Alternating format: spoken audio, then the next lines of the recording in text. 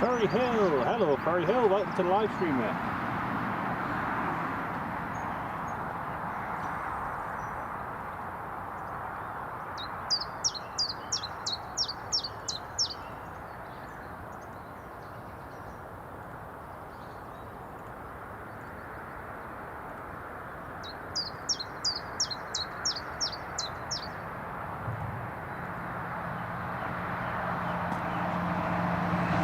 Hill, welcome to the live stream, mate. Great to have you on board with us. Welcome. Just getting the live stream all set up. Hope you're doing well. It's lovely to have you on board. Got the British Airways parked up on the remote stand over there. Got an action-packed day coming up, folks. Lots of activity coming up. Hope you're all doing well on this beautiful Friday morning on the 1st of May. It's a glorious, beautiful sunny day here. Hear the birds chirping, crystal clear blue sky, and yeah, it's a beautiful, beautiful day.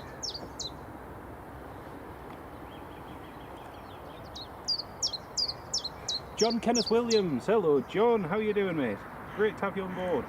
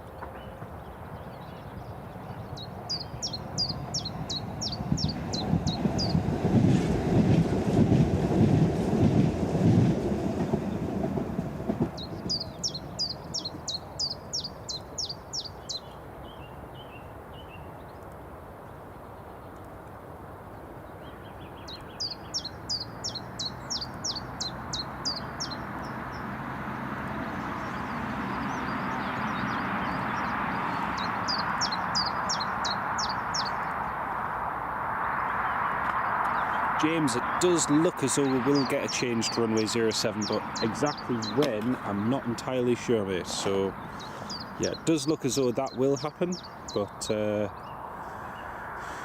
it could be later on, it could be soon. I'm not entirely sure, but yeah, we will see if and when that happens. It does look likely, given the fact that they've already changed it a couple of times this past week. So yeah, we'll wait and see. Wayne Tennant, yeah, it's a beautiful day, mate. It's a beautiful, beautiful day. Like I say, you can hear the birds. It's lovely, bright and sunny. It's a fantastic day. Oh, excellent, John. Excellent, mate. It's lovely to have you on the live stream. Great to have you all on the live stream, folks. So, like I say, it's the 1st of May, and nice opportunity to see all today's activity. We've got a lot of interesting movements coming up today. So we have the TUI Dreamliner coming in 787-9, coming in from Gatwick. That's going to operate our one of our flights later on. Also, folks, if you could just keep an eye out on the live stream just in case there's any dropouts. We did have a lot of dropouts last time. I'm hoping it's solved. I don't think it's solved completely, if I'm honest. But yeah, we'll just keep an eye on that. But yeah, we have a lot of first movements today. I'm just going to change the quality on the camcorder.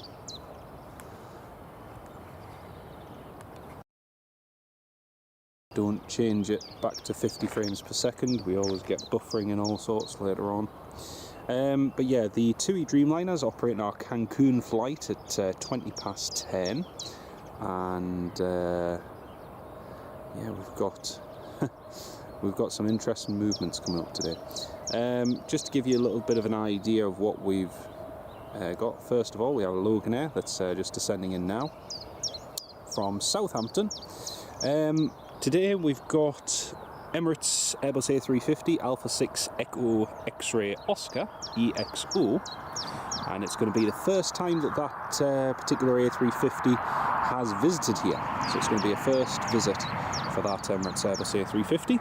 We've also got a Norwegian 737 MAX 8 Sierra Echo Lima Alpha Bravo SE Lab, and again that is another first visit for this particular 737 MAX. And also we've got a Kazakhstan government Sikorsky S-92 due at about lunchtime. So we've got a few interesting movements coming up today, and yeah, looking forward to seeing them. TUI Dreamliner is just over Nottingham Ferry Hill. Brilliant, brilliant. It's making good time then. It's good. It's only because going aeroplane spotting tonight, and that's the only one way I go to runway 07, James. Right, that makes sense, mate. Yeah, I think by tonight it could be runway 25, but I'll just show you how calm the wind is, right? Just to give you an idea of, look at the windsock there, it's not even inflated, it's literally as dead as a doornail. It's, there's not a single gust or anything. So realistically, they can use runway 07 and they can use runway 25. It is switching mid-morning to favour 07, and then it switches back in the afternoon to favour 25. So they may just end up keeping it runway 25, so we'll see. But the wind is meant to be very calm all day, so I don't think the wind's going to be much of a factor today, other than it may just alter which side of the runway they use, but I don't think it's going to get above 10 to 15 knots, so it's not going to be that bad, to be honest. So yeah, lots of good activity coming up today, folks. It's going to be a nice day. And let's have a look on flight radar. Got British Airways A320 due in around about half an hour, but EasyJet A320 from Bristol. Also KLM Boeing 737-700, one of very few that they have remaining now, as the 737 is gradually being withdrawn from use by KLM. We've got a VistaJet Challenger due at about 10:30, coming in from Florence. Air France Embraer 190 due in from Paris Charles de Gaulle, and yeah, the Emirates A350 currently is looking on time. The Kazakhstan government, sorry, I said Sikorsky S-92. It's actually an Augusta Westland 139. That's actually due at about 11 minutes past 12. So yeah, lots of stuff coming up. Just double check and make sure they haven't changed the max that's due. That's looking good.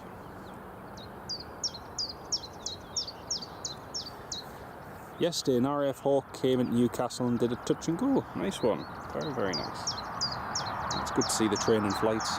It'd be nice if we saw one or two today. We'll see if anything ends up coming up here, but it's always nice to see one of the training flights.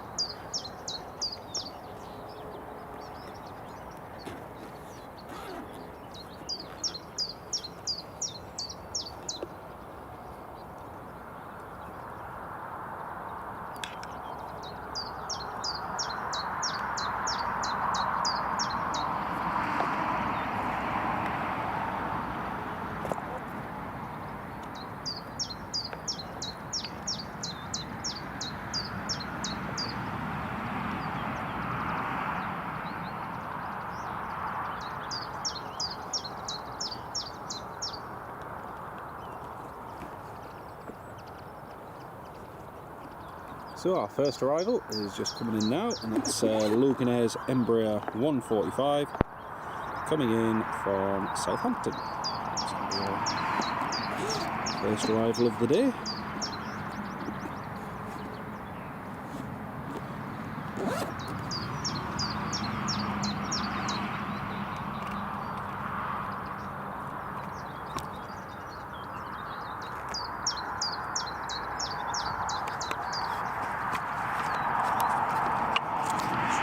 Second.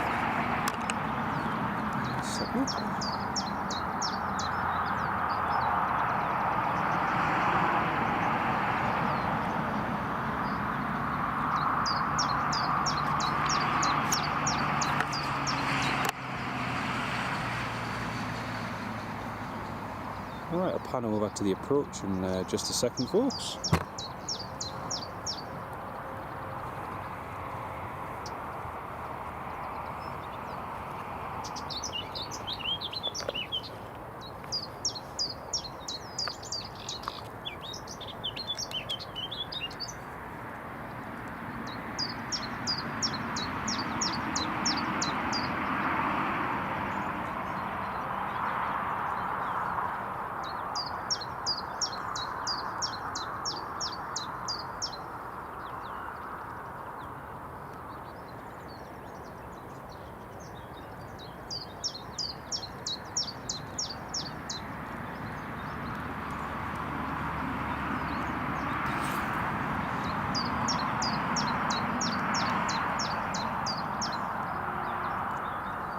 Right, here comes our first arrival. The Loganette. It's meant to be a warm day here as well. It's supposed to be temperatures up into the low 20s. So that'll be good. There we go, there's a Loganette.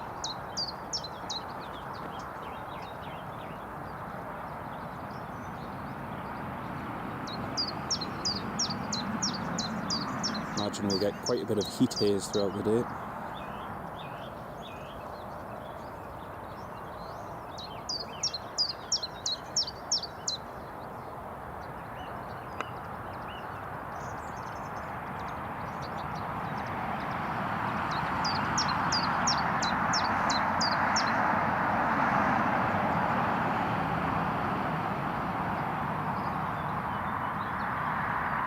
Nicely done, Loganette.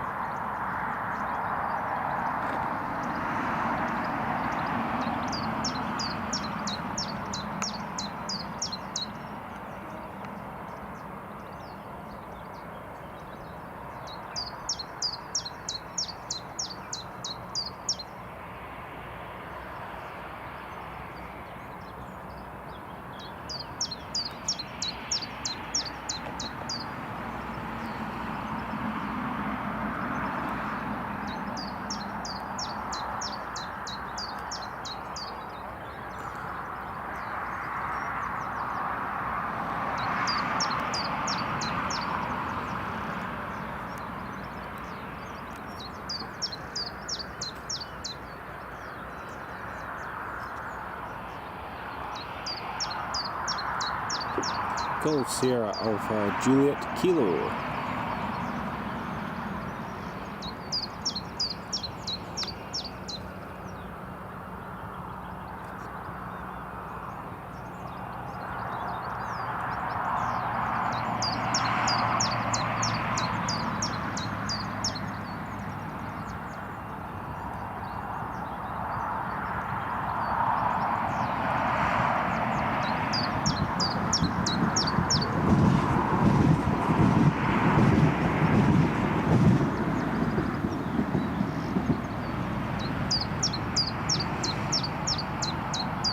So, good morning to everybody who's joining us here at Newcastle International Airport. It is 7:50 on the 1st of May 2026, and it's a beautiful sunny day here at Newcastle International Airport. The birds are singing, the sun is out, and we've got a nice few movements lined up coming up this morning.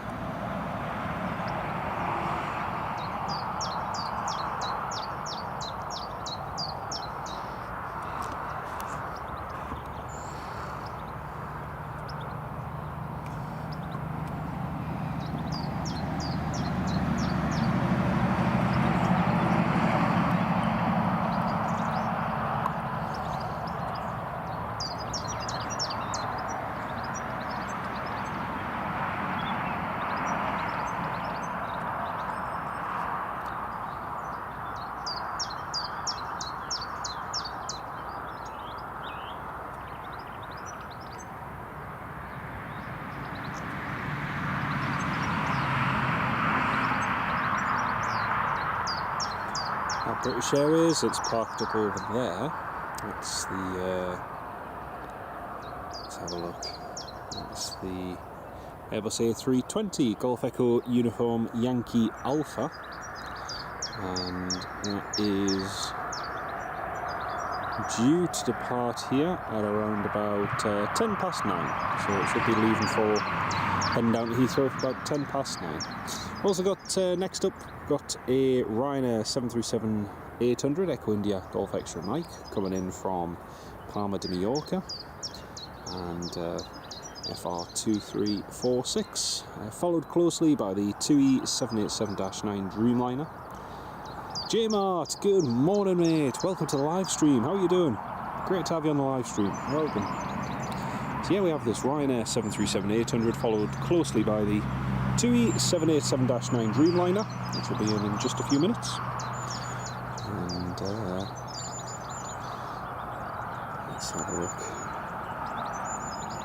There is a gap in the movements later on. I think it's on the departures later on today. We've also got British Airways A320, which is following that TUI Dreamliner. KLM is just off East Anglia. It's just to the northeast of Norwich. We have an Aer Lingus ATR 72-600 running a little bit late, about 10 minutes late this morning from Dublin. That's due in at about 8:30. EasyJet from Bristol, an Airbus A320, excuse me, has just departed Bristol on its way here. And we also have the Ryanair coming in from Faro, which is due at about 9:15. Due in about an hour and 20 minutes.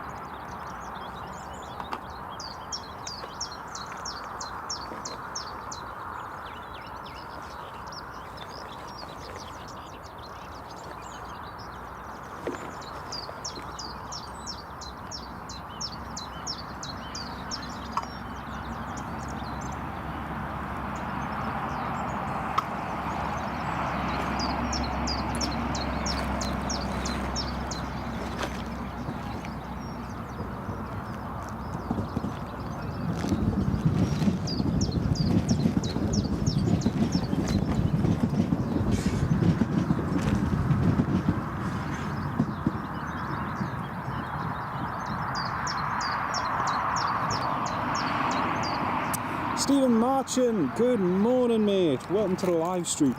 Massive welcome mate. A huge shout out to Stephen Marchant in the live chat everybody, channel member for 32 months, absolutely incredible mate. Almost 3 years, that's amazing. Oh, that's most appreciated Stephen, thank you so much, and a massive thank you for all your support. I cannot thank you enough mate, thank you so much. Really do appreciate that.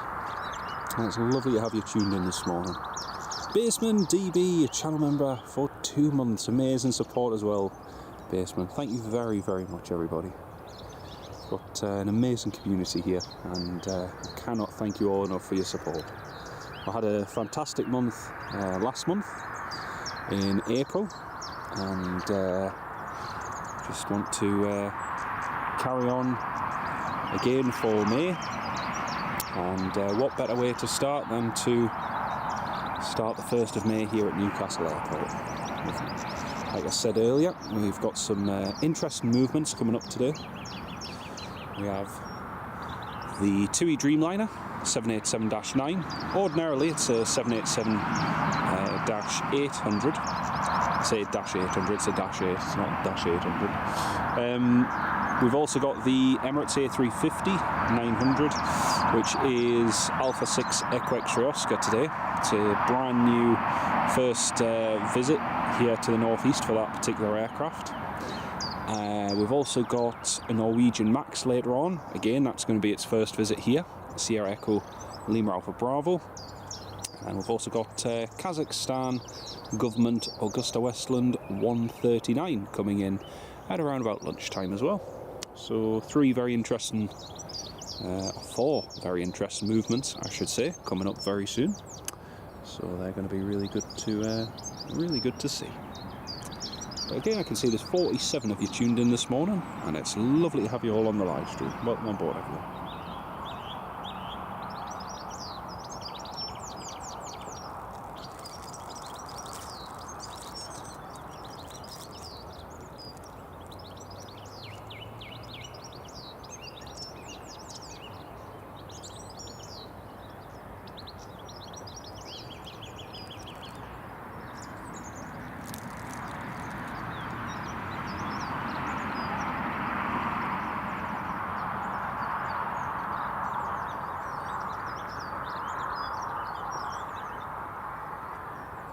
Wayne Tennant, Dreamliner's just gone over your house in Bishop Auckland. Fantastic, Wayne. It shouldn't be too long now, mate. The Ryanair has just been cleared to land on runway 25. Wind is currently variable at 1 knot. So calm today, it's lovely. And we've just had a Jet 2 request push and start as well.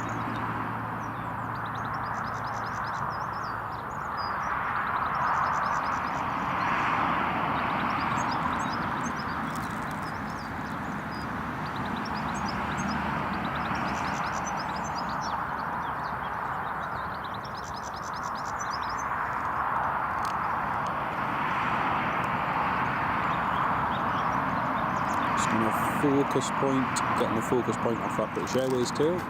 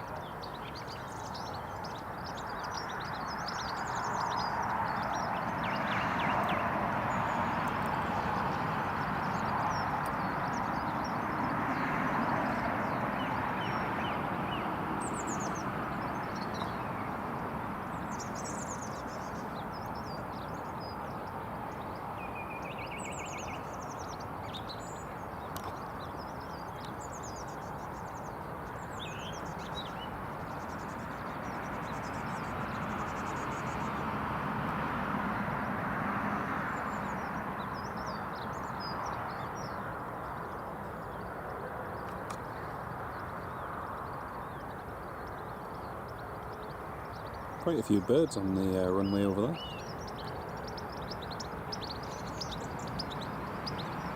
Nicely done by the Ryanair.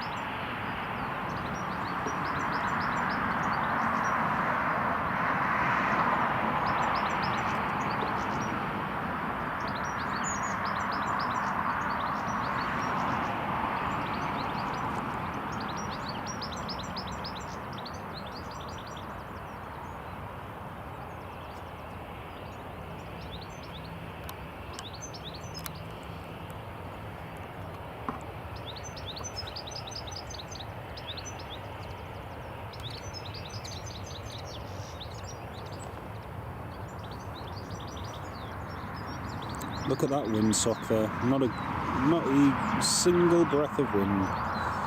Absolutely lovely and calm.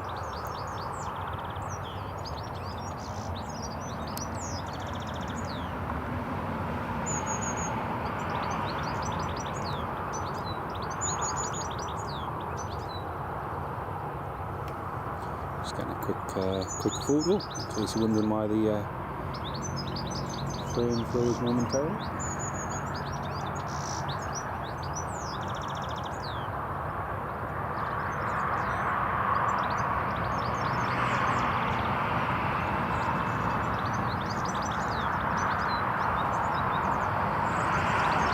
Mark Sanderson, hello mate. Do you know what? I'm actually prepared for once, I do. I even brought sun cream with me. How prepared, eh? I hope you're able to enjoy the sunshine as well today, Mark. Lovely to have you on the live stream, mate. Great to have you with us.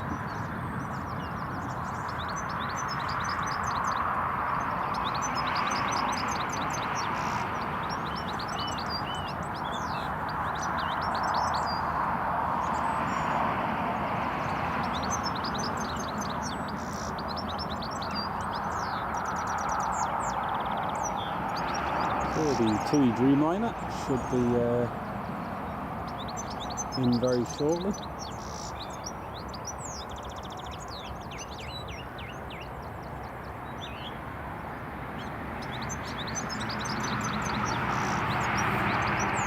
Gemma, you saw the Dreamliner over Bishop Auckland. Nice one, Gemma. Very nice.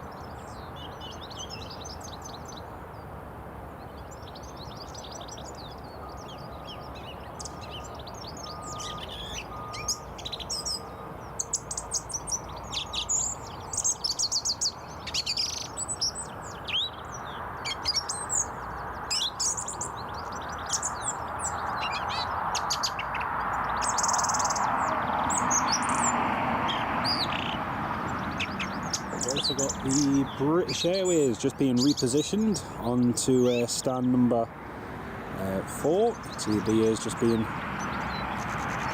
pushed back by the tug, and then he's going to be towed along to stand number 4.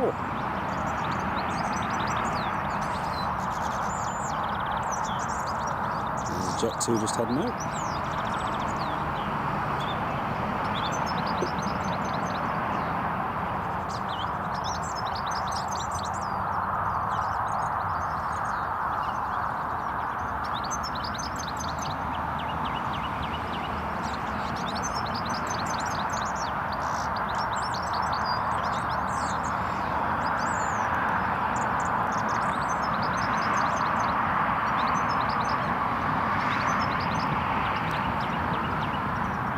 Dreamliner on fire now, brilliant. I can just see him on the approach now.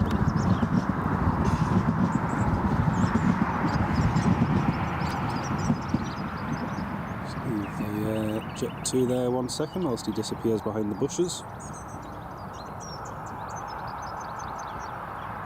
And there's the BA just being towed along onto stand.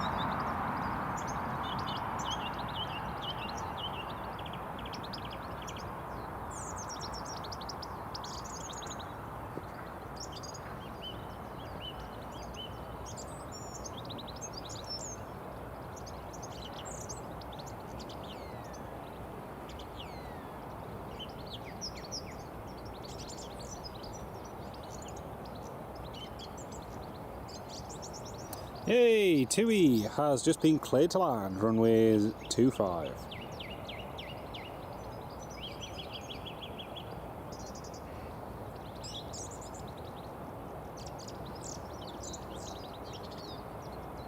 They do look great with the split scimitars wing, they really do. Beautiful looking aircraft. Alright, there's the TUI Dreamliner.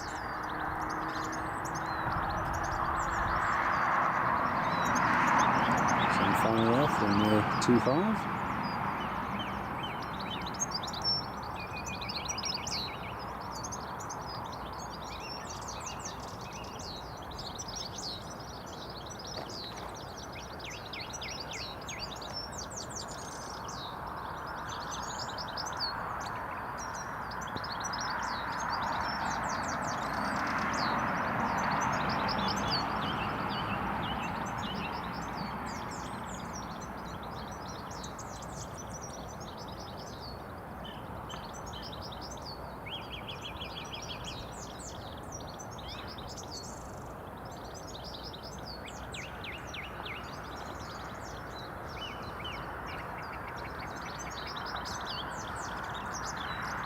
British Airways is on final, runway 25 on the ILS.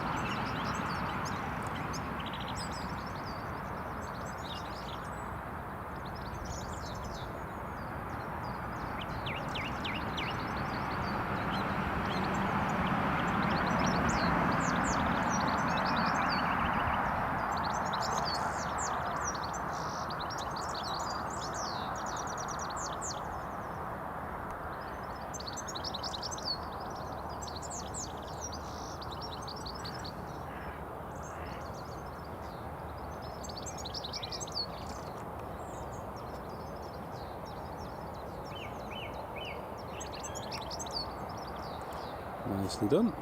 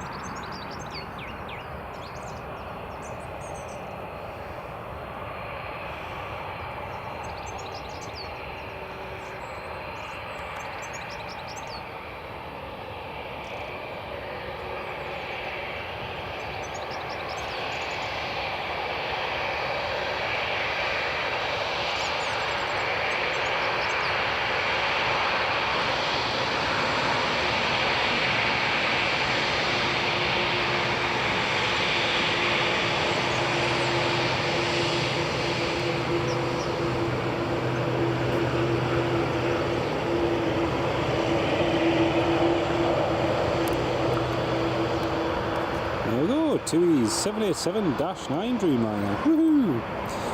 And Marky Minty Stoddart, channel member for 22 months. Good morning, Marky. Welcome to the live stream, mate. Busy weekend in Hastings. You're the milkmaid's farmer on Monday for Jack and the Arena. Ah, fantastic, mate. Fantastic. I hope you have a brilliant time, Marky. Great to have you on the live streaming.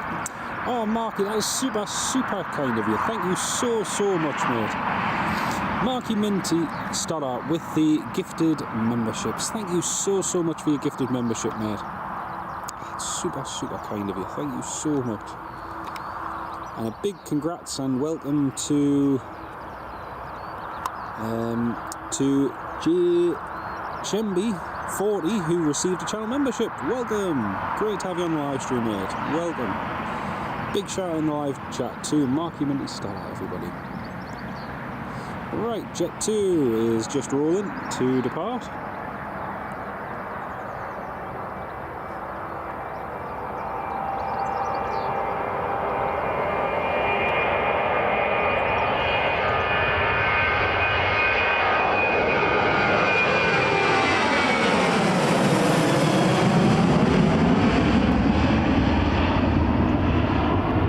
Very nice, very, very nice.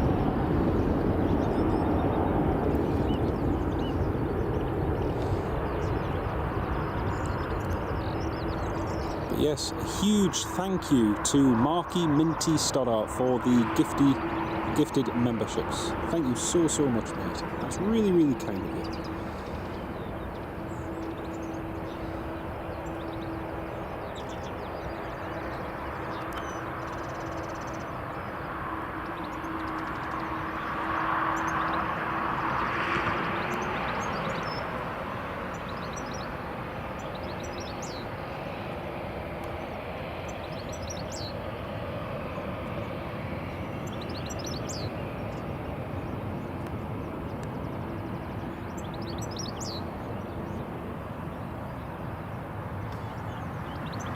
We have British Airways just landed.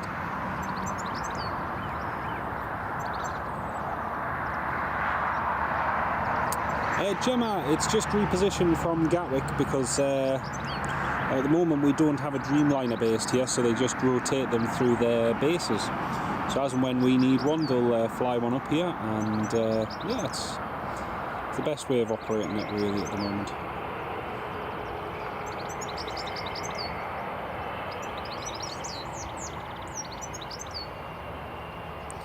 There's this morning's British Airways shuttle flight from Heathrow.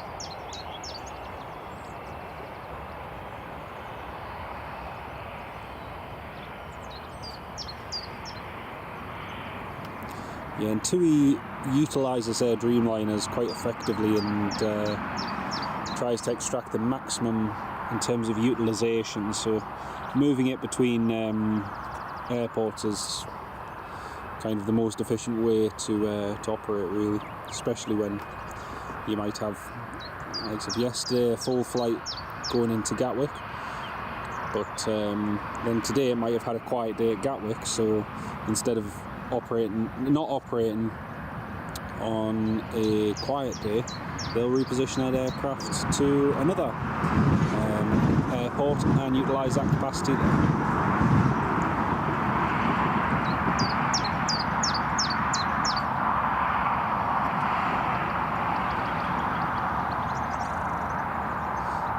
Two BA tails.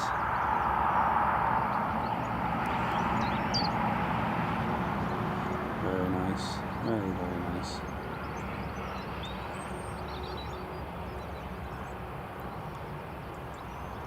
There's the jet bridge just being attached to the TUI 787-9. Looking beautiful in the sunshine. I think they may have possibly, I don't know if they're doing a check on. Oh yeah, it looks like they're doing a check on runway 07 on the Pappies. May possibly might see. Oh yeah, look at the windsock. The windsock has just swung round. Even though there's not a breath of wind, the windsock has just swung round. So easterly is now prevailing. Two British Airways on the ground as well.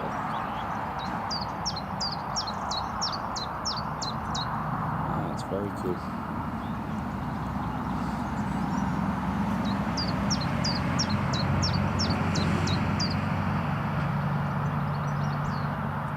Next load of passengers is already boarding that Ryanair. Getting ready to go. Stephen Marchand, that is a proper engine noise. It really, really is. It really is. Mark Sanderson, yeah, the paint job on that TUI is definitely in need of a refresh.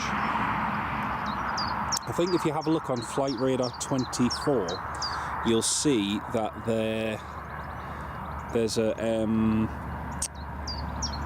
picture of it landing in Gran Canaria, I believe, and it's right next to a TUI Germany 737-800, which looks really nice in its blue livery and everything, whereas this one looks really faded, the TUI Airways one. So lovely and smooth landing, absolutely. That's right, the precision approach path indicators. So if we're flying, you can use these to ascertain where you are on in terms of the glide slope, and whether you're too high, whether you're too low. And ideally you want 2 right, 2 red. Otherwise it can be slightly too high or slightly too low depending on what you get. I was always told that 4 red you're 4 red and you're not going to be here very long. Right, that's the 2 parked up on stand anyway. Let's have a quick look, see if we've got any overhead movements coming up. Got the KLM coming in from Amsterdam, that's just inbound now. Lingus just descending in as well. So I'm just coming in now.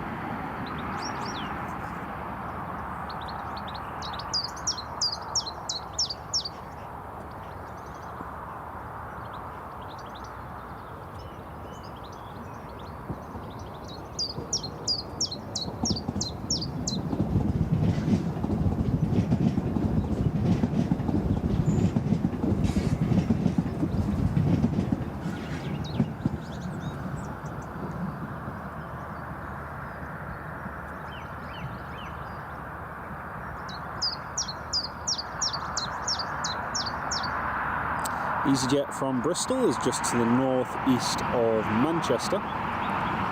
Got Ryanair from Brussels, Charleroi, just departed, about an hour away now.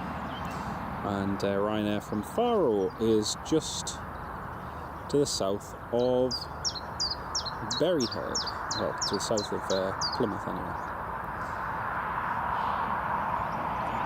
A couple of the Manchester-based Dreamliners have already been repainted. Yes, they do. They do. Hopefully they do. Unless they do what they did with Tango Uniform India Delta, but we shall see. How's the building work coming on the terminal? Good question, Stephen. Let's have a look. It's looking really good actually now.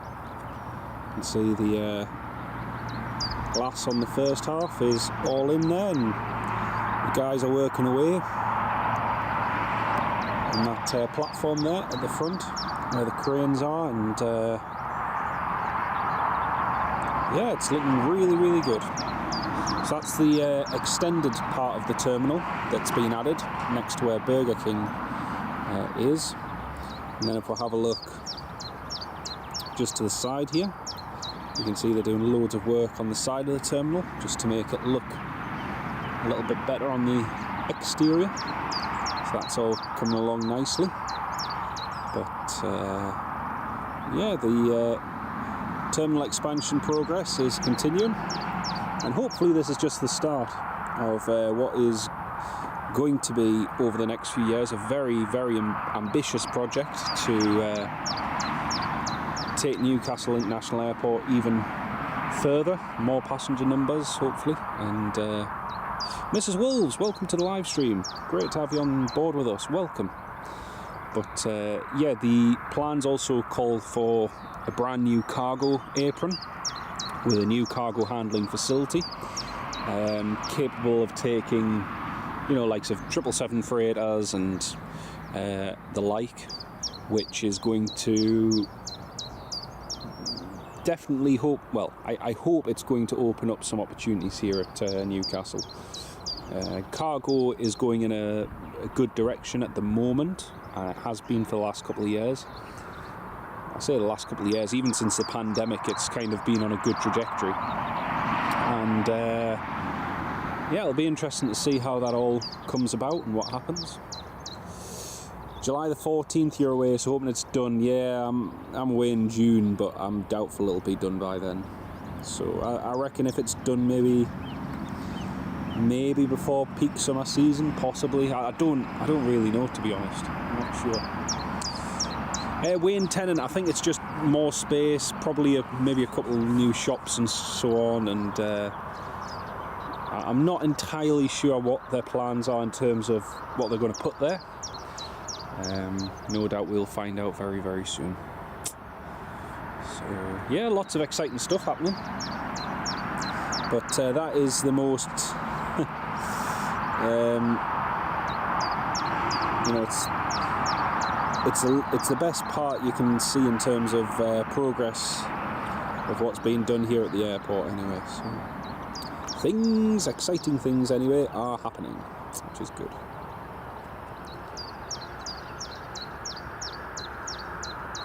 Aer Lingus is just to the north and KLM is just to the south, so they'll be coming in just a few minutes. We should have visual on the Aer Lingus in just a moment. Also folks, do keep a bigger Greggs, yeah. Actually we could do with a second Greggs, to be honest. You can never have enough Greggs. You know, if we really want the airport to expand to the next level, you know, a second Greggs will be mandatory.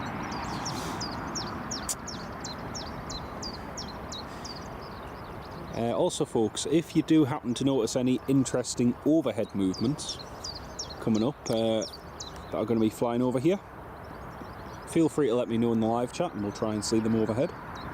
Because yeah, we've got some good ones planned. Some good movements planned anyway, but if we see anything overhead, that would be an added bonus.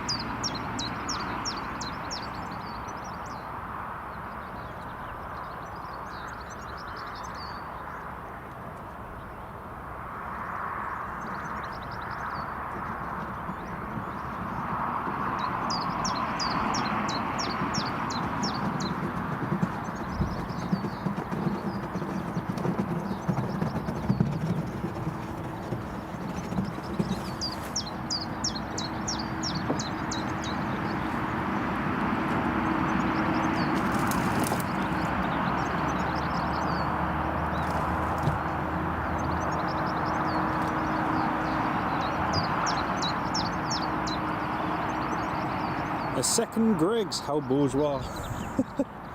Be rather good. It certainly would be rather good. Like I say never. You know, stranger things have happened.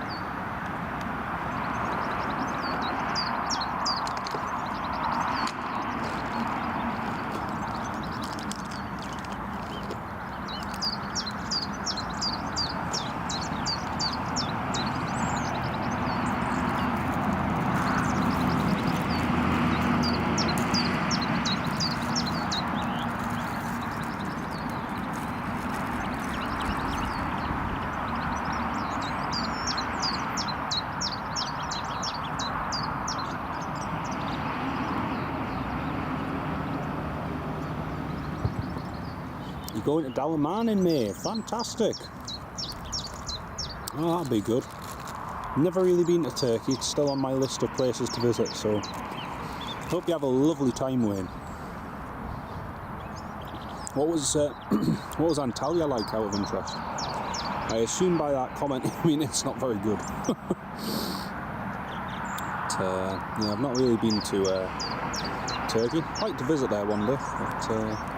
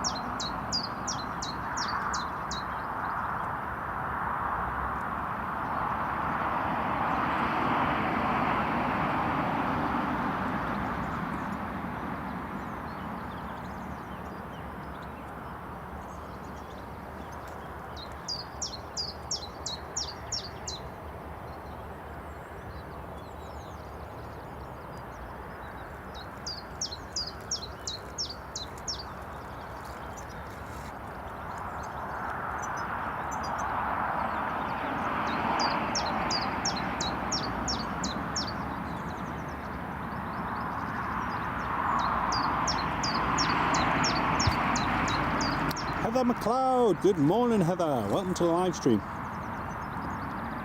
Is it really that bad, Wayne? Oh dear, it's not great. Marky, you've only been to Izmir. Yeah.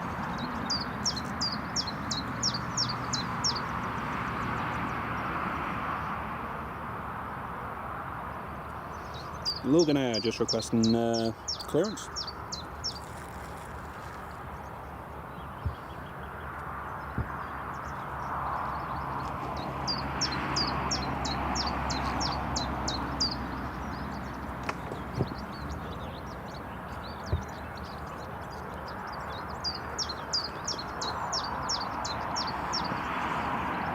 Logan Air, push and start approved.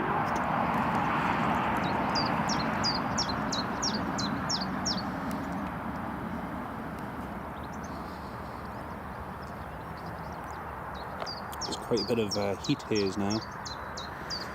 And here comes the KLM 737-700.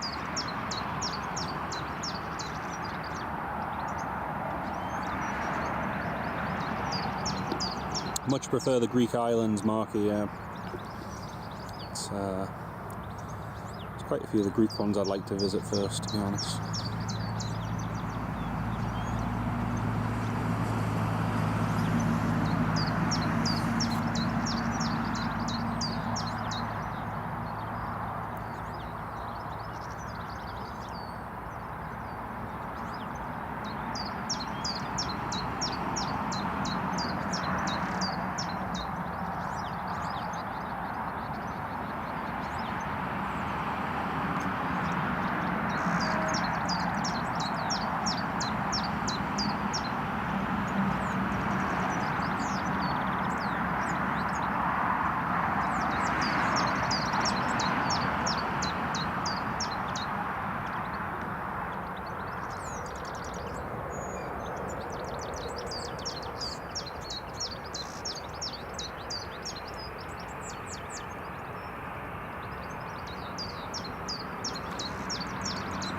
Stephen Marchant and Mrs. Wolves using the KLM logo. Love it. Absolutely love it. Lovely to see their 737-700 here. KLM 737-700, which eventually will be withdrawn. Papa Hotel, Bravo Golf Hotel, as KLM brings in its Airbus A321neos to replace their short-haul fleet.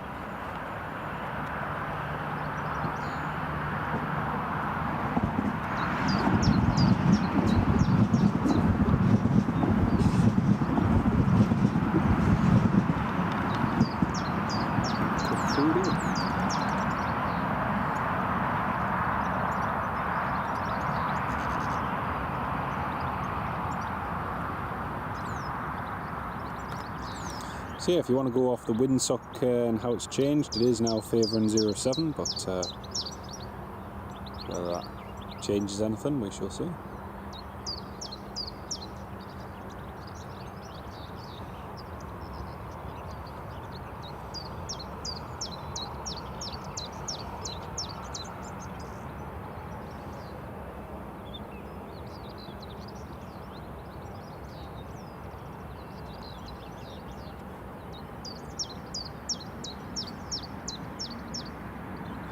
Ryanair is almost finished and completed boarding.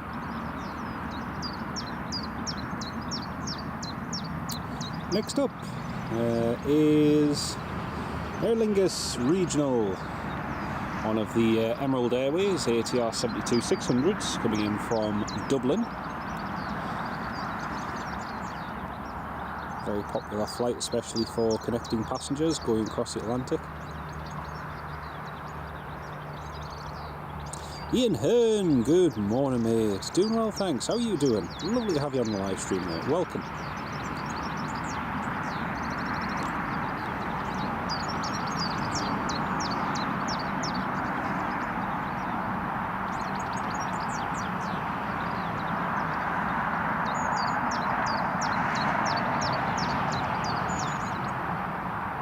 Nicely done, Aer Lingus.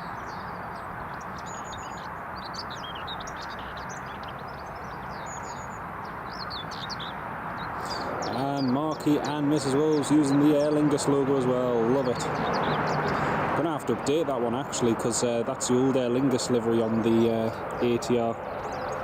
I need to update it with the new one.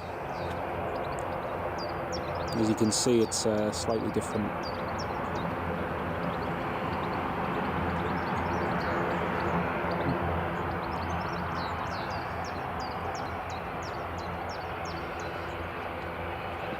Loganair just taxiing along now to runway 25.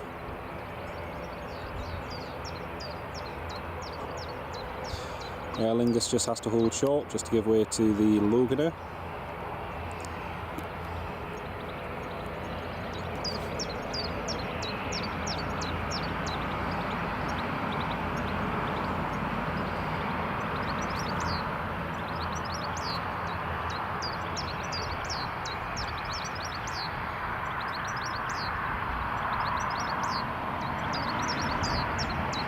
EasyJet is next to come in, just on the ILS now for runway 25.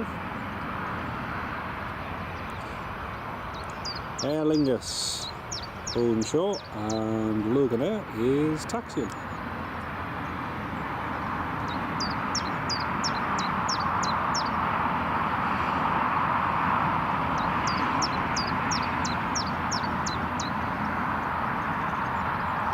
Lingus, as you can tell there, is going on to stand number 5, as the board's just flashing up with ATR.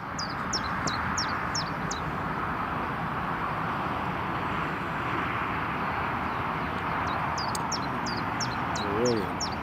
And EasyJet on the approach, Stephen. Thank you for that, mate. Just being cleared to land on runway 25 has the EasyJet. There we go. So we're going to taxiing along. James, NH6, good morning, mate. Welcome to the live stream, popping in for a quick watch. Lovely to have you on board, James. Hope you're doing well today, mate. Welcome to the live stream. And lovely use of the Loganair logo as well, folks. Love it. Let's see Aer Lingus now cleared to taxi in onto stand, just shutting down the number 1 engine, keeping number 2 running.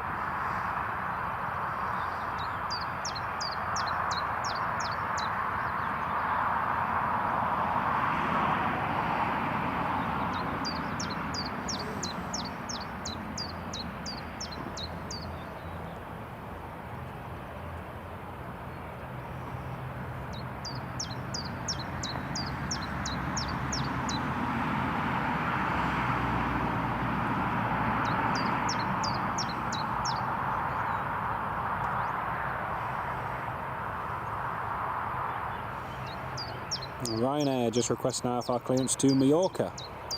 Ryanair on stand 7.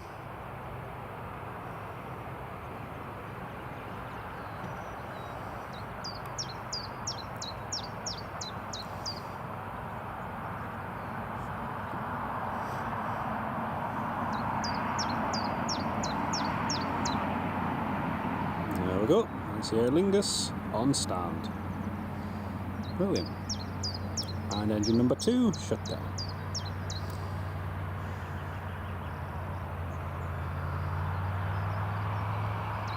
Fikiev Geeky, good morning. Welcome to the live stream. It's beautiful here this morning. Absolutely beautiful.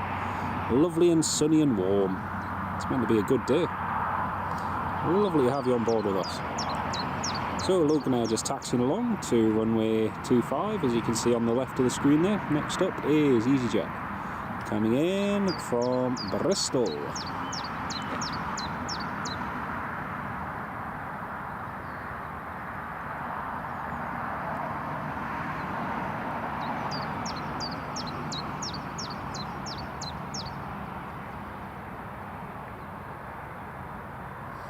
Wayne Tennant, it is. It's a lovely, lovely livery.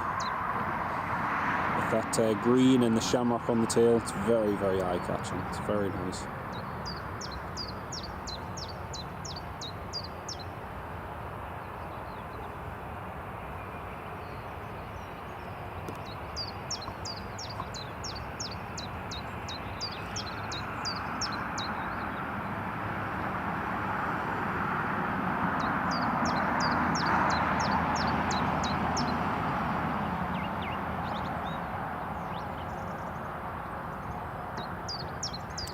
And McDonald, welcome to the live stream.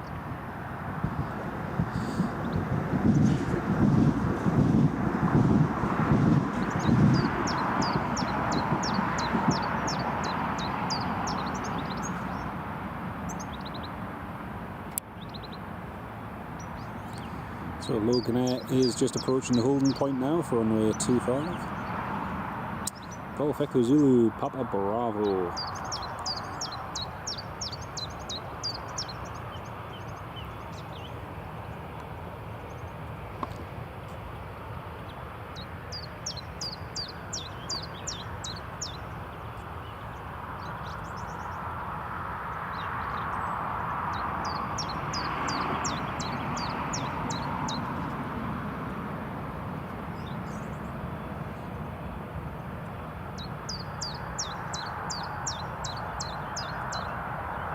This is Wolves using the EasyJet logo.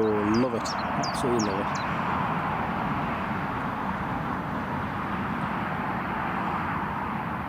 I think Ryanair need a change. It's getting a bit boring. Do you think so, Wayne? Yeah, I quite like it. To me, it still stands out.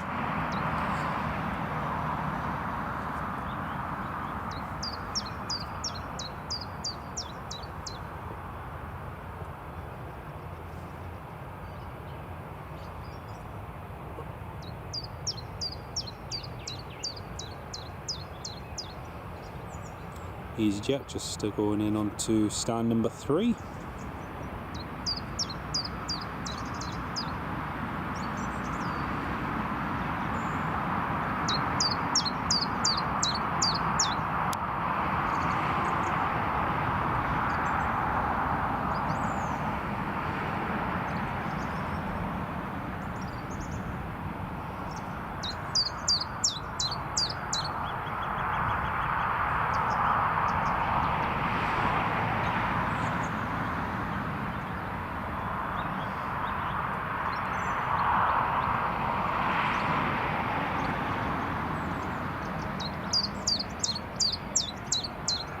Right, the Logan Air Embraer 145 is now just departing.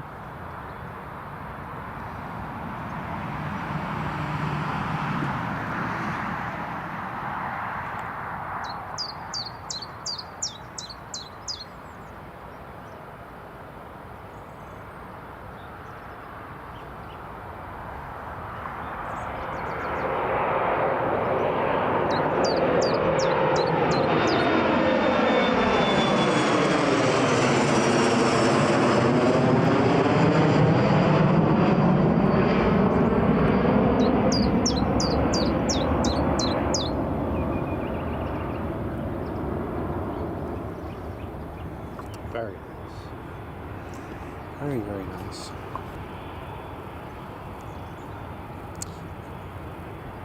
Yeah, the BA one definitely needs an update. That's been almost unchanged in years, but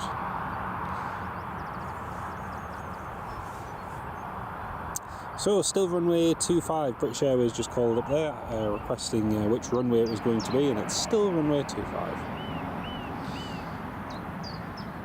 And lovely use of the Logan Air logo as well, folks. Very nice.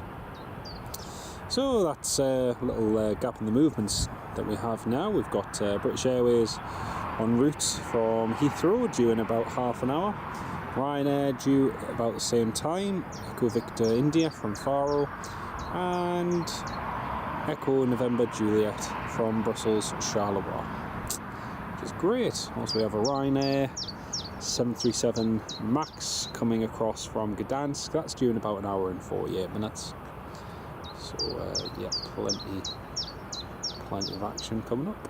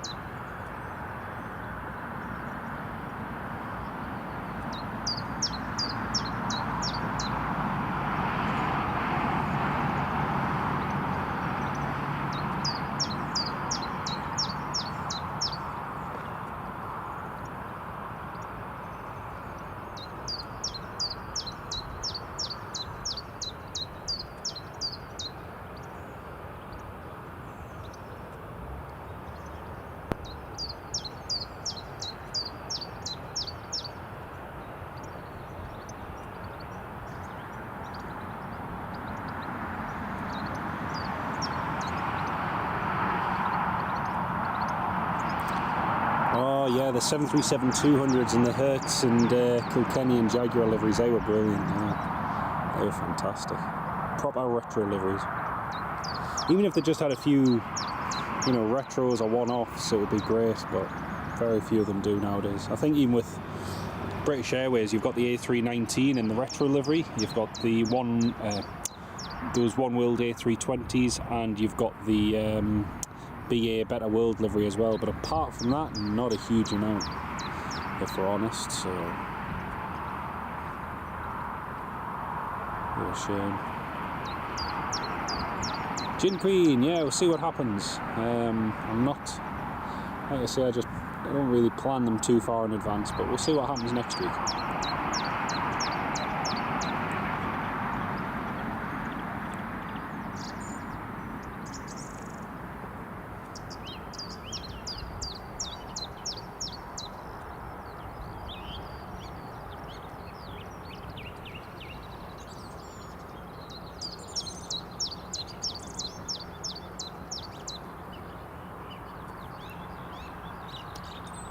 It's all gone very quiet on frequency now. Very quiet.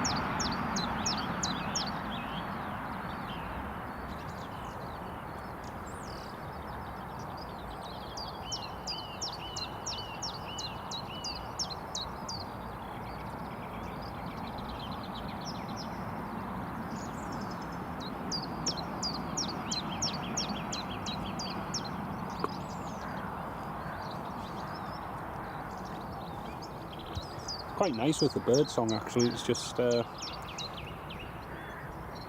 saying anything, they're just beautiful to listen to. Sounds like a squeaky wheel. It would, Wayne. That would be a classic retro, or even a first choice livery. You know, remember the first choice livery that they had on the 767s, even after they took them over and everything.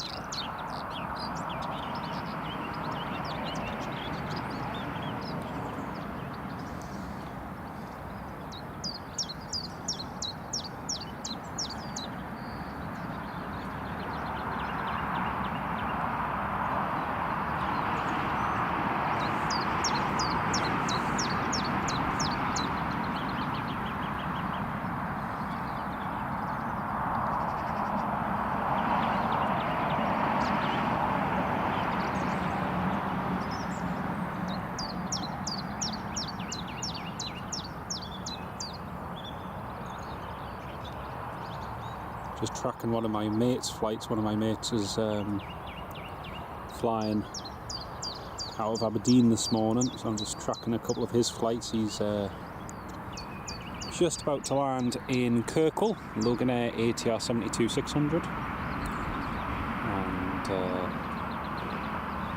and he's got a lovely morning for flying over there.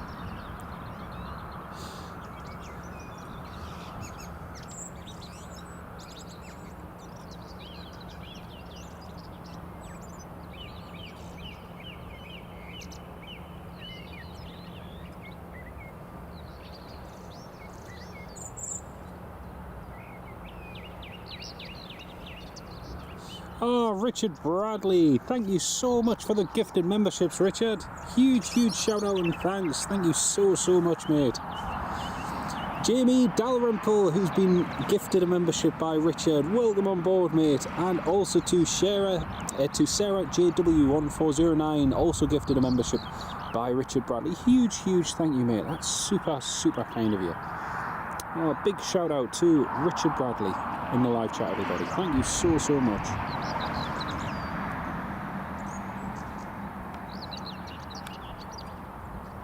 Oh, it's really good of you, mate. It makes a huge difference to the channel as well.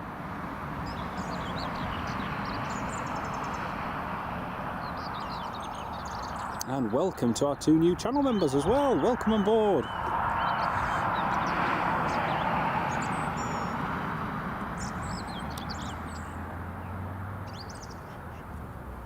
Oh, that's very kind of you. Lovely day to be out spotting the metal birdies. Absolutely, mate. Absolutely. Oh, that's so super kind of you, mate. Thank you very much. And to our new channel members as well, if by any chance it is your first time as a channel member, please feel free to have a look at the channel members exclusive playlist, where you'll be able to find some exclusive videos that only you, dear channel members, can watch. So feel free to have a look at that. I'm sure you'll find it interesting. Ryanair, clear for push and start on stand 7. Again, this Ryanair heading out to Palma de Mallorca.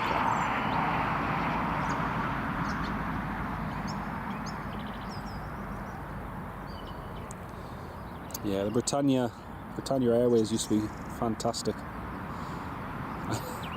We were supposed to fly with Britannia Airways in the early 2000s, and it was supposed to be on one of their 757s from here, and we ended up on a My Travel A321 as it was all swapped around, which was a pain. But no, Britannia were fantastic.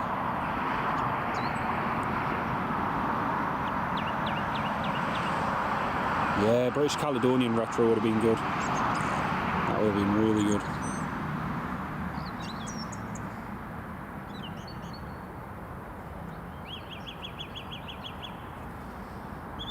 See, there's a little bit more of a breeze now, and it's definitely favouring runway 07.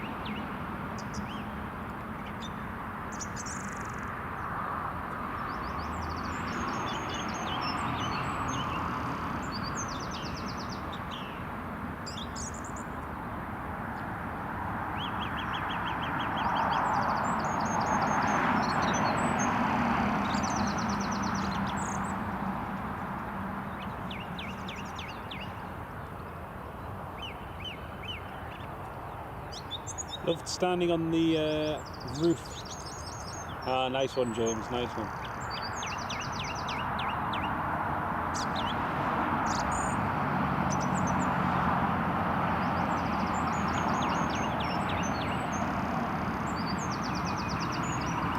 Yeah, it used to be good, man. It used to be good.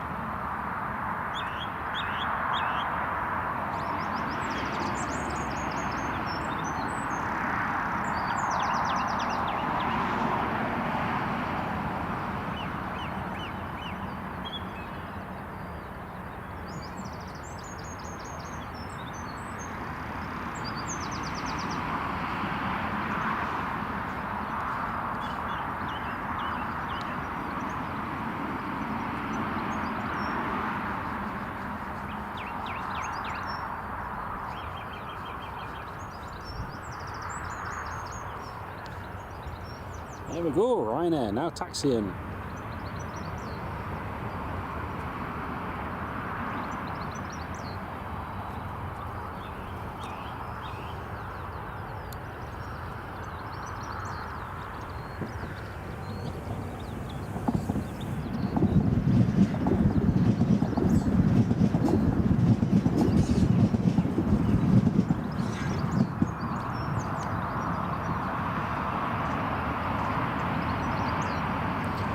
The roof view and terrace was fantastic. View and spot, I should say. We used to meet up with some of the family and have a cuppa and that there, and it was great. It was great. Still have your Cyprus Airways A310 as your favourite aircraft. Nice one, Stephen. Nice one.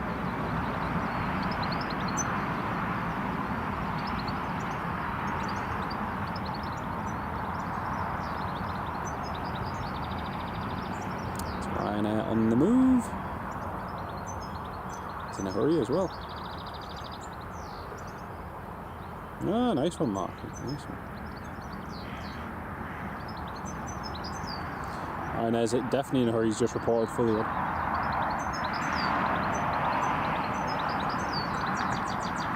Slight change of departure for this Ryanair. After departure, climb straight ahead, flight level 80.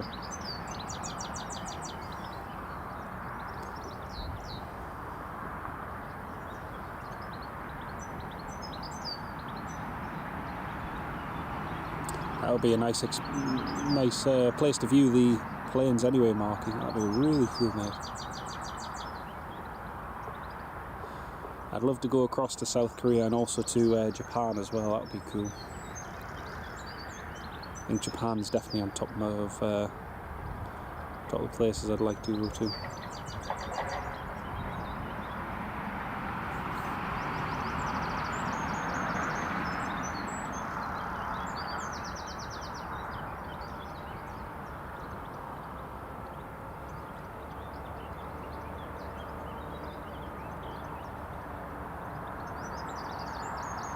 So with the way the wind is now, all these departures are going to be taken off with a slight tailwind, so they should go a little bit longer, which is good.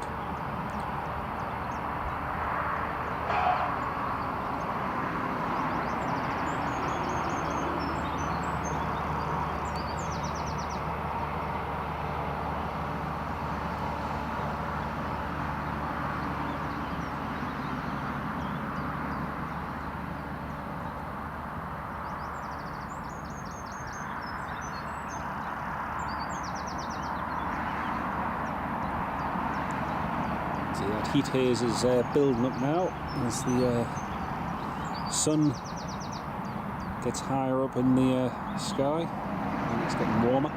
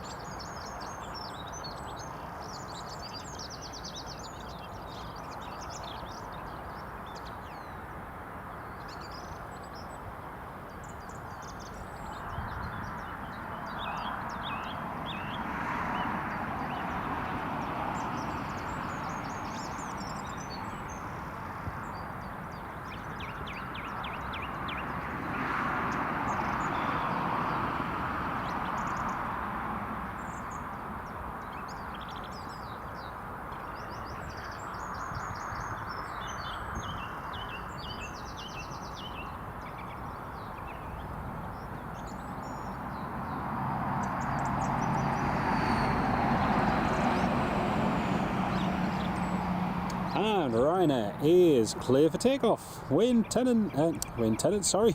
Senseless, good morning. Good morning to you as well, Wayne. I've already said good morning. Oh dear. Senseless, good morning, mate. Welcome to the live stream. Great to have you on board with us. I hope you're doing well.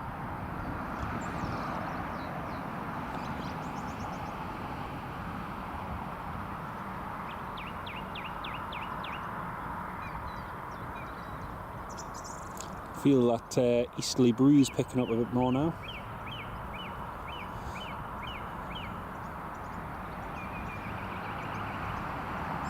Monarch 720, oh nice one. Nice, that is a classic. There goes Ryanair.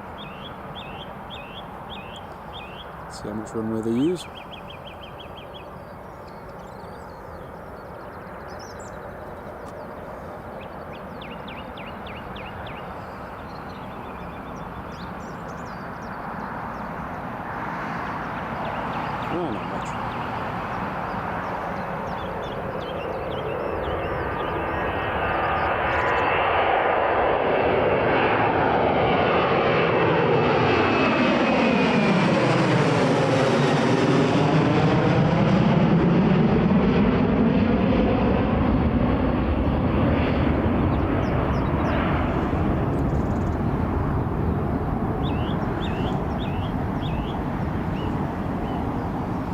Nicely done, Ryanair.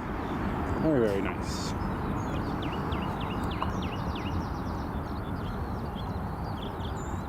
All eyes back on the TUI Dreamliner 787-9. Fiki, Avgeeki, Mrs. Wolves and Marky using the Ryanair logo. Love it. Absolutely love it.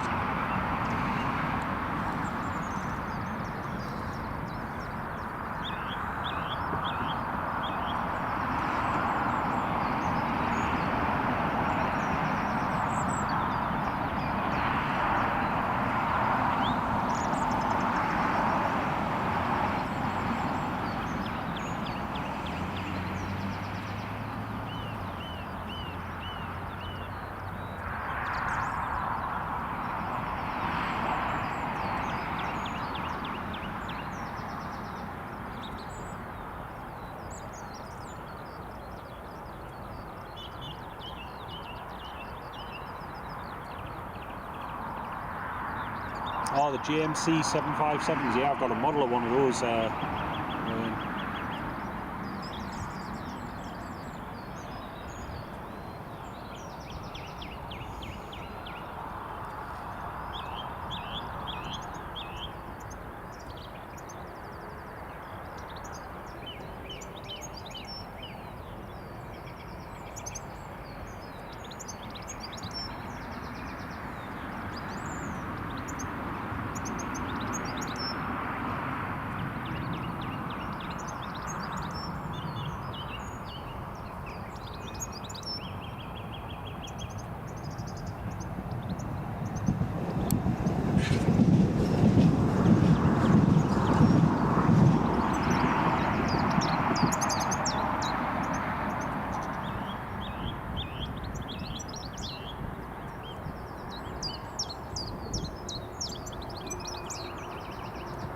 What's the best airport I've been Planespotting at, Senseless? That's a good question, mate.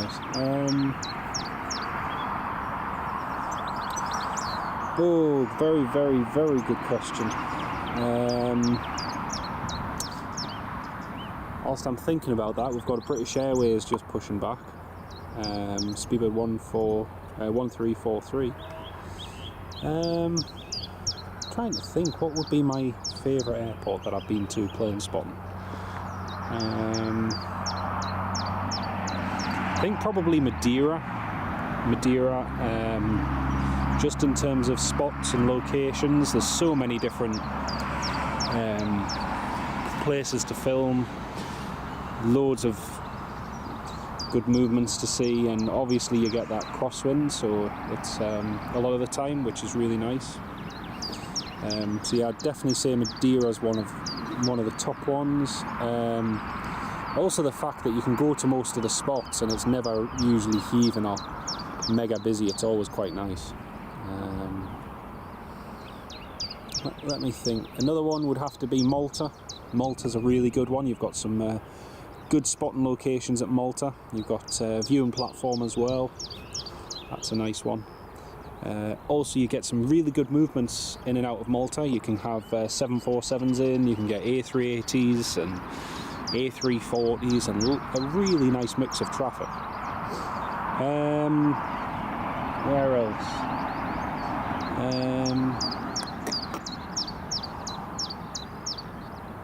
In terms of plane spotting locations, like just with a view and which sort of felt in the middle of nowhere, probably Vega up in the Faroe Islands. That was a really nice place. Good spots, and probably not the best plane spotting location wise in the entire world, because you very much confined to one end of the airport, because the other end of the airport's sort of fenced off. But in terms of where it is and whatnot, it's a really nice one. Obviously a lot of people would say, Frankfurt's got loads of places you can go and watch the planes and film, and loads of good movements, but yeah, Frankfurt to me is it's nice. It's very, very busy though, very busy. So you never have a chance just to enjoy what you're watching. Alicante's okay, Wayne. Yeah, Alicante's not bad. There's a few good locations around Alicante, but yeah, I wouldn't say Alicante was in my top list of plane spotting places. It's nice to go for a bit of heat. It's nice to go for a little bit of sunshine, but it's not my favourite for plane spotting by any stretch. I would say Malaga is probably better for plane spotting than Alicante.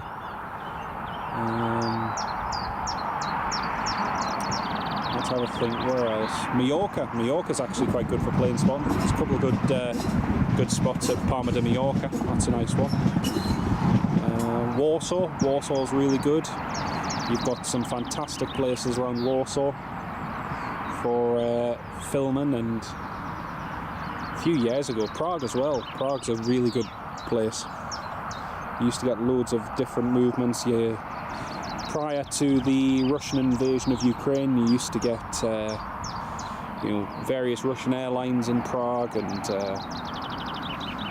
Belarusian ones and so on, which used to keep things interesting.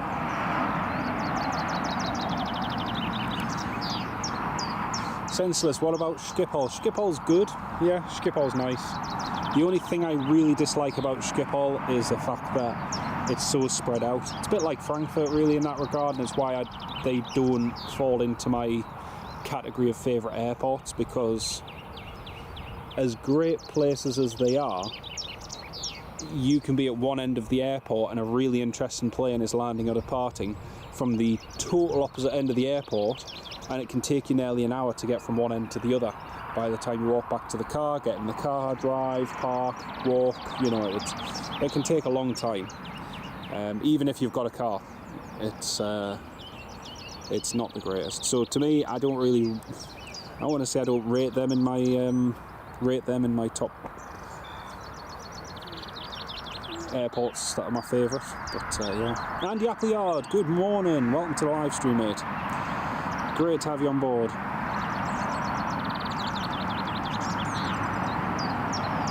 Mad Mackham, no, Manchester again. Manchester's okay, but it's another airport that, yeah, it's. I wouldn't say it's my favourite for filming at, a plane spotting at. Heathrow as well. Yeah.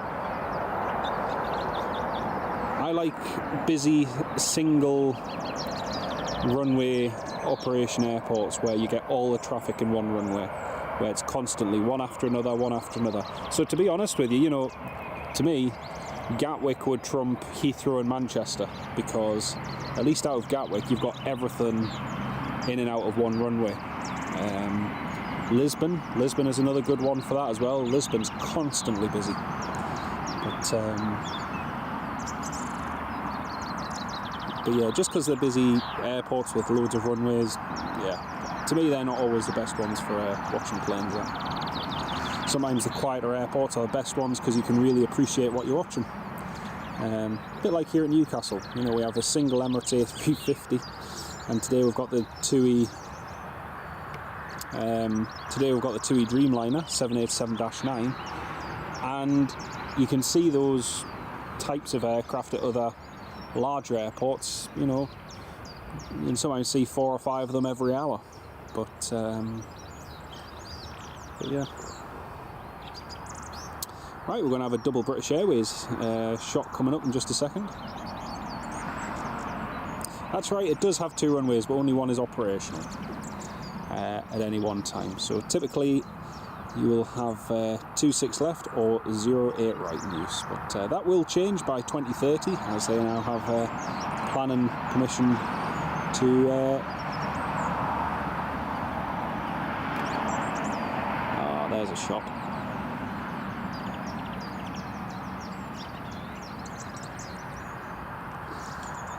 To British Airways. British Airways Central here today. Daniel, yes, they're closing the Dundee base. Yeah, I saw that on the news yesterday. It's not ending entirely. No, it's just going to be ending up until October, I think, and then they're bringing it back after October.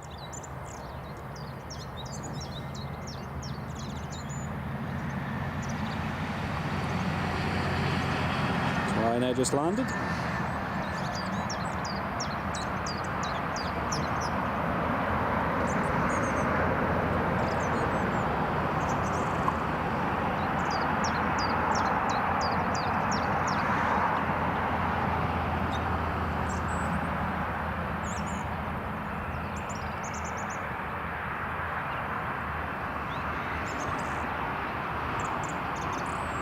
Oh, cool.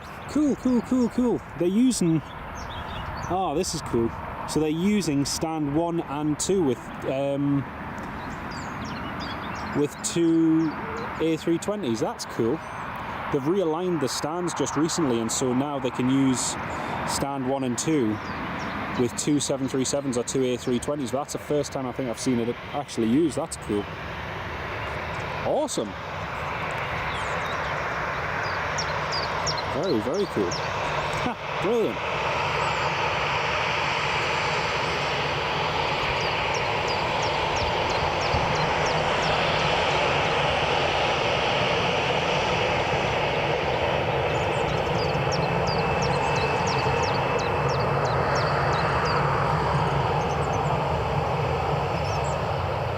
That is so cool. I've never seen that before.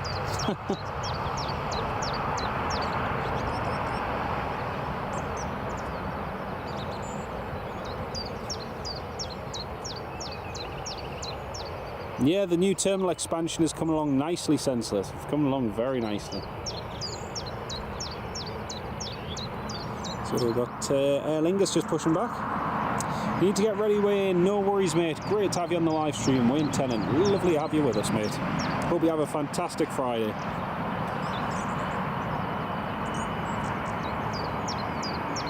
Aer Lingus ATR just pushing back there. Next Ryanair is on final approach as well.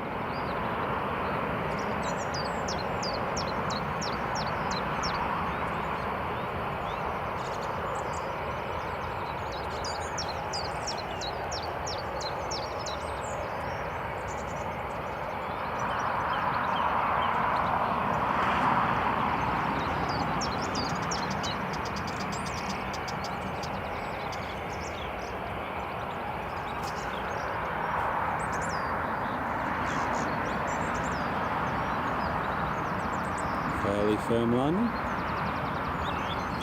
Okay, and British Airways clear to line up and wait, runway 25.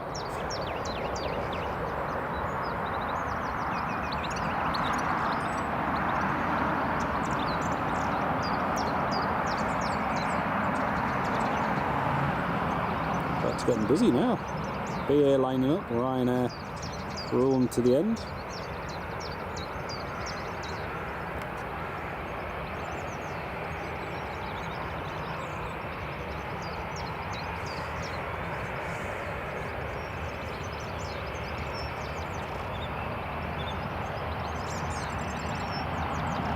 Daniel, no, I didn't realise that. No, I'll check, mate. I'll have a look.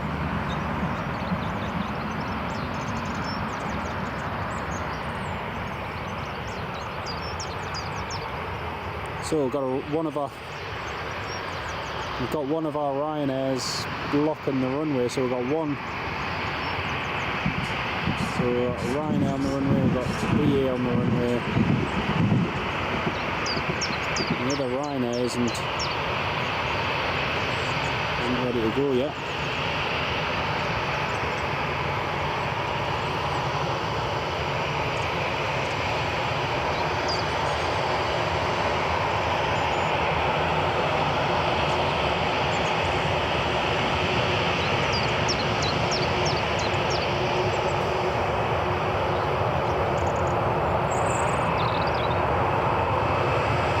Two Ryanairs at the end here. Two Ryanairs vacated at the end and still both waiting for their stands to become available.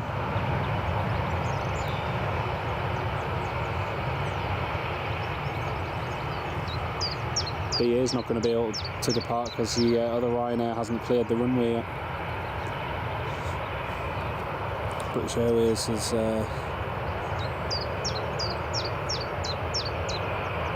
still holding on the runway. This is going to be chaotic during the summer, isn't it? This is what it's like now. Yeah, man.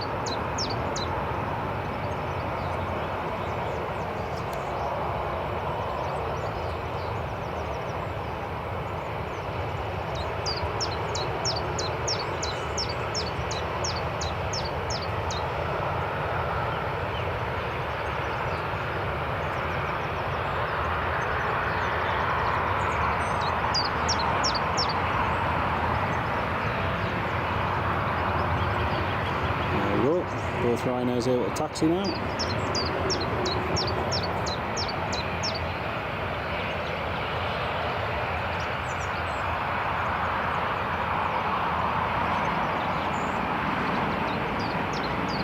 For some reason the Aer Lingus just requested taxi when there's a tug right in front of him. That's a bit weird. And Yabble Yard, yes it will be, mate, it will be.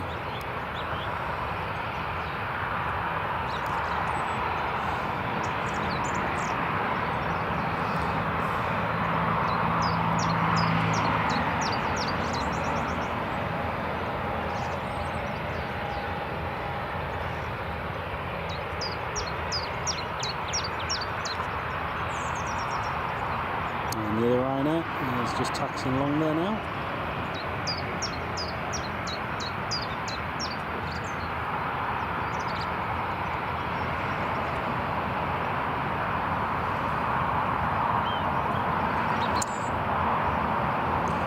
Right, let's have a look. The British Airways just departing there to Heathrow.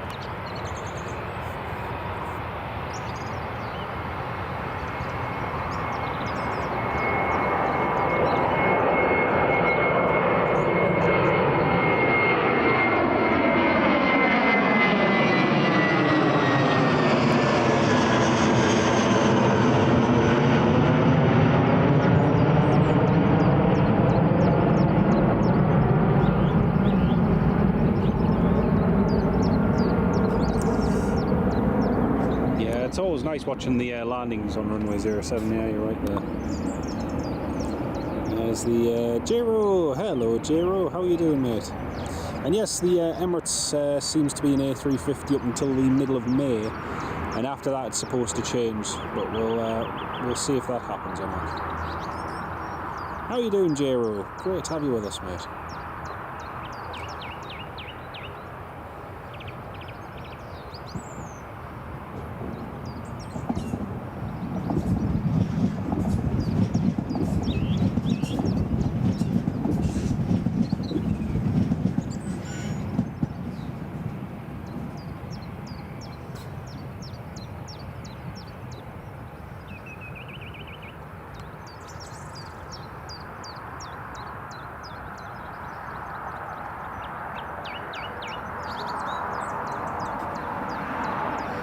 So EasyJet and Aer Lingus just taxiing along to the runway there. So both Ryanairs are parked up on stand. And we also have both British Airways as well, both BAs parked up. Like I said today, that is the first time I've ever seen stand 1 and 2 used together with like an A320, 737 size aircraft. So that's a first for me today. I've seen Embraers and 737s on stand together, ATRs and 737s and Dash 8s and A320s, but never two together. It's really cool, really, really cool.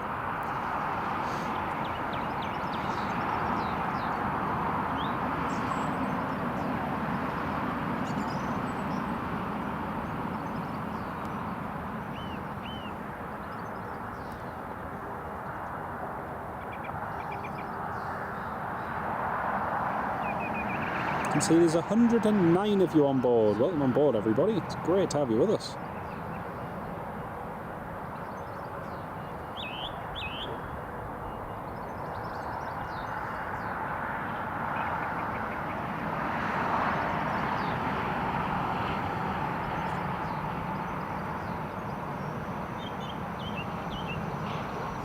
Personally, I prefer the 800 series, especially the NG.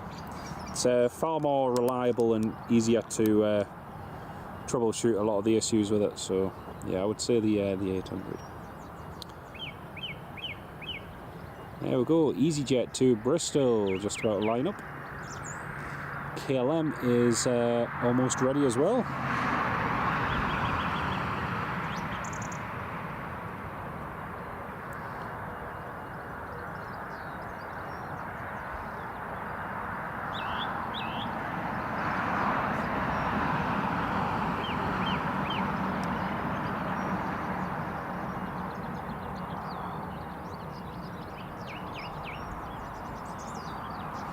That's EasyJet.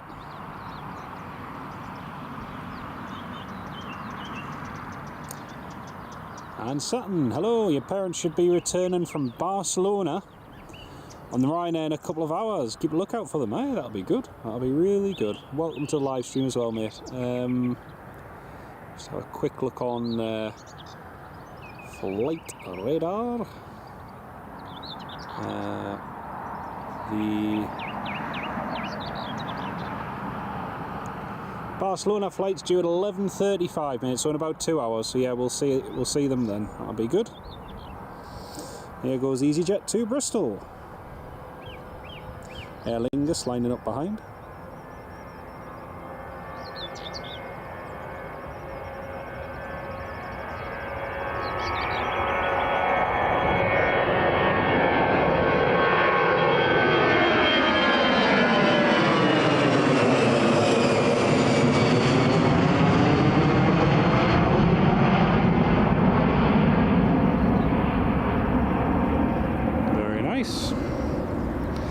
KLM just getting push and start. See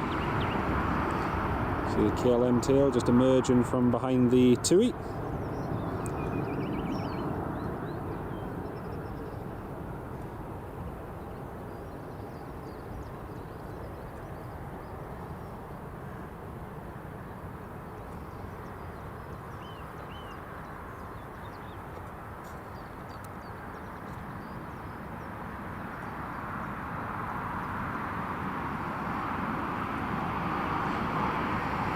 Richard Bradley, massive thank you, mate. And as Richard says, folks, don't forget to hit the like button if you're enjoying what you're watching. And if you are new to the channel, then feel free to subscribe as well. It's not something I push, as a lot of my regular viewers know, because so often in videos and live streams, all you get drummed into you is, oh, don't forget to subscribe, don't forget, make sure you... And I don't do any of that. So if you like what you're watching, feel free to, but appreciate having each and every one of you on board, and especially to all of our dear channel members as well. It's lovely to have you on board. Just down the road in Ponteland. Fantastic, mate, fantastic. Great to have you on the live stream. But we should see them landing in a couple of hours' time, mate, at about 11:30. It's the KLM 700 just pushing back.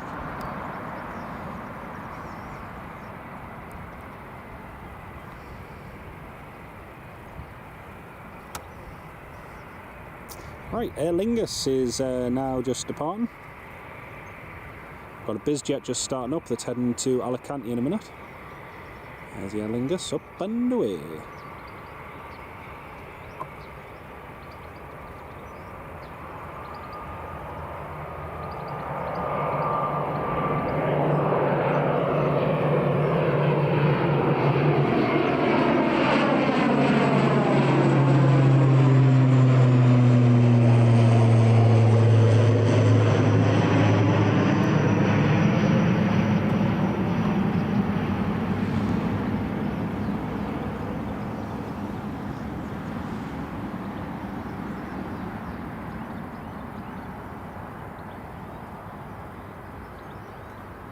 Nicely done, Aer Lingus.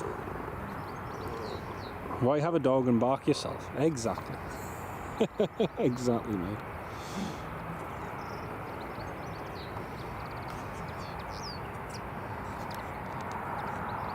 Oh, that's a KLM, almost ready to taxi.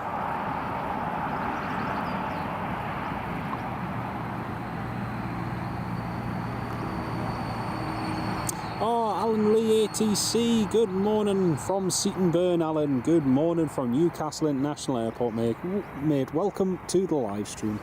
Lovely to have you on board, Alan. How are you doing this morning? Great to have you on board, mate. Huge thank you for your kind donations, mate. That is super support. Thank you so much. That's really, really good of you, mate.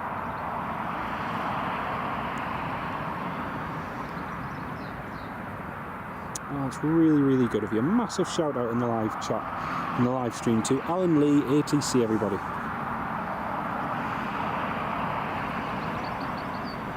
British Airways just requesting ATC clearance now down to London Heathrow.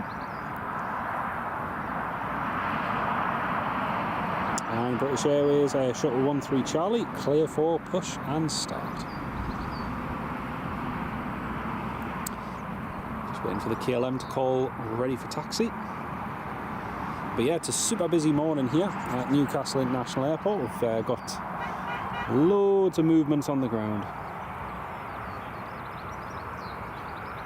And TUI Dreamliner will be departing in the next hour, heading to Mexico, to Cancun. KLM requesting taxi.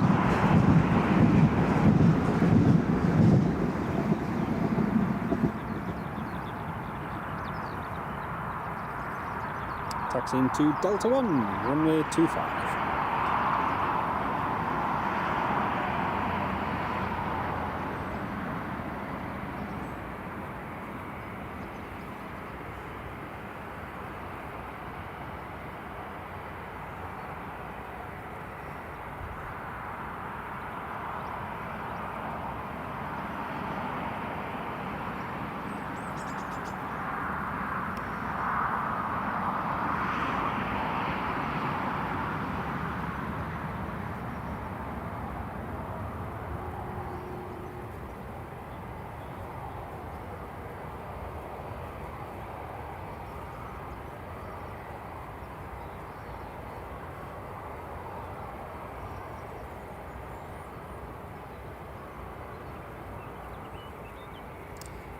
That sunshine is definitely getting warmer now. You can feel the heat. It's very, very warm.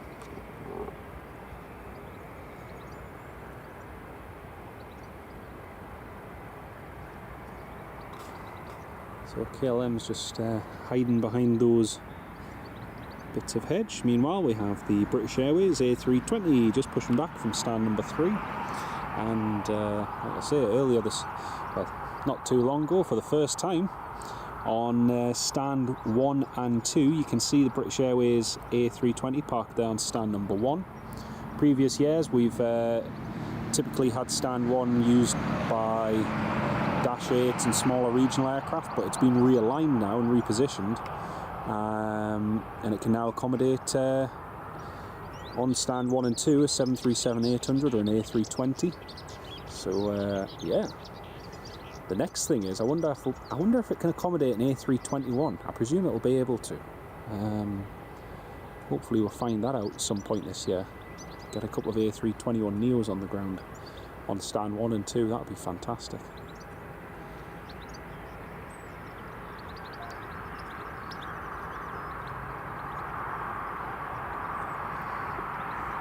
You keep trying to go and see the A340 at Teesside, but you have better chance of guessing the lottery numbers than the arrival and departure. You're right there, Andy. You're right there. It's very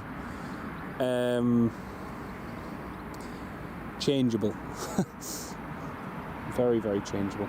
There's one on the ground there at the moment, I think, Golf Echo Charlie Lima Charlie. I'm not sure when that's going to depart, because I've discovered that the flight plans on Flight Radar aren't really that accurate, and they do tend to chop and change them quite a bit.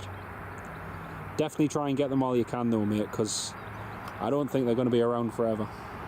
A lot of you might have seen this past week as well some sad news in the UK aviation industry.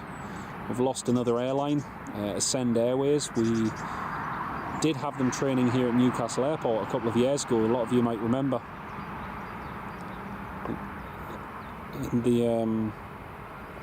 We did a few live streams with them when they were here, but unfortunately they've gone to the wall. They've handed back all their 737 Maxes, and yep, unfortunately Ascend Airways is no more, which is a real shame, because we need more airlines, not less, but yeah,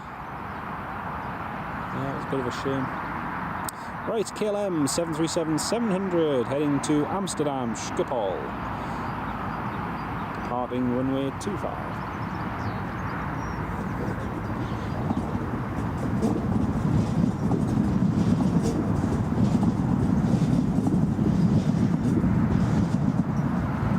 Hey, McJillyface, welcome to the live stream. Great to have you with us. Yeah, it is. It's a massive, massive shame though. It's a real, real shame.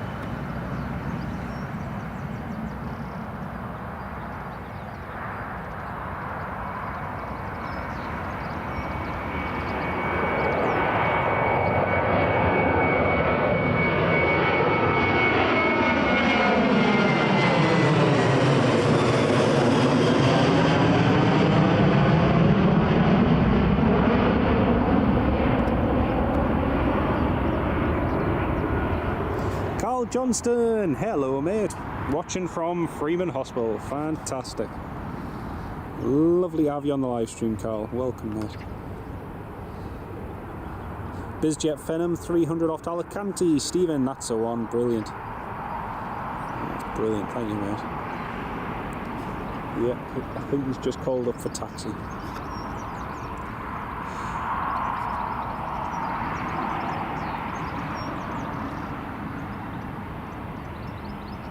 Alright, interesting Daniel, very interesting.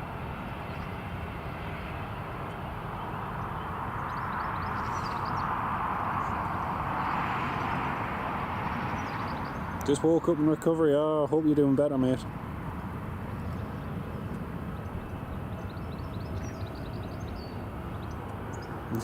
Oh, very good McJillyface, very good. It's lovely to have you on the live stream, welcome.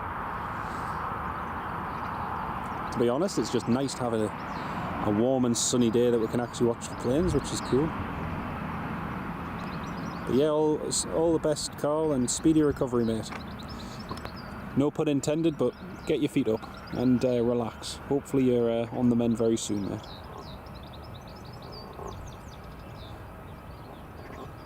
So British Airways just taxiing there, and then we've got the Bizjet to Alicante that Stephen just mentioned in the live chat. That's just backtracking down the runway.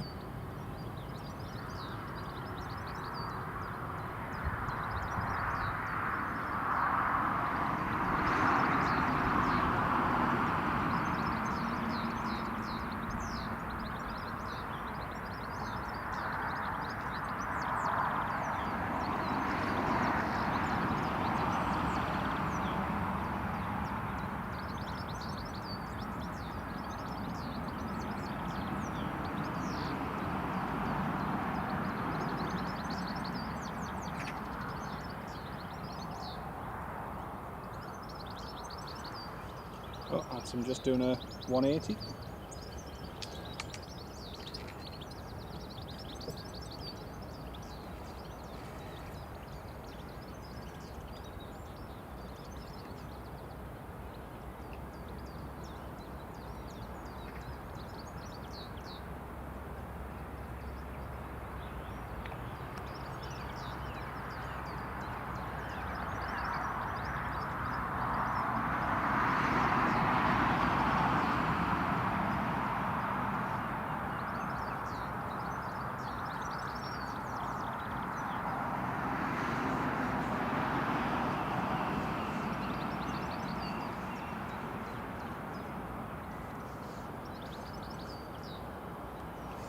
It doesn't allow them, unfortunately, mate.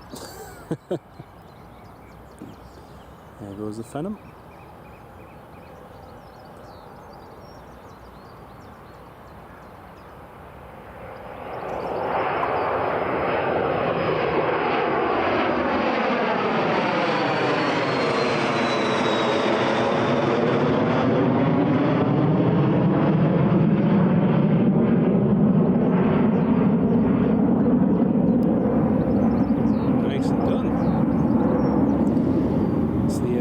Airborne. Oh, Stephen Marchant. Oh, thank you so much, mate. That is super kind of you. Huge shout out to Stephen Marchant for the gifted memberships. Thank you so much, Stephen. Massive thank you, and congratulations to Son of Saturn, who has received the gifted membership. Thank you so much, Stephen. That's massive. That's huge support, mate. Thank you so much, mate. Oh, big shout out in the live chat, everybody. Huge thank you, mate.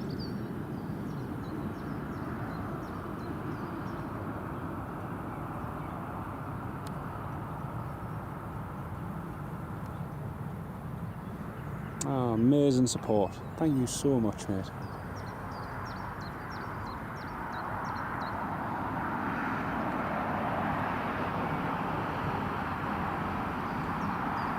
Oh, it's super kind of you, mate.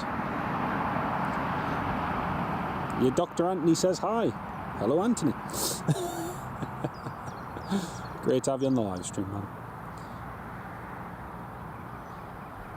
It's really kind of you. And also, just another reminder to those of you who have either joined as channel members or been recipients of our very generous and kind donations through gifted memberships. Thank you so much for those gifted memberships. If you haven't watched yet, have a look on the channel members exclusive playlist on the YouTube channel, and you'll see some exclusive content on there where you can watch some of the videos and see videos that only you, dear channel members, can watch. You might find them interesting. Mrs. Wolves and Son of Saturn using the British Airways logo. Love it. Fantastic. Hey, John Kenneth Williams. Hello, mate. Brilliant. Went back to sleep again. Was my talking that boring? Sorry if it was, John. Oh dear. Great to have you back, mate. I must say, when the alarm went off at about 6 o'clock this morning, I nearly hit snooze a few too many times, but managed to crawl out of bed eventually. Yeah, that's right, mate, that's right. Fantastic.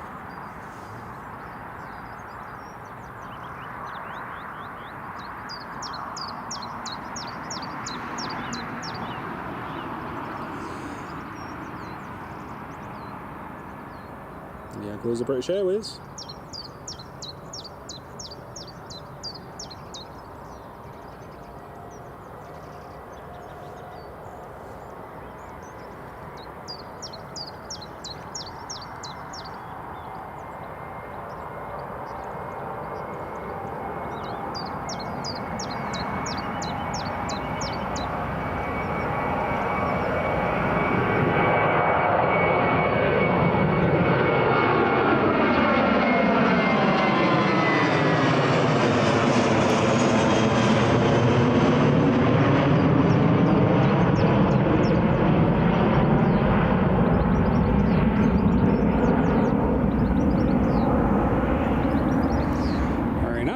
Very nice indeed.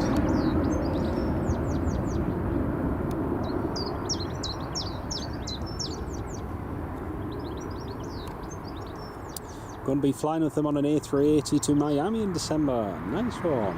Fantastic, mate. Fantastic. Oh, that'd be brilliant. Have you ever flown on an A380 before? That'd be a fantastic experience. Lo and behold, we have another British Airways coming in, BA1328. We're getting all the British Airways this morning. Shuttle 12 Kilo, just inbound now.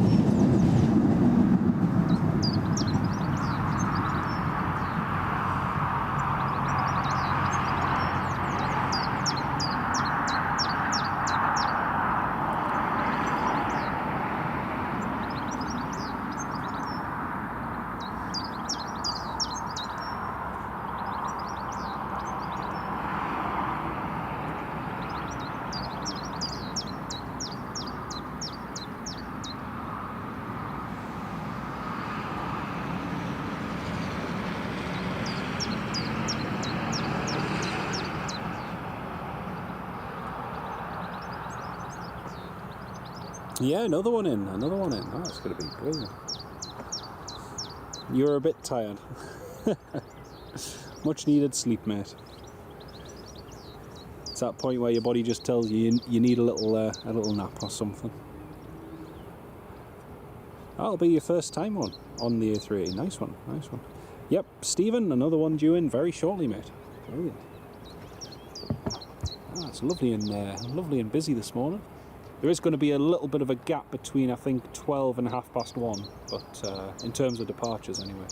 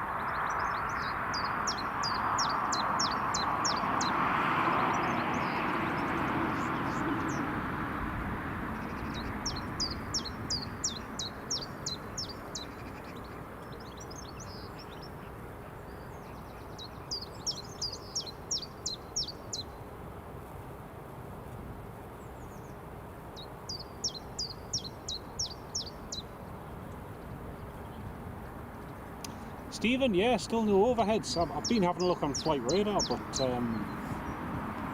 yeah, there's nothing really coming overhead at the moment. There is a King Air that's doing a survey. You can probably see that on flight radar, but well, there's no heavies or anything going overhead at the moment. That may change later on, but yeah, quite quiet this morning. Very quiet.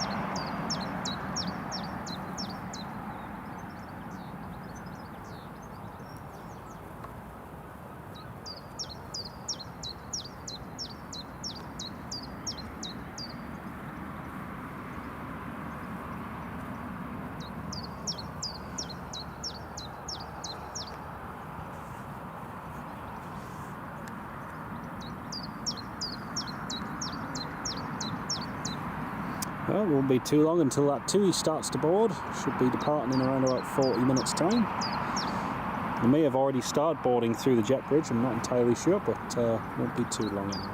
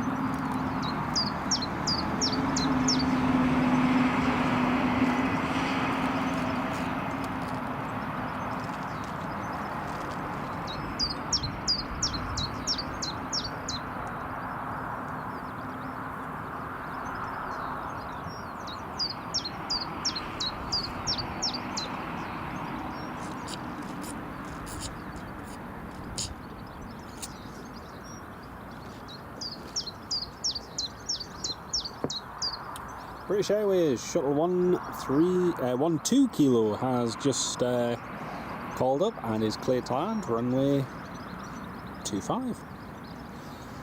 Looks lush out there. You pay me a ticket, you gladly have nice 4 days in Barbados. Man. Hey, I tell you what, when the weather's like this here in the northeast, I wouldn't want to be anywhere else, to be honest. It's really brilliant. Really, really brilliant.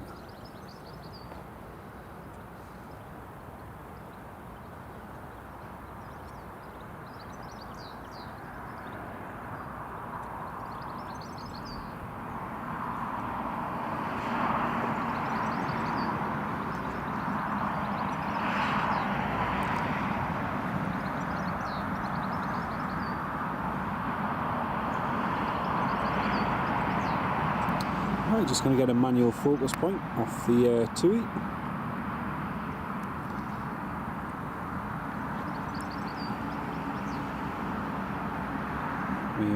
Here we have our next British Airways Central here at Newcastle today. It's going to be 21, it is, McJillyface, it is.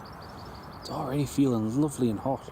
Been here for a couple of hours now and it's beautiful, absolutely beautiful.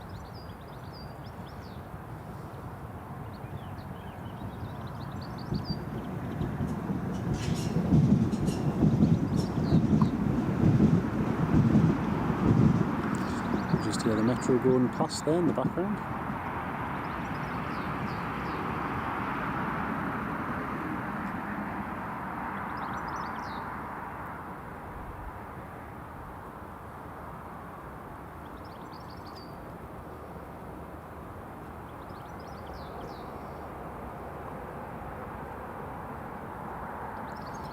It is meant to cool down again next week, with this area of low pressure coming in, so yeah, the breeze will keep it cooler, it will definitely.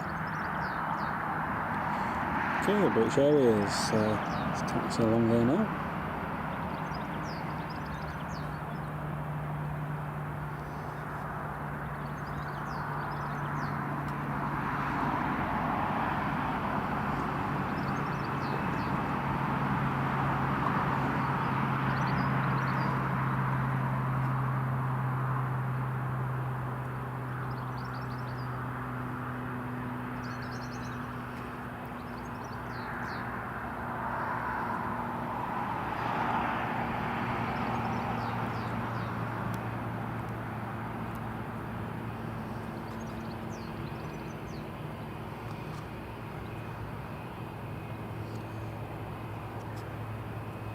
That one is Golf Echo Uniform Charlie.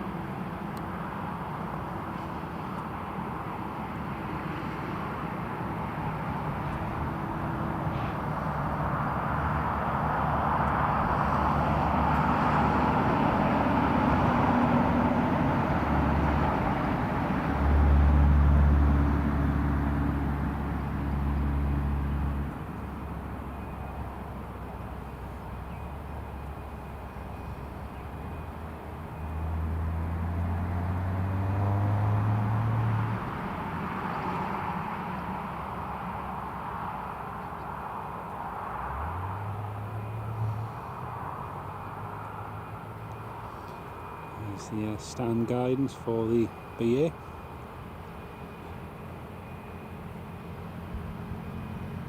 And Marky using the British Airways logo. Love it. And Mrs. Wolves. Fantastic. Fantastic. There we go. It's a BA stand. Both Ryanairs are pretty much ready to go. Door on the TUI is open. Looks like they'll be ready soon too, hopefully.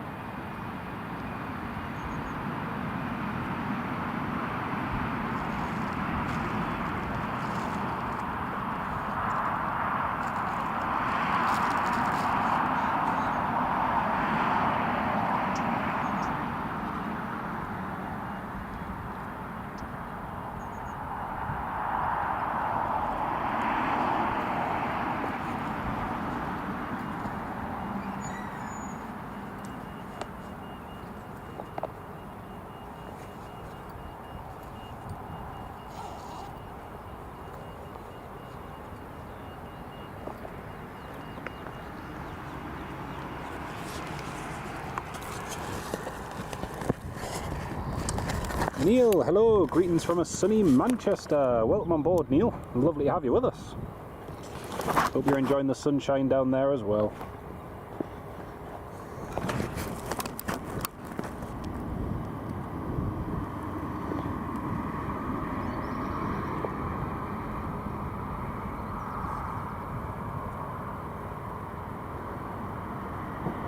Ryanair, stand 5, request and push and start. Ryanair, clear for push and start. There we go.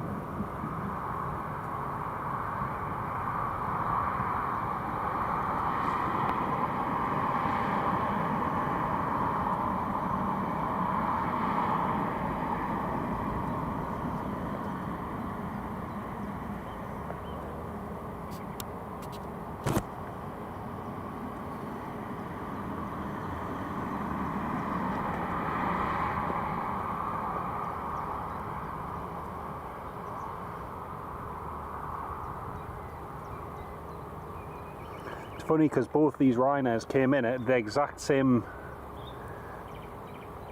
Both these came in at the exact same time, and they're now both pushing back at the exact same time. That's what you call synchronization.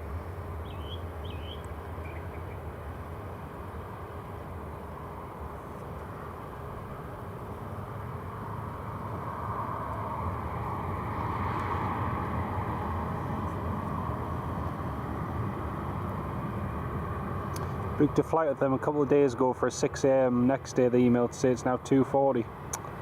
Oh, that's a shame, mate. That's a shame. Flight time changes do happen though, unfortunately, but just one of them things. On the other hand, at least you don't have to get up early now. Look on the positive side. At least you can now have a nice lie in.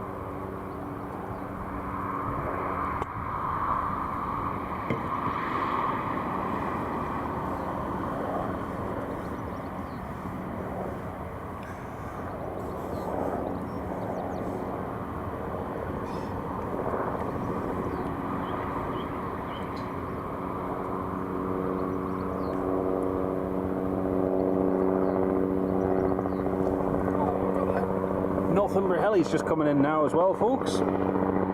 Stephen Marchand saved money staying in the hotel. Yeah, there is that as well.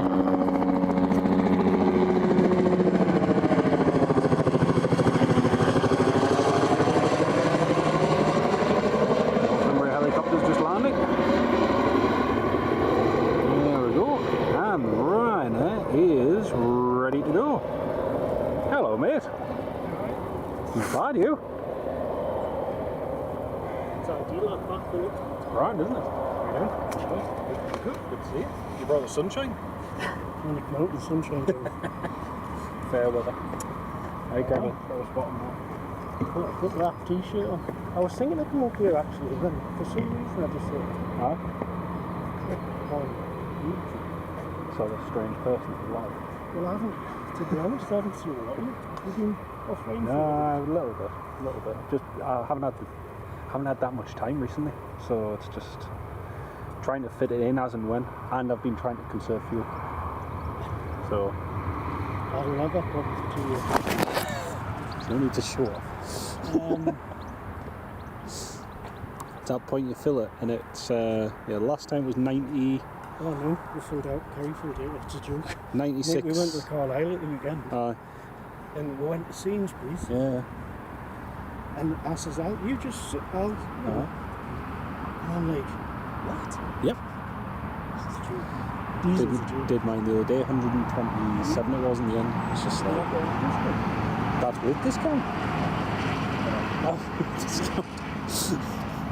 It is. I love your shirt. That is mint. Do you know what? If you want It's to on be the a back. cool plane spot, It's on the back. The history on the back. it's every squadron all the RAF. 56, 92. That's mint, that. I love that. Who you haven't even looked through these yet? That is cool. These are proper US Navy, Aye. Randolph Engineering. Look through them. Proper polarising. So when it's hazy, you can see straight through. Oh, that's cool. Can you see the difference? Yeah, yeah. I've had them 2 years. They're my best of my best glasses. They're really good because it keeps the And the proper ones that I'm not making. Yeah. They are mint. So I got these. Very nice.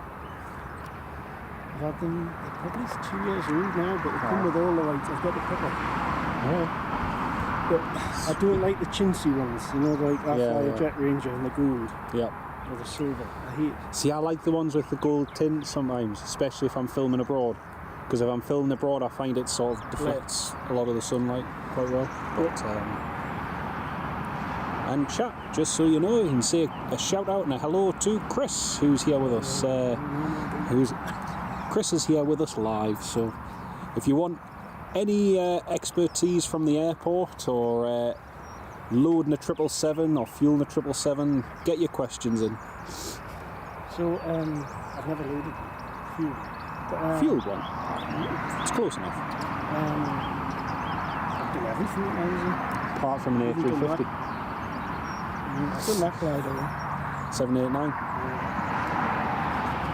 I was chuffed when I saw it was a 9. Oh, is it a bigger one? Yeah, it's a 9 today, yeah.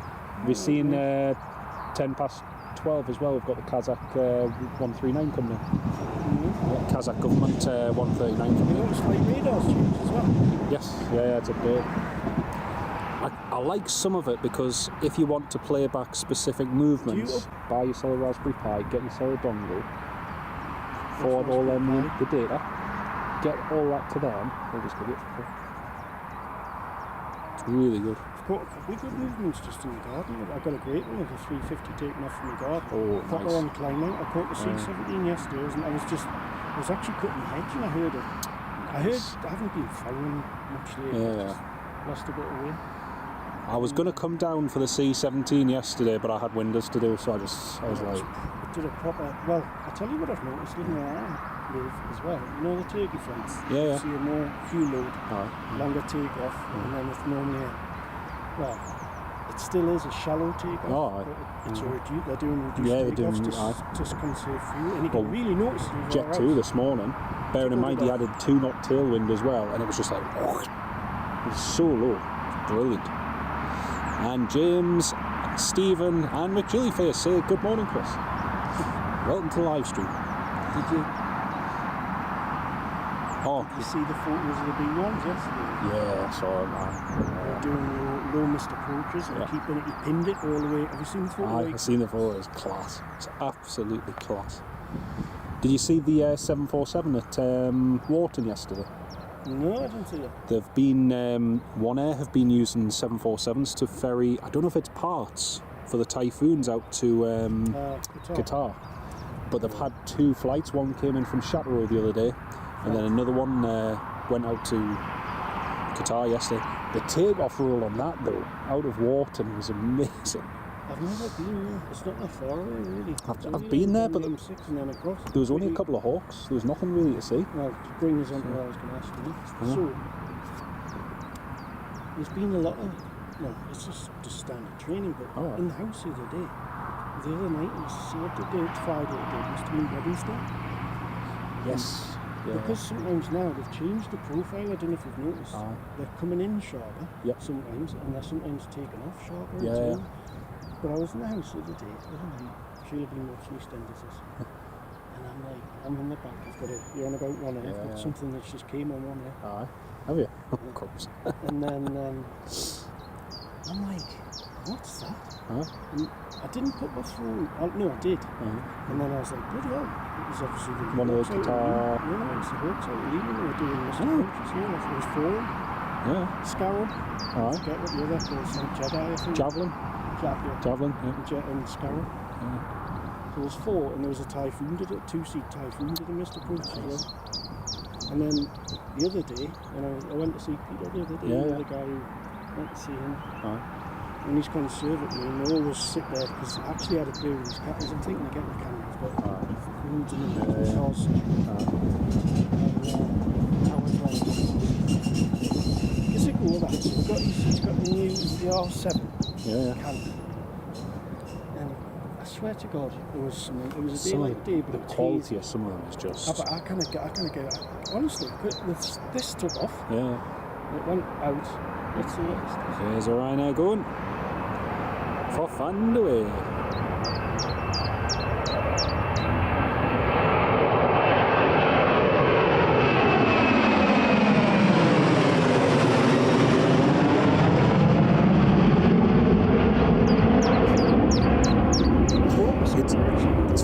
these two both came in together at the exact same time.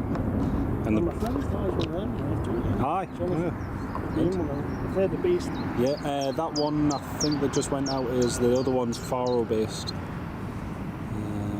can't believe he's actually well, good on him. It took him a long time. Can't believe he's actually. Awful lot of money. We all thought he wasn't going to make it, No. obviously, because Andy, yes, it was a delay. How much of a delay is it actually? And I got it wrong. It's not Kazakhstan. Sorry, it's Turkmenistan. Turkmenistan government. said that before. I thought you were going to say the Kavok. Oh right. Force coming in, that's gonna I be- wish. I've seen it once. And I Yeah, wasn't since even I meant to saw see that. it. It was a big waters years Aye. ago. And it took off and I was like, wow, how cool is that? That was. I never saw it take off. I saw them. You know when they were parked up. Yeah, when the M124 came in. No. With a crane tops. That nearly took that literally on about that Aye. nearly did take. I can believe it. Because it went off that way. Oh. Did you see the Volga Dnieper one when that came in 20? I've only seen one in here. There's been two, and I've seen one in. To be honest with you, which one it was, I could not tell you. 'Cause I I've took had- a chance here and he couldn't make it. Yeah. I didn't check which, and then I thought, I'm not going to tell him which runway end because I look like a right knob.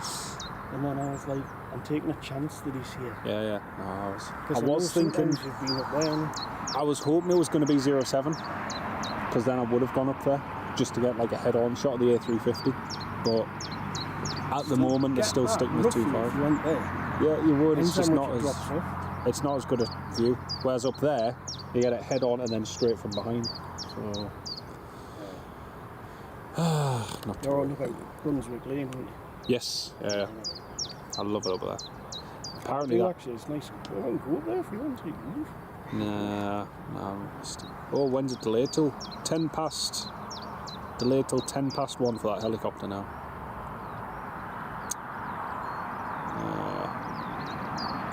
No, Eight- so you don't know what I both did.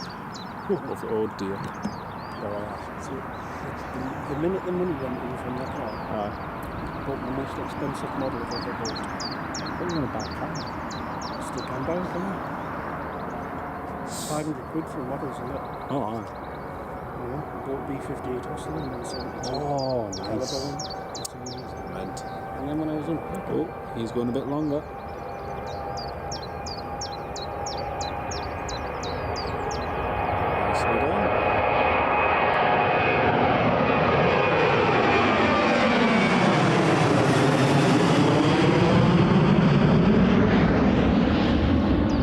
Very nice. Ever actually came into existence. Have you ever read the story? So look, when I was myself, just put on the It's, book. But it's look, quite so interesting. that's the package it came in. Oh no, buffering. Oh no. Tony McCall, have a look at one sec. So Big 4 quid. Nice. On one end. they came in the 7.4. Comes in a wooden box. That should be back online again, folks. That should be working now. Got one of them. What were they? What cereal is it? What scale? No cereal. Does that Oh, red yeah, or anything? Oh yeah. No, it's the one that set the record. It's the one that's in Dayton, Ohio. Oh, that one. Yeah, it's the medal of it. But it's all different kind of metal, isn't it? All that's metal. So you put it on, just click straight on. Yeah, so well, it really is cool. Yeah, it's the appendix to it. Yeah, it's really nice.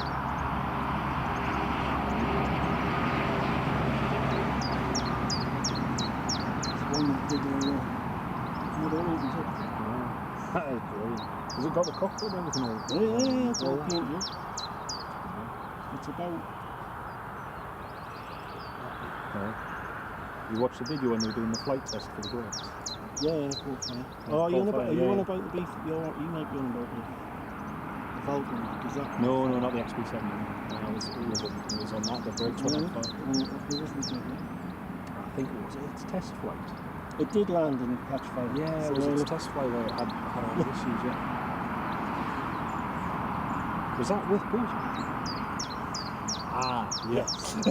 bit live on that, and then I thought I was going to get stuck because it's pretty heavy. It's about 5 kg. And I got, it just goes straight through. It is like, it's amazing. So I took some pictures in the garden and everything.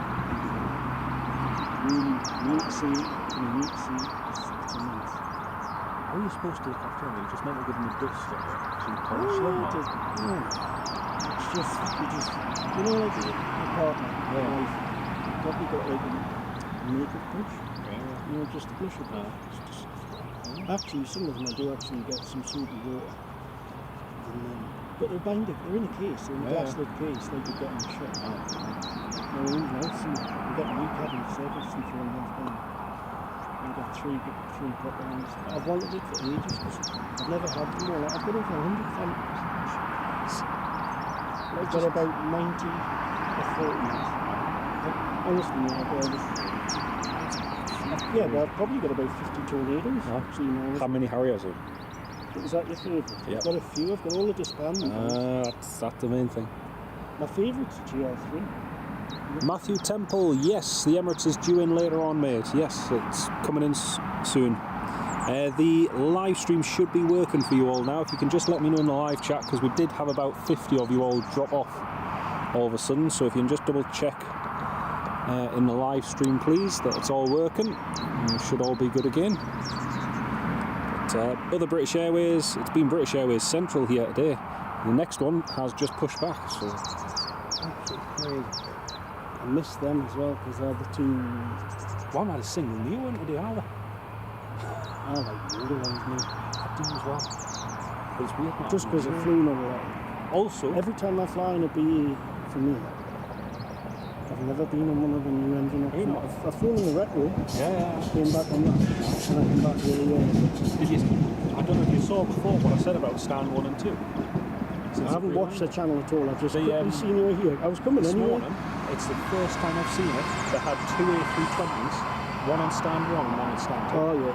Because now that they've realigned it, along with the other ones, you can get 2 in, no issue. Because beforehand it was supposed to be on, was it 31 or 41, going crossways, so you could have it at an angle. But it didn't really allow much space if you were pushing back from stand 2, whereas now you can have them side by side. I've never seen that before. Stand 6. Yeah. Stand 6 when I was here with Sam the other day. Well, they've had to be honest, I know Davey who does the crew bus for Jet 2.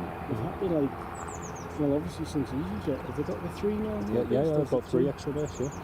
Stand 6 now. Jiggery around. For the first time the other day, stand 7, 6 and 5 had 3 7.3s all parked along there, 738s. Wingtip clearance absolutely fine because they've just realigned 6 slightly to the side. Done the math. Yeah, it works. You got both of you, just the one. Both. Look, on about British Airways. I've just got one on. Is that you? I'm on tower.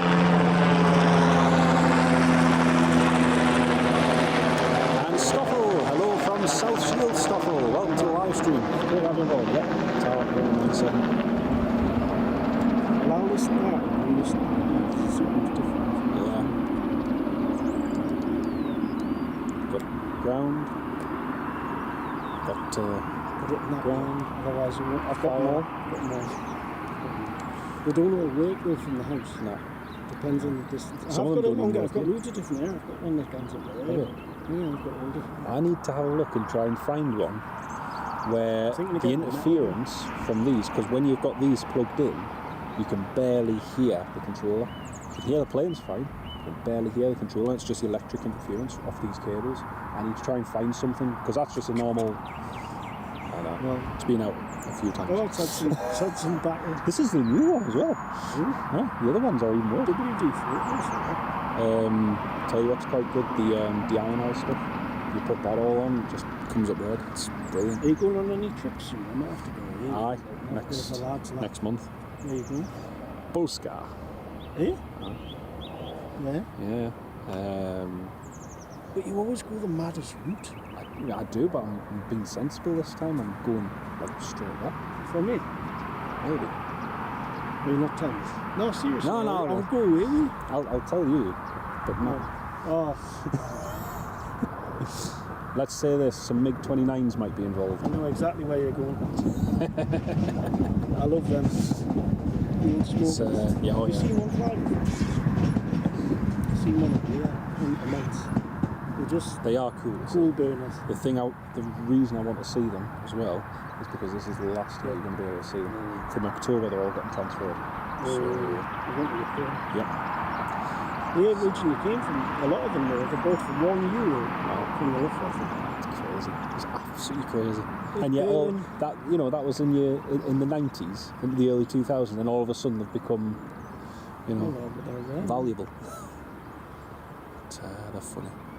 There's a one in private hands in America. I've seen that. Have you seen how many Hawker Hunters they've got over there? Well, you often see them if I'm sure you've done it yourself Tons. off Tampa or Florida. They're There's flying. absolutely They're tons. part of the red air, aren't they? Yeah. Larkin, they got them. So many of them going back to like the 50s and 60s, and you think, how on earth are they still? Well, some of them are left.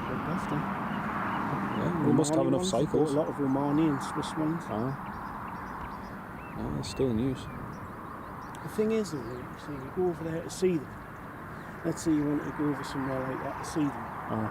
Because the airfields are generally so vast Oh yeah.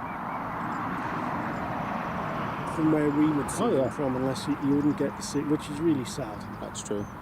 It's like, I know a lot of people in America are going nuts, like that people get so close to like, I mean it's calmed down a bit now in Fairfield because that's really worked, that operation, hasn't it? But we're not talking about it. But, Which one? You mean the upcoming one? Just the whole lot, it's just a joke. The whole But thing is. Oh, is that landed at Carlisle? you can't get to see them that close in America. Because if you go to a military installation, it's just so strict. It's not like here. It was like even... It's the same with the US base in Germany. It's like most of the German bases are absolutely fine to go to. I've been there. You've been to Whitman, have you? Been to Northernich and that for the tornadoes and stuff. Northern, how do you say? Northernich. Northern. Geinlichkirchen as well. That's a good one. Geilenkirk. For the E3s. Yeah. What I loved about that, going for the NATO E3s, all the locals who are out walking their kids and that, or just out for a jog or whatever, they'd stop and say hello, and then as soon as they knew you were English, they'd start a full conversation in English. And like, really, really canny people, you know. Well, German, that's exactly how it is with your Jet 2 training. That's right. Jet 2 lorry? They sold all that part of their business because it's This the jet coming in now, Stoffel? It is indeed, yeah. based over in Washington because I used to run out of there. I've got a couple of pictures of a Jet 2 trailer. It was weird going to Carlisle. They gave up their transport sector a good few years. It's over in Washington. Sorry, you've got to see when I was over at Carlisle the other week, and it's weird seeing nothing Eddie Stobart related pretty much now. Well, I've seen it. Yeah, it's all gone. He has a... No, I know he's going to say the B-58 Hustler. No,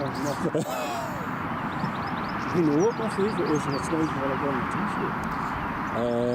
English Electric? Blackbird. Blackbird, SL71. I'm fascinated with it. Really? I've got no idea. Wow.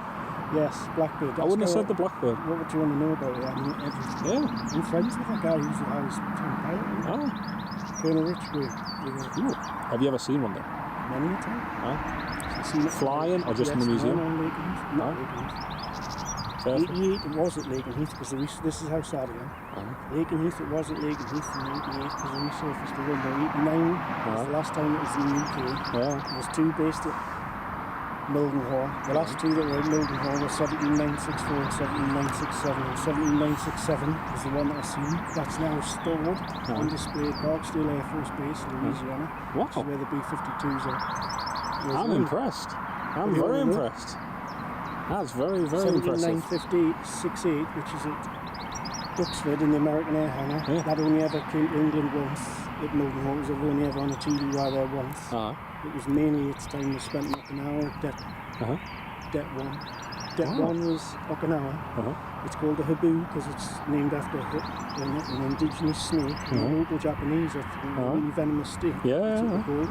Wow. That's why the pilots have the habu patch. I knew the patch, I just didn't realise that was the reason why That's interesting, named that. after a snake. It's very interesting. Well, you learn something new every day. I never knew any of that. There's bits of it in the house. So why does the registration start with 79? Because that's no. So in 7968. Yep. 68 was when it was first onto the. That's right. That's right. See, and that's the same with all American series. That's right. It's the same even up to the newest KC-46 Pegasus, which will have say 13 in it. Them aren't registered. No, a lot aren't, or they're not visible. The registrations aren't visible. Grey tails now. Everything's getting them wiped off. Stoffel 747 for you. That is a classic. That was military, so it's a twofold question. That's my favourite military plane. What about civil? That's a different one.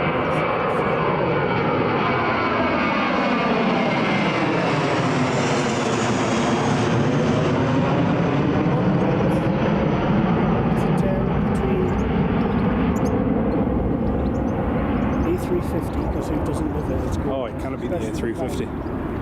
100%. And I really like the A380 still, and obviously Concorde. I love Concorde for past. VC10. Yeah. And Trident. I'm a massive fan of Trident. From when I used to spot here years ago. Because it was just so noisy. And it was powered by a spare engine, which also powers the front. Tried. They were the best ones. I'm deadly boring from it's a 737-800 NG. Not a Max. 737-800? Not a Max. The original one? No, the 737-800 NG. So like from your first generation 90s ones, going through to 2006 to 2008, they were bulletproof in terms of, if you had a problem with them, in terms of troubleshooting them, they're the easiest things. You just turn them off, reset them, and away you go. The thing is with 737, have you seen the 200? Oh, the 200s, yeah. It's the size, they're tiny. It is. Well, that's how I remember them as. So now to see them at left roughly the length of the 7. And look at the Max 10. Max 10 where you're talking a stretch all the way up to an A321 length. Yeah, Boeing big stars. Should have. 757 was the aircraft that really needed the bridge out. But as time's gone on, it's too heavy. It is.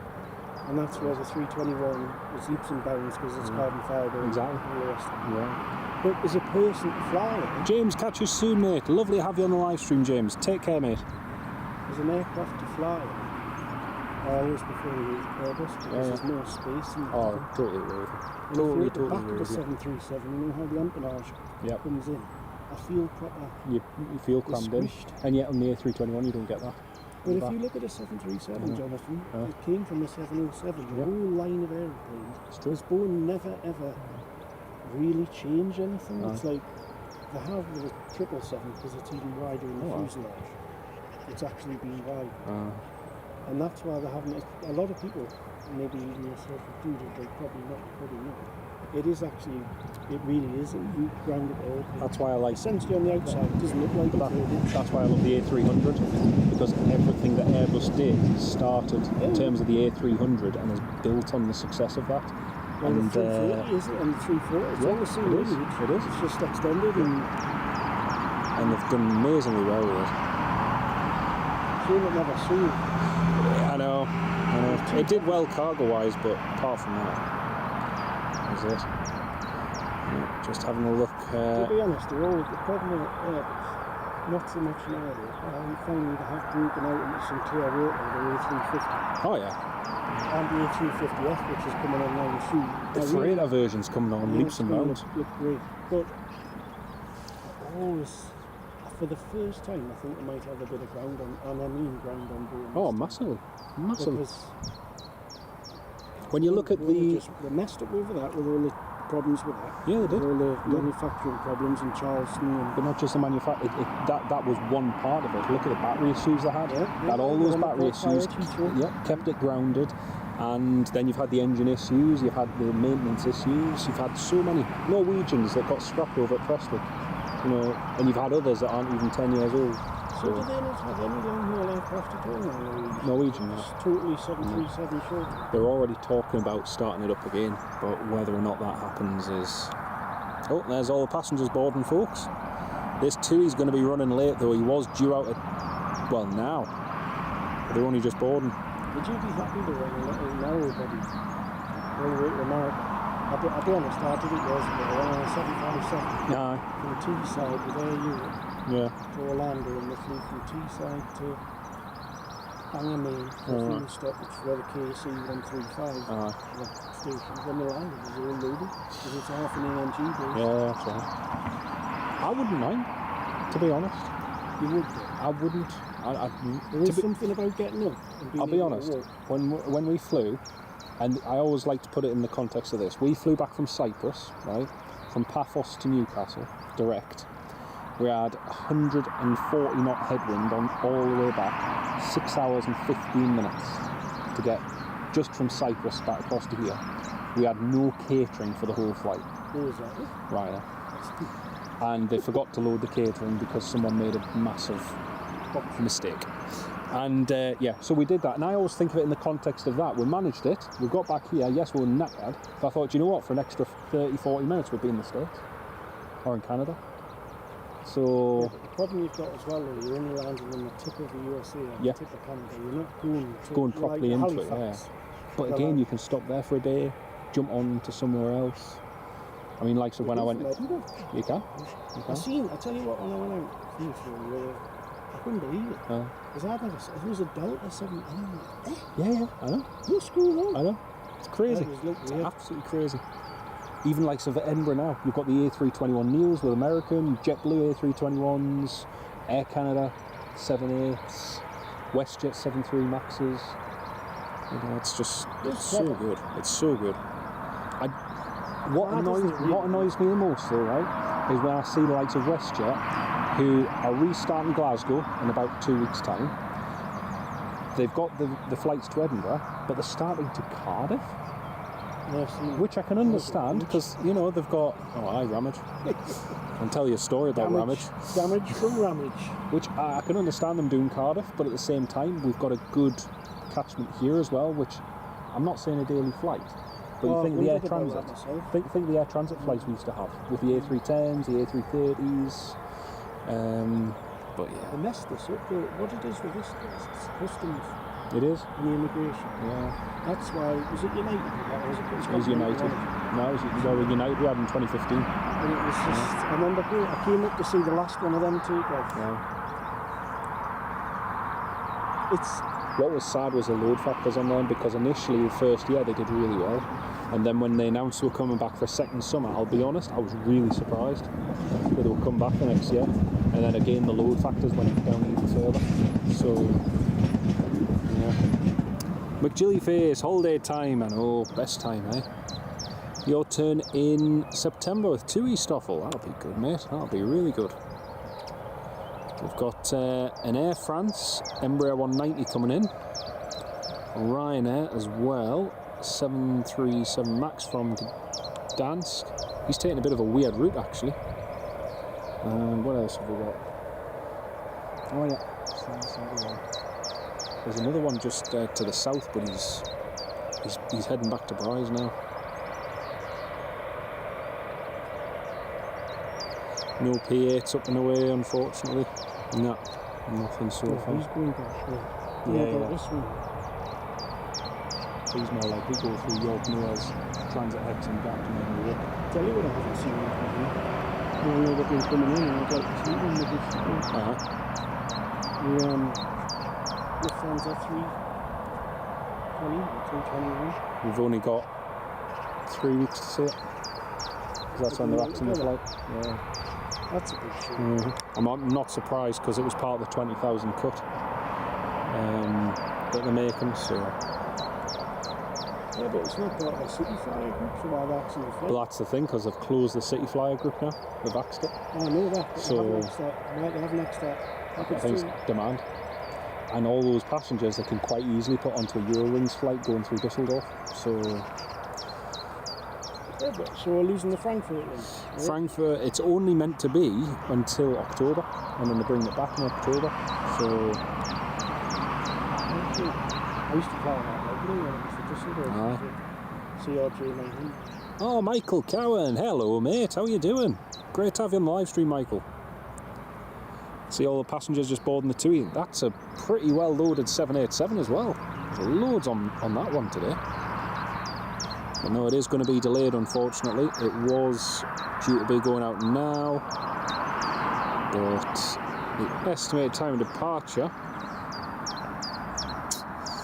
let's have a look. Oh, there's a PC-12 just started up. South side, so we'll see that in just a second.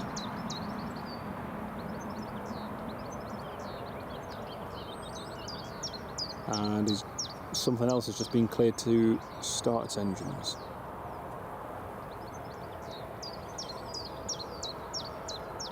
But I know that's finished till October for now. They've had the A321 scheduled 3 different times then. First 2 times it was cancelled, and then the one yesterday, Tuesday, was subbed it with an A319. So, tell you what I bought there was just went out in the house yesterday. I bought the Porsche Dortmund fan bus coming out of Edinburgh. oh, nice, yeah. I didn't see it. Well, I did see it. I don't, is that classed as seeing it? Yeah. Is it? And it came over the top.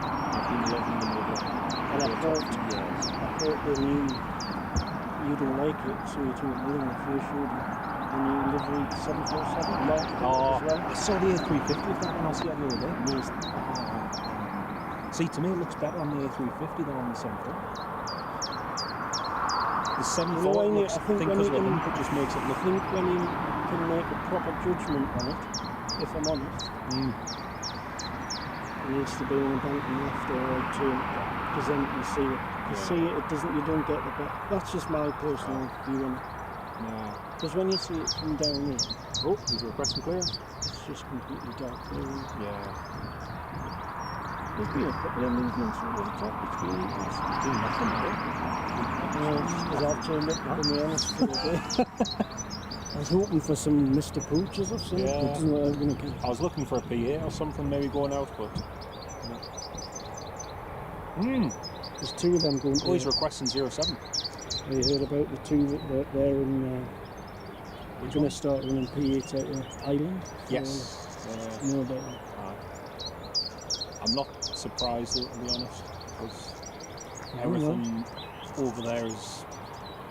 Well, it's all about these submarines that Mr. Putin. Yes, he is. He's clear for 07. 2, he's going 07. I know. That's good. I'd rather he was going 2.5, but... Go long and come out. Yeah. They always go out that way, don't know. They go low and then they turn.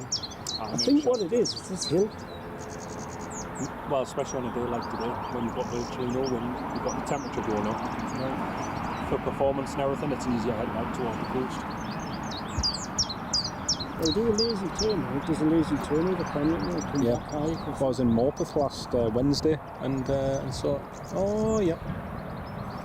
Oh, Matthew Temple, thank you so much for the gifted memberships, mate. That is super kind of you. Huge shout out and thanks in the live chat to Matthew Temple 3115. And welcome to David Knight, who's received that channel membership. Massive thank you. Hey? Yeah. I have it up there. So that, because I can't have it on there, but otherwise you've got to go like that all the time. It just knacks you back. So, yeah, I'm lazy, I have it up here. And got that. So if it's raining, I just pop that over, or if it gets too warm later, just give it a bit of shade. And then that way you can still see the screen, but it protects it from getting wet. He's just keyed the mic there while he was talking, you could hear him. Yeah, you could hear him, man. Could hear it. Massive thank you in the live chat. That's a proper rookie error, that is. It is. Probably trying to get his coffee into the cup holder. That's what I hate about here.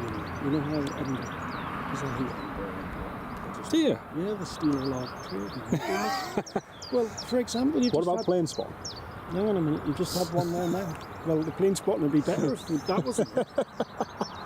But what they do is, like at the dance going, you just use our radar and then they turn right. Yeah. And how many flights do that? Loads. Oh, Air France has just gone right over the top of us and is in a right turn going downwind. I cannot see him. He's only at 5,400 feet. He should be right over the tower. He's got his cloaking device on. He's turned croissant mode on. Is it the coast? Is it? Oh, yeah. It's dead hazy over there. Look through that. Look how much haze there is. Very hazy. Look to the coast above it. See how much haze there is. Oh, it's tons. Loads, isn't it? Tons. That's what's great about them. Yeah, it's funny because without them, it almost looks. It's actually clearer with them on. Yeah. I just want to see. Much better. Oh, Ryanair's just turned on final. You can see the Ryanair. Oh, there he is. He's right over the tower now. He's directly on top above the tower, yeah. That's him there. Just use your eyes for that, right? Yeah. Little white dot. Yeah, a huge thank you, mate. That's really, really good of you, and I really appreciate that. See, the Emirates are still sending an A350 to Newcastle even after the resumption of normal schedule. Oh, nice one. Oh, you're going to be honest. Tomorrow, you know, again. Yeah. Every day. Is it? I think it's it today. tomorrow? Oh, actually, it might be today. let's have a look. 777's back. 16th. Is it? Sunday. I think it's Sunday. Is it 15th or 16th? Yeah, so Sunday it's back. I've just been able to see that now. That's how the difference between my Really? house and yours. Which one, the helicopter or the plane? Because the helicopter's just turned in and then you see the plane on top of it, with the landline. Really? Yeah, just where the helicopter is, and see the light. something. You see the light on top. You see it? No. Helicopter. I can see someone in the distance. And yeah, France is just there. You just see a little black dot coming off from the left-hand side there, coming across. I will say I have 20/20 vision. Looking at the plane or the bird.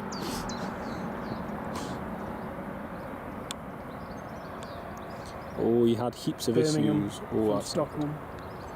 Oh, yeah.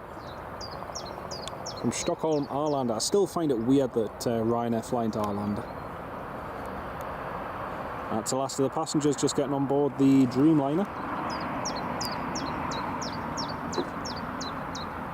I'll tell you something else you can really pick up when you listen to the scanner. When they've got, you know, when it's like military. Like Yes. fast jet. When they're talking through there. Yeah, you can hear it. If they've got a helmet on, it's like... Oh, that French one, when we had the French Raphael in. And he took off and cleared to transition back... cleared to transit back to the aircraft carrier at 800 feet. What, he just cleared himself?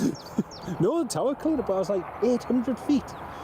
It's absolutely brilliant. That'll have been, to be honest, you don't realise it yet. Yeah. That'll be, and then it's a bit like when I went to Fairfield to see the B1s. I mean, everybody's seen Oh, them yeah. now. I mean, they're 10 a penny. But Yeah. when I went, it was just certain moments like that. You just remember them. Do you know what I mean? And that's something that's really etched in your memory that you'll be talking about for the rest. Yeah, it's true. It's true. Dan went down. Dan went down. Oh, it is. That's a very smart one. Is that Luso? No. Which one's that one? Golf, Mike, Lima, Tango Yankee. Yeah, Dan went down for the last day of Epic Fury. Don't think so. No, don't think so. But It seems to be at the minute somebody pulling in you. Is that a taxi? Yeah. It's the same one as this morning. Is he not getting a phone? Not yet. Oh, that's a very smart PC-12. Nice, isn't it? It is. Medi. Move that. Med-Y. Skycare. Skycare repatriation. That makes sense. So it's a medical one, yeah. Its registration is Medi. That's cool, that. Ryanair from Gdansk. That's just landing there. Although he took one of the strangest routes to get in. Instead of coming straight over the North Sea, he came all the way to the south around Hull and then up, which is strange. I did them. Yeah, instead of just coming straight across. Might have been some airspace restrictions. I think there is. That sounds weird. Whistling. Reverse. Tidal reverse thrust. So instead of, usually you get a bit of power ballet, there's nothing, it's just a whistle with the new engines because of the higher bypass ratio. Oh, no. So, is that when it's only in reverse thrust? Yeah, just idle Swing it out the reversal. back. Just idle reverse. So as you're coming from idle reverse to just idle thrust, and you push the throttle, you push the reversers back, that's why you get the whistling sound. The best one to hear is the E2s, because the E2s are even more distinctive. Right. That's where you get that howling noise with that. It's interesting to see there. Is that a Max 8? Max 8, yeah. Mm-hmm. They've got the extra door, Yes, whereas exactly. the 2 ones don't. Have you been in one? Yeah, you videoed them. Yeah. You landed them. Oh, of course, man. See, I find there's more legroom in them than some of the other carriers. Even though even though they've squeezed more seats in, there's more legroom on them than. You will never. And I need a lot of legroom. Well, everybody likes to go really, don't they? You don't feel like crammed in. I think as much as anything, the It's not just slimline that. seats. Yeah, the horror. The slimline seats are rubbish for comfort, but in terms of the config there, they've got one of the most generous seat pitches. Right. They don't recline though, right? No, don't recline. Yeah. Which is a good thing in a way, because if I'm behind someone who reclines, you just... It knows anybody. But Robbie's a bit of a snob. We flew on them down to Gran Canaria for a year, but never ever. Never. Zero. I love it. It's just, it's like flying Air Southwest in America. See, if I want to take my backpack and just head away somewhere, 20 Well, quid, for me and you, ideal. I wouldn't be bothered because I'd be taking aeroplanes. Yeah. But when you're with your partner and she's whinging and the miserable staff. See, they're just miserable. maybe I'm picky as well, because if I travel... I prefer EasyJet. That's my favourite carrier out of Jet2. I like EasyJet. Love EasyJet. No, I like EasyJet. Maybe I'm a fussy. I'm a fussy traveller. If I travel with someone typically who is a pain to fly with, I won't fly with them again. If I fly with someone who's a pain to fly with, who's an awkward passenger, I could list some family members who are on that list. But yeah, if they're like that, I won't fly with them again. He's not straight on stuff. When they're impatient. You get a delay and something happens and it's the end of the world. And to me, I don't care. It's a delay. Nobody cares. You just can't do nothing about it anyway. It's part of your holiday. When we went away on our honeymoon, we were delayed for about 4 hours getting into Madeira. And you went away with your man. Didn't care. And I will say this: my wife is the greatest. She doesn't demand the window seat or anything. She's happy for me to have the window seat. No. And as soon as I'll correct you there. She knows that she hasn't even got a choice. That's a different story. But honestly, the second we take off, she's out like a light, like that, for the whole flight. Brilliant. Yeah, because you're bored of it. Probably. A bit like my business. Probably. But although Kerry is interesting in point, to a point. If I go with the family, like if I, mum, dad, my sister, my nieces and nephews, it's great. The time flies like that. I love it. Absolutely love it. No, I'm not a fussy flyer because, something goes wrong. I'm not bothered. Yeah, same. I do know. Same. What I don't like it is because sometimes. Well, to be honest, let's be fair. If you're checking desk I love people who whinge. Yes. People who whinge. Yeah. It's true. It's true because they kind of do know. And to be honest, actually, we don't always understand. No, it's true. So what I'm doing when I'm flying, I don't know if you do, but I follow the whole flight the day before. Yep, same. And then if it's delayed down line, then it might be delayed. Also have a look on the day and see what the weather's doing, see if there's anything that's going to impact us. Yeah, and he's going on. Yeah. That's him departing. Jean Medi. Mrs. Wolves, Air France with the baguette. Love it. TC12.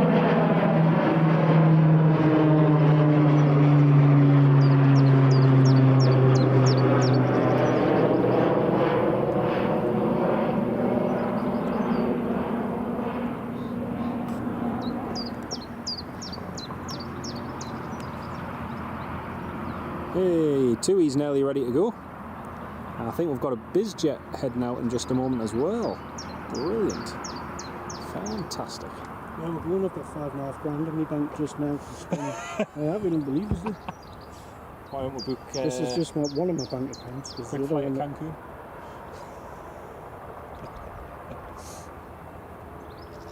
Get it into another account. It's already done it. It's in a nice one. I wouldn't leave it in my bank. Some of it's gone. I did all that money from the car and so well, after I bought a B58. You sell it private. I see you got it. There's a new one. I looked at it. Did you never see it?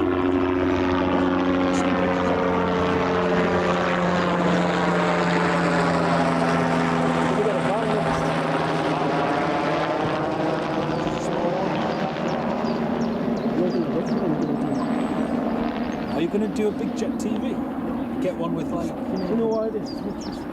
Actually, I don't have a problem with it. I think it's great to watch. Oh, yes. I know he's a bit of a pain in the ass. But I don't know if you've watched one of his programs recently. He really wasn't a bad way. Oh, I've seen him. Yeah, he's in Newcastle. And he's now back.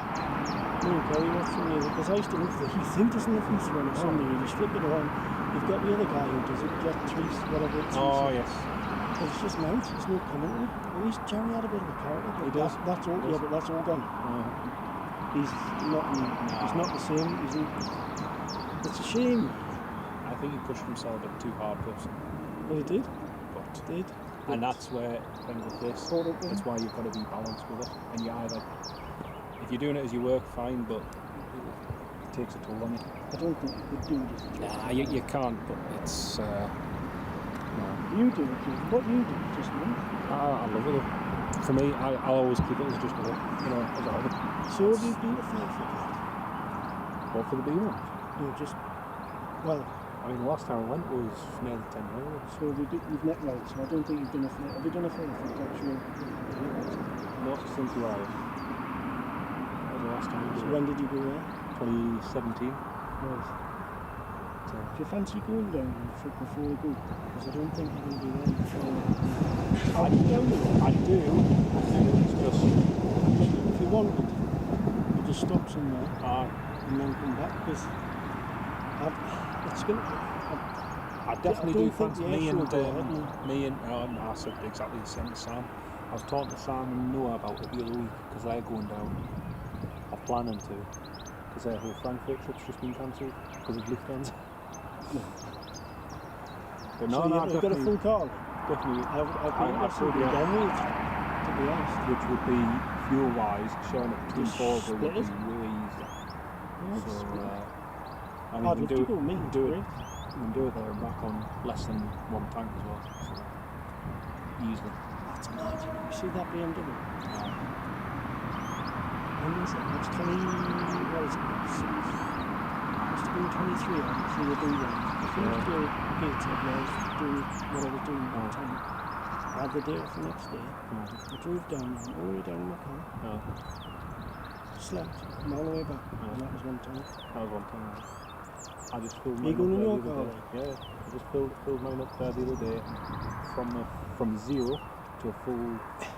It's catch from full tank to zero. You want the fuel to be cheaper, but if the fuel's cheaper, then the bombers will be gone. Exactly, yeah. That's true. That's true. It's absolutely true. 806 miles I got out of one tank. That's it. And that's since like beginning of last month. So where would you be going from?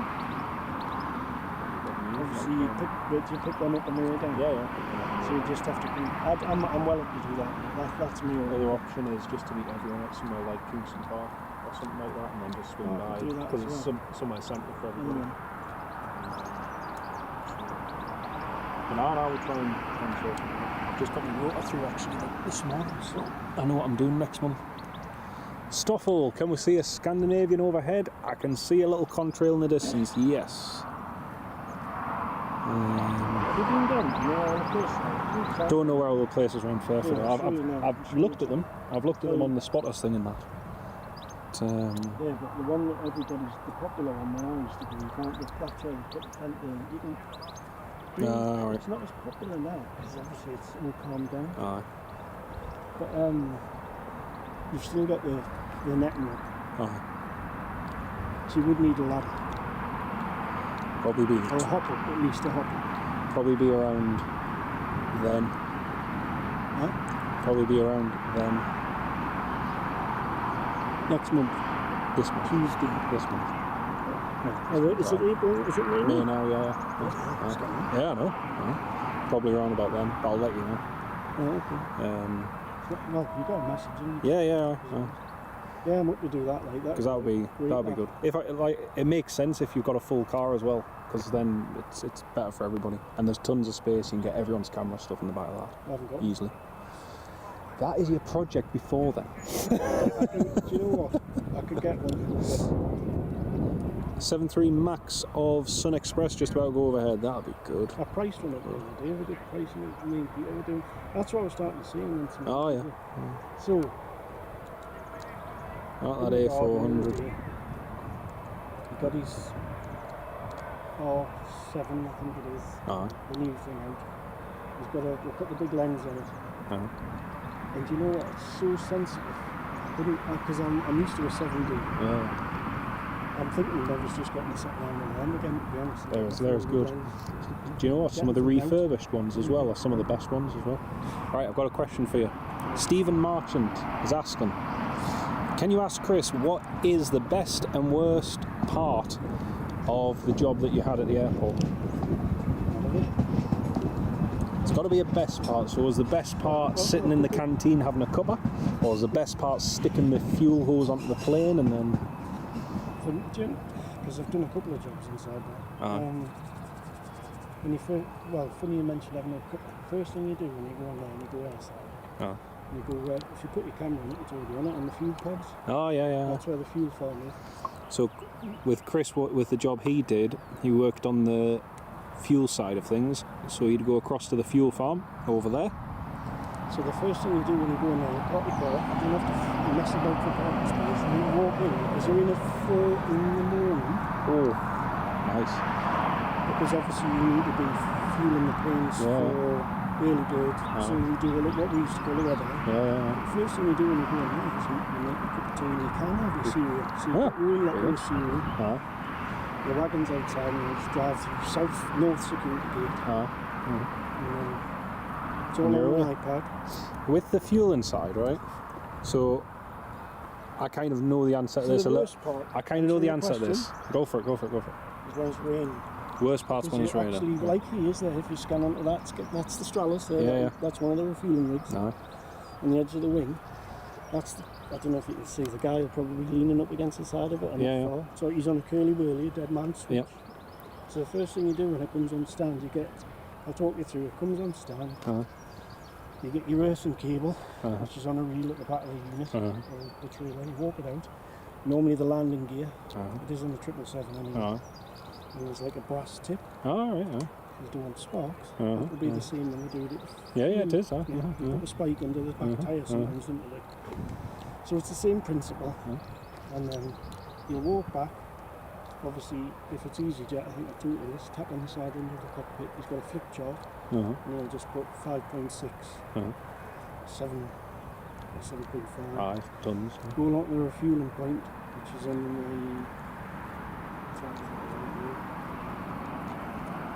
the front of the leading edge of the wing where it joins the fuselage. Just the round. Panel under there, pop the panel, and it's easy because it's just a dial up, it's just a digital switch. You flip it up, flip it down, toggle switch. 737s, totally even different. the new ones are still steam gauges. They get condensation in them, the macro. And have you ever seen when a plane gets overfueled, the vents? Yes, especially when it's departing, you can see it falling out. The floor, but on the stand, that's a major. Exactly. Fires. So rain, in the rain, there's nowhere to go. But in the rain, what I used to tend to do was because you've got to keep doing this for the deadline. So I just keep walking around. But when it's heavy, it's windy on them remote start. You have no idea of the wind, driving the wind. Yes. Just try and stay near the engine because they're hot or the brakes. Here's another question for you. If you're going in, right, at 4 in the morning, and you're going to get your rig to then go and fuel everything, is everything already fueled, ready for you? Or do you have to be there to make sure that that's been loaded? There's always somebody on overnight. Yeah. So yes, is the answer to that. They're all done, that would be part of the job. But then, let's say we go out first run, you might be out 3 times. But if you're on something big like the 7.8 or the 777, obviously you're going to drain your tank. Yeah, straight away, yeah. But normally when you're out, you just stay out there as long as you need. Because everybody, as you know, flight conditions change. There might be more, there might be round. So you just stay out there at your deck, and then when you're empty, you just drive back. And then back and then And then the best bit about the job there on a sunny day is a deck chair. So you put foot in, Yeah. and you just sit. Relax and wait till your next one. Cool. Very Or cool. in the rain, you go back into the main building. But just great, it's self-loads itself. Yeah. Easy. Come out, it's obviously just gravity for them. Yeah, that's pretty good.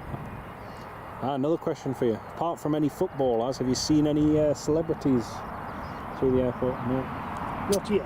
Not here. I have a big one. When I was raining years ago, doing some Kylie Minogue. Kylie Minogue. Nice. So there's your answer, Stephen. Didn't see any here, but down at Biggin Hill did. You saw Kylie Minogue down there. Very cool. Very nice. Just tiny. Yeah.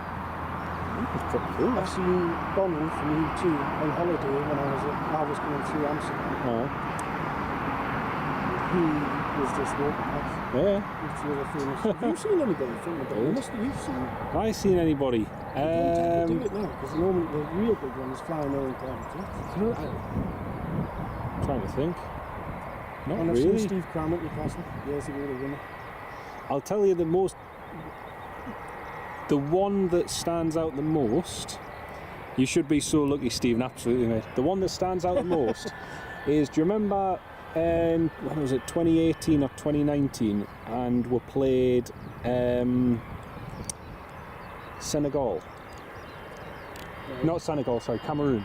Right. Cameroon in the World Cup, and they played really, really dirty football against us. And I think I'm sure we got a draw or a win. It was. Yeah, I know, I am as well. But like that was then. That was being held in Paris. And I was staying in the same hotel as the team. Oh, right. And I hadn't realised it till the next morning. Me and Dan went to go and get with breakfast, and the whole football team was there, and the bus was outside and everything with the Cameroon national football team.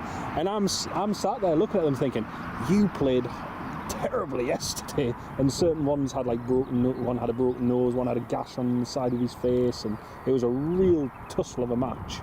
And yeah, I was staying in the same hotel as them. Looking like the pro the other day. And there was one who he fouled Harry Kane at the time, and he brought him down like anything, and he was going for Maguire and all this, that and the other. And yeah, I remember looking at them thinking, crumbs, I watched you on TV yesterday. But, got a nice bizjet just... Is that one of them challenges? I think it's the VistaJet, yep. VistaJet just going. I like these small. Tom Cruise has got one of these. Victor Charlie Bravo. Did you know that? Tom Cruise has, yeah. He's got one of them. He's got a G450 as well. I just love the fact he's a pilot. I think that's... Well, he's really a astute pilot. He John is. Travolta's quite cool He as is. well. But yes, but John P-51. Travolta, right, has at least 3 to 4 different incidents in his name. Oh yeah, he's pretty good. Yeah, but you know what? That could happen to anybody, pilot-wise. It's true. But like the last one where there was an ATC recording where he flew over an active runway, and you had Delta planes and American planes all waiting for him to go, and he's just casually flying his plane over the top of the runway, and it's like, yeah, you shouldn't be doing that. I didn't know. I've never looked at it. Have you not? Yeah, I'll I say may turn this off because I can't listen to you. it was Is that EasyJet? really interesting. Above the 78. Who's that? Oh yeah, EasyJet from Belfast. Never done that flight now. Have you not? Well, you literally take off. To Belfast? Brilliant. I've been, but not from here. Absolutely brilliant. My uncle lives over in Newton Ards. Is it? Aye. And been across there a couple of times. It's really nice. I prefer. Across there, but when I was across there, I was in uniform. Yeah, slightly different. I prefer flying into Belfast City than Aldergrove in terms of airport. Have you ever been in Aldergrove? I flew it on a 747 out there. Did you? Martin Air 747, back to Brisno. Where were you going on a Martin Air 747 out there? It was when they still had TriStars and they were tech all the time. And So they contracted them into. Martin Air Mint. 74. Cool. It was probably the second to last 747. That was the third to last 747 I went on, I think. It would be 99 years. Mint. I flew on a couple of odd 747s because obviously the RAF back then didn't have, I mean, it would be a 330 everywhere now, wouldn't it? A freaking flight, but We are being serenaded. Not sure about that, McGilly-Face. you should take the mickey out of me. I think both of us. You keep I asking questions. Exactly, aye. Keep the questions coming as well. If you've, like I say, if you've got anything related to the airport, I'm sure Chris would be most obliging. The worst plane I like for you was the one that doesn't come in anymore. Which one's that? CRJs I used to hate. Oh, CRJs. Terrible. Really? The switches are tiny. Oh. They're just tiny little flick crap. Again, is that underneath the wing? Yeah, they're all in the ring. That'll be white in the ring route.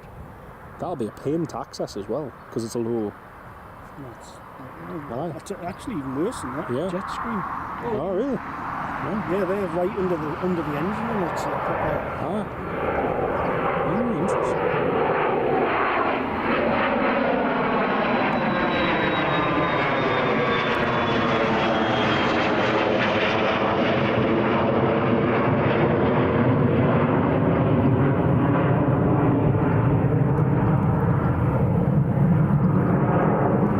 It's a VistaJet up and away. Hey? Say again? Oh, I didn't say that. Well, that's really question. Oh, absolutely. Yeah, they're okay. Yeah, I don't want people to know that I've met another, like celebrity. Probably the third one. The best person I met though, actually travelling, to be honest. It wasn't through an airport, it was in London, but it was the captain that flew Concorde in here in 1982. John Hutch, have I told you this story? No. This is a lovely story. I'm still friends with him now, unfortunately. He was the senior BA Concorde pilot from when it came to services. Yeah. I did tell you. Yeah. He stood in his foot. Yeah. I'm still friends with him now, he's amazing. That's class, that. That's absolutely Amazing. class. That's flashing now, by the way. Yep, that's a ping-in ready to go. BA is taxiing as well, and Ryanair is boarding. What do you think, here's a question, what do you think BA is going to do for a new livery? Because to me, that's still a nice livery. Well, the BA one? Well, it's weird that you're a spruce goose. It is. I don't know what they would do. Probably change the titles. I think maybe spice up the titles, change the position of the flag. Yeah. Be nice to see a more prominent Union Jack on it as well. But at the minute it's meant to be, it's like flittering on the tail, because that tail was only meant to be for Concorde back on the day, that design. I miss all the special liveries you used to have, remember? Do you know what, to be honest, do you know what I'd like to be BA? I'd like the whole fleet to be BEA. That would be cool. That would be mint. That would absolutely mint. You know, like all the airlines do one aeroplane, why not do a really fleet? Yeah, exactly. I mean, Lufthansa. They do need a change. Well, Lufthansa's quite cool at the minute, but they're running like 3 liveries. They are. It's funny when they brought the retro livery back on that A321, everyone was going on about it, and I was like, well, it wasn't. I've seen it, but not on that one. I saw it on the previous one, Delta Alpha India Delta Victor, I think it was, or Sierra Victor. But, I saw it loads at Edinburgh. Have you seen? Here's what I was impressed with the other week as well. Have you seen the gold Atari? No. That's avoided me every single time. That is so annoying. The last time it was scheduled to come in, I went specifically across there for it. In fact, I'll tell you a story about it, which was only 2 months ago. Oh no, well, that's why I'm talking about. I was in Edinburgh, and a lot of you will be able to replay the live stream. I did an early morning spotting session at Edinburgh, and a what? A bird. Yeah, I did an early morning spotting session.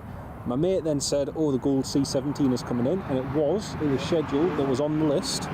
Lo and behold, an hour and a half later it changed, but I didn't know that it had changed until I left Edinburgh. So I was on the motorway heading along to Prestwick, and my mate phoned us just as I was approaching Livingston.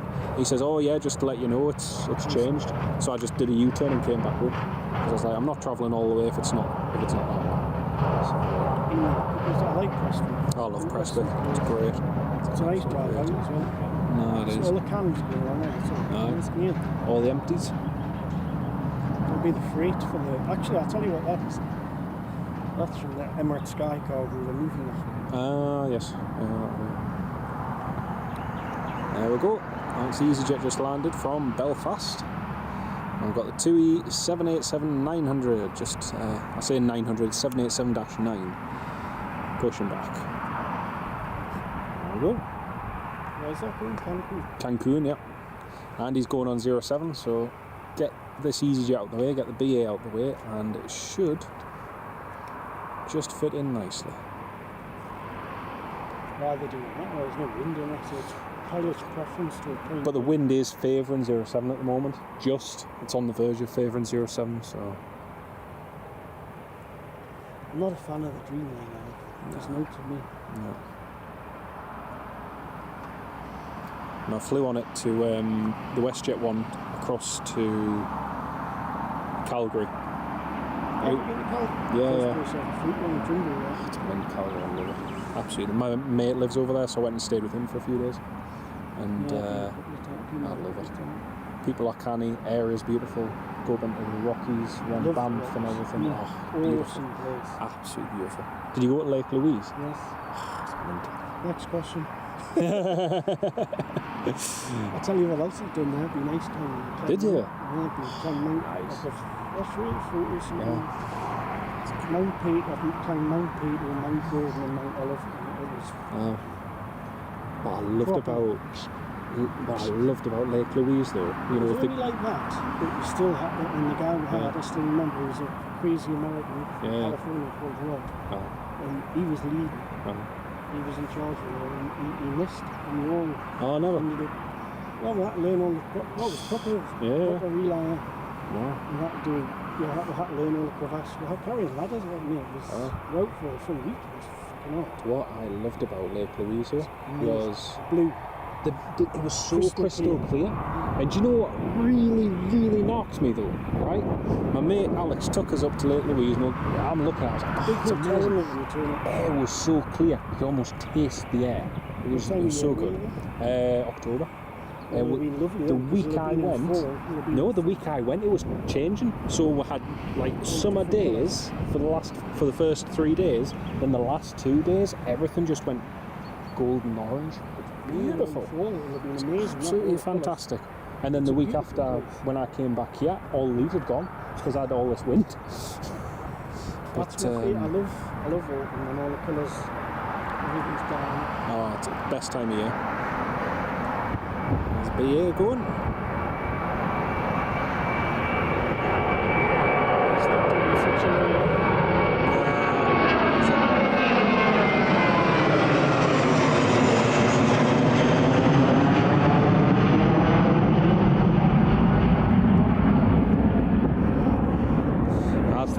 I'll tell you what knocked us the most, right?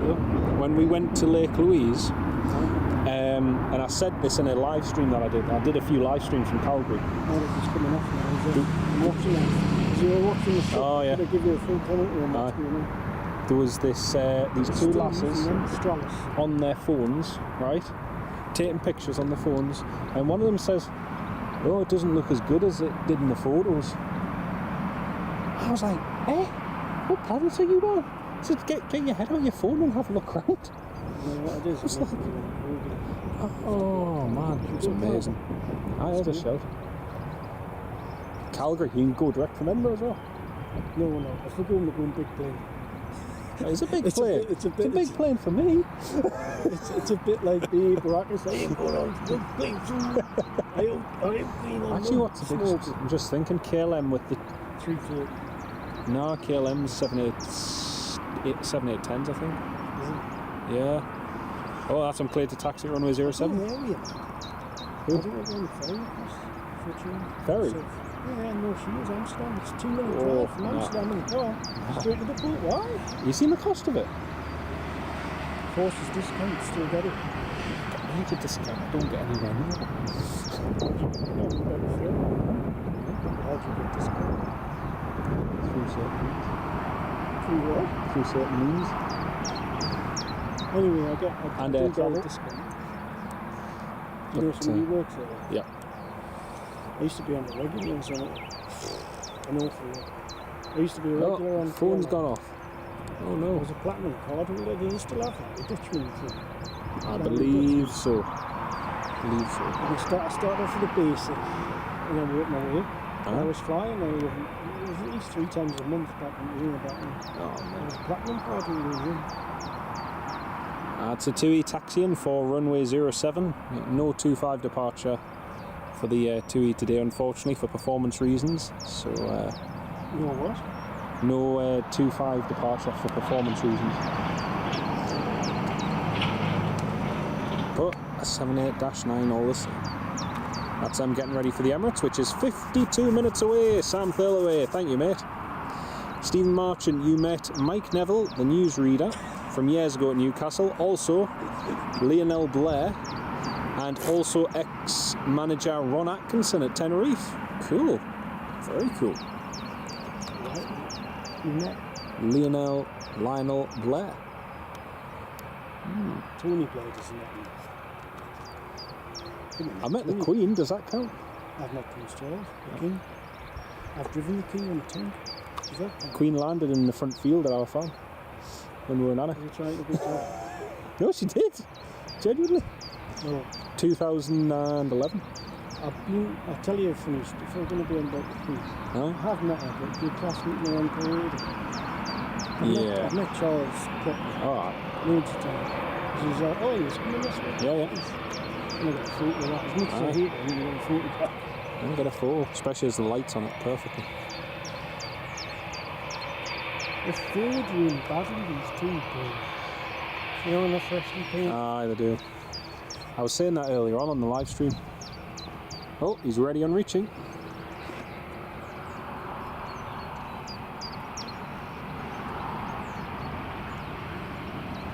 Why is it Clear for takeoff. Going straight in? Yep, clear for takeoff. Here he goes.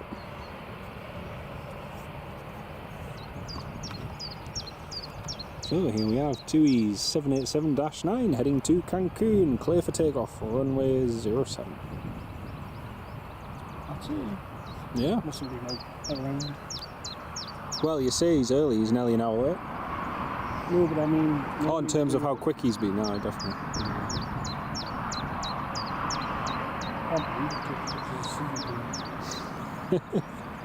There we go.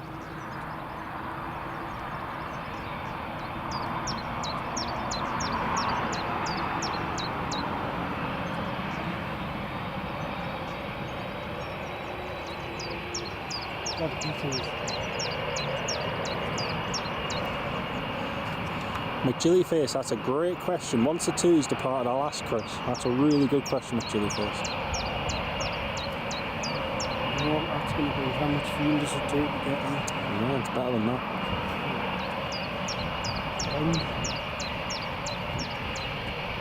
A lot. That's true. Let's see if we get away from the pilot.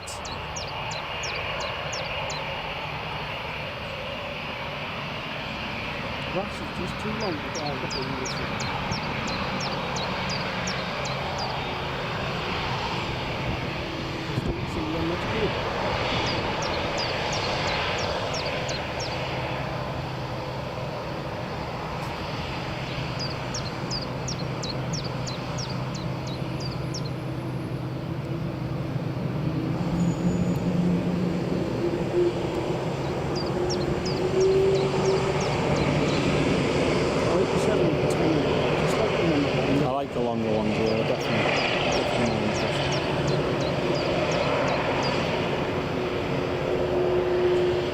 the Dreamliner to Mexico.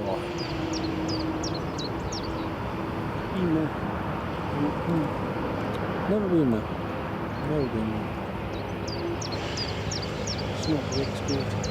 If you see.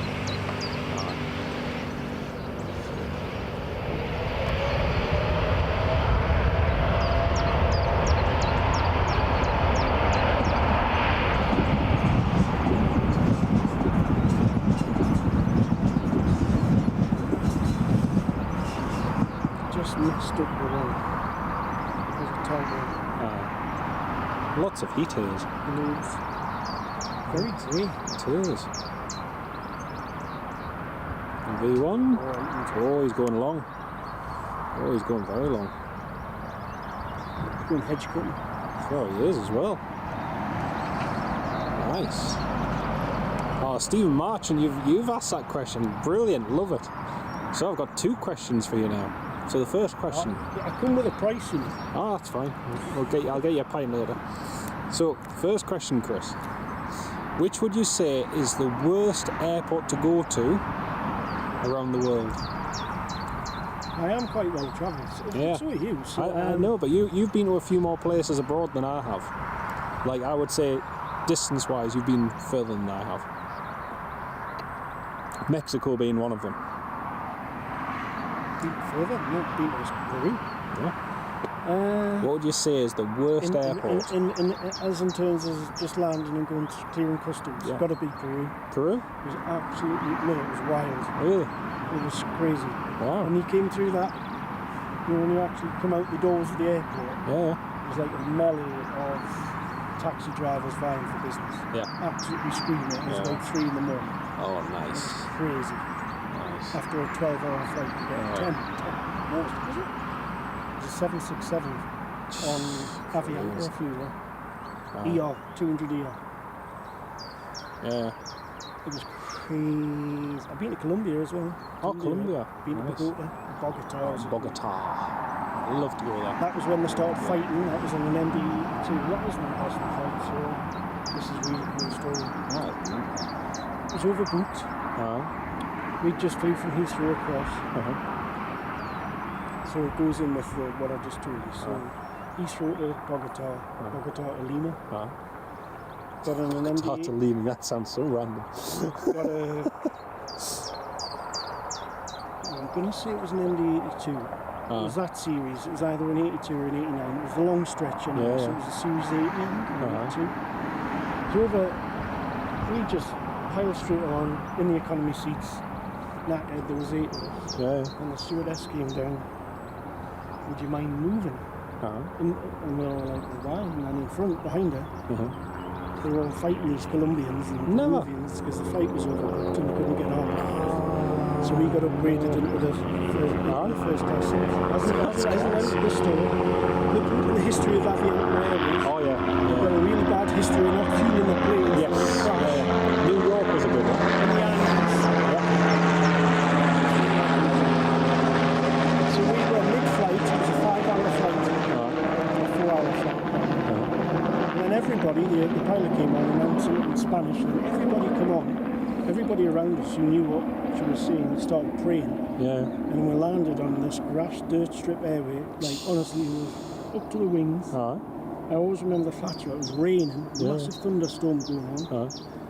And then this guy came out on what looked like a Model T Ford fuel truck, and he just put fuel, and then we took on and carried on. I never That is ever forget crazy. That is absolutely and that crazy. was why we were late when we eventually got to the airport and all them taxi drivers. Just Oh, that is a nightmare. That is an absolute nightmare. actually, Smurf's Ryanair isn't that bad. I was going to say, you're making Ryanair sound like a luxury airline at this rate. Dear me. Here's a good question as well, Stephen. How much fuel does that Dreamliner use to get to Cancun? I can actually give you the exact amount. Glad you can say this because it depends. I can give you the exact amount in kilos, but again, it depends on Weather, the diversions, passenger numbers, really. load factor. Load factor, yeah. So there's so many different things to consider with it, but Go on then, what is it? I'd have to do a sim brief on it, which I will do in a minute. I'll wait until the Dreamliner's passed back I know over. it in tons. I'm going to guess about 70 odd tons. especially for the Dreamliner. Probably about 70, 75 It's tons. regularly what I used to put on the 777. But then- and more depending on what was carried. Yeah, but this is the thing. I always sometimes overestimate with the Dreamliners because I always forget that they've got slightly better fuel burn. Well, they're a glider, that's why they're so popular. Yeah. That's what I used to do, they're a glider. So we'll have a look later on, see what it is. Oh, look at that. That's him just turning away there now. Beautiful. Beautiful. Just making a right-hand turn, heading up. How well zoomed in is that? See it on the screen there? That's there. Still a good distance off, but still pretty clear despite Probably the haze. over, Be over toward Morpeth. do you? Aye, yeah. Might not be that far. I would say Pegswood. No, that's even further. No, that's even further. Um, Because last week I saw it go went over. Cramley the other week, and it was quite good. Yeah, I saw it right over Morpeth the other day. I used to see it when I used to work at Wales Yard and Pegswood used to come in. You know, Nice. Where do they store all that fuel in? wings In the centre wings, tank. in the centre tanks, and those are huge. 747's There's the massive. one for you. You always fuel the wings first, and then the second. You always fuel the centre tank, Yeah, and then the wings. and then the wings. And you can manually switch it.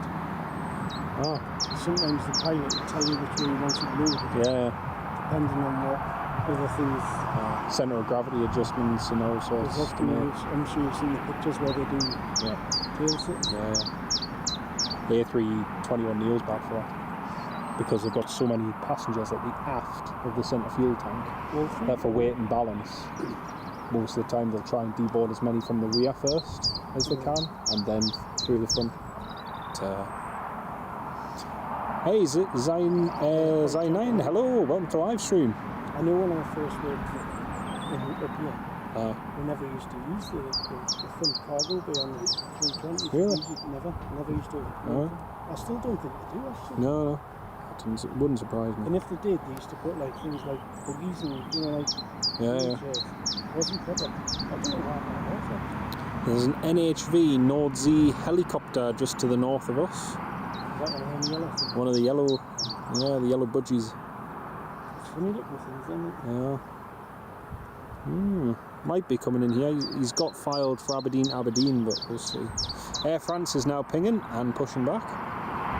And the other Ryanair is ready to push back as well. Where's that Emirates? Emirates, he's only 40 minutes away. Coming around the properly pullers in. Question is, which runway they're going to use. Ryanair's just descending in now from Barcelona. And he's just over Norwich. Oh yeah, He's over Norwich at, going out in north of Norwich, at 43,000 feet. You won't get an Emirates 777 doing that on its way to Newcastle, that's for sure. He went south and north of those before. Yep. He went just south of the Gulf Coast. Because I seen him last week when it was departing.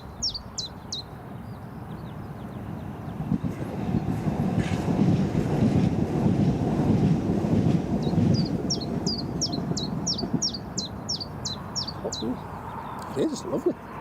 Just right temperature. No, I haven't got a whole thing yet. Here's another question for you. Which is the hardest airport to land and take off from? that's one of the ones in Kilimanjaro, isn't it? Isn't it? I have landed in Nepal. Nepal, Kathmandu. That's the one I got. Yeah, where the runway's like that. The twin otters that just drop off. Oh, no. That's the one in the Caribbean. That's. No, there's one where they drop off. And then Yeah, no, that's Lukla. The one in the Caribbean's St. Bart's. That's lethal. St. Where if Bart's. you mess I it love up, you that. go straight into the water. Did you see that? That's worldwide. Yeah, no, it's a good question, McJillyface. Lukla is a challenging I one. landed in Cusco's a bad one. Cusco on that's in Peru. Cusco is, I've landed down in 727. Nice. Where the kids were just running along the side. Yeah. There's the Air France pushing back. That's just surrounded by mountains. Oh. It's dodgy that. I remember looking out the window back then thinking, where are we going to get them? I just discovered the other day, so I'm part of the Ryanair Virtual, who I've flown with for over 11 years, and they've come up with all these new features to show you statistics over the years and kind of airports you've flown to. And I discovered the other day I've flown to 98% of all the airports that Ryanair fly to. Really? There's only 2%. You need to get onto your own area across here. No, I was most annoyed that there's 2% I haven't flown to. One of them is in Western Sahara, which I didn't even realise we flew to. So I need to do that. And there's another one in France I've not flown to. Yeah, could be. Did you see the A10s went over last week? Did you see the I sent you a picture? Yeah, they were good. They were really good. Well, that's the Air France pushback, and Ryanair is getting pushed back now as well. The one that took off earlier on, though, did you see he just got to the north of East Anglia and just entered a hole there? Well, that's why I'm stuff. just someone just do circuits and bumps. Just do pattern training, keep them current. Well, that's what the B1s are doing. I don't know if you're aware, they're taking off 7 in the morning. Going down the southwest. Yeah. Out over St Austell, having a bit play with these boys, and then they're coming back in. It's generally 2 a day. But they're generally going up, and they're going up for 9 hours, and then they're recovering later on. Yeah. So we need to bear that in mind if we do go down on said trip. Yeah, but even if it's an early, to be honest, even if it was a mega early set off, it would be fine. No, it is, mate. You need to see them take off on the No, they look great.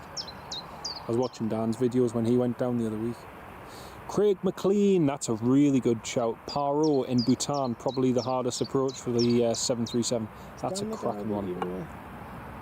On the plane with their boat? Yes. Yeah. Scottish one. That's one. He's up in Glasgow. Glasgow. Wonder when they're going to get the 380 back. It's supposed to be end of the month, but whether or not that happens is another matter. I think there'll be a couple of airlines go pop if this fuel crisis carries on, because they've only got it. And not meaning to scaremonger, because I know a lot. No. But I'll say it from the end. There's only a month's supply left. Because they'll order it in a month. Okay. But the thing is, some have it hedged quite well in advance. Ryanair's a cracking one. They've got theirs hedged till March. Jet 2. Already putting surcharges on the way. But I think they might go down with you.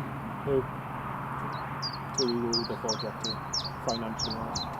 TUI's in way more debt than Jet 2 will ever be. Jet 2's books are sound. Like, as of a month ago, they were literally 0 in debt. TUI, on the other hand, could go, again, I wouldn't want to say it, but TUI is more unsettled than Jet 2. Let's do it. With everything that's going on. My friend works for them. He's qualified on the 788 and the 787. He's the guy who raised his batteries 3 years ago. That was my first job. There was him, Simon, and Paris. His first job was with Southwest. And Dash 8. Oh, yeah. He went Belgium. I don't know what he is now. I think he's got Did you see a Send Airways have just finished? Yeah, that was only the other day. There's been a couple, haven't there? That's 8 73 Maxes all being returned to the lesser, plus 1 738. We had them in here all the time for crew training when they first started. And I will say, at the time I did kind of think, I wonder how long they'll last. You know, because they just came out of nowhere. What happened to Global? It did, yeah. No, what happened to Global? No, the A380 has just been parked there temporarily until they, you know... Yeah, you're ready. Until they decide what to do. 2 years later. Was that 2 years ago now? Since the whole project started. It's only a year since the Global started. The A380 was last year. Was that last year? Yeah, it was last year. Right? Glasgow. Yeah. But it's 2 years since they really kicked it off. But, aye. It was a right shed, that thing. Even the model at the top of the stairs were in the vlog. I know. That was hilarious. And then all of them got upgraded upstairs. Oh wait, because no one else was booked. Yeah, McChillyface, how do you mean? Do you mean in terms of learning, or do you mean in terms of what they can fly, or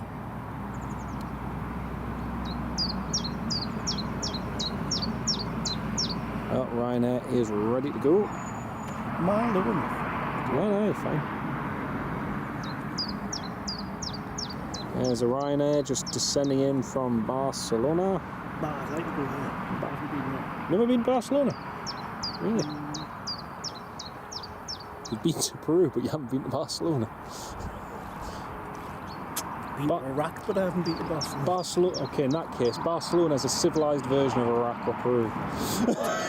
Well, do you know what? I think Barcelona would be Slightly very less like. chaotic. I think Barcelona would be very like Peru because the actual place is Spanish. Barcelona's lovely. Took Megan there. All that brown stone like you get in there. Been to Seville? See, I've never been to Seville. I'd like to go to Seville.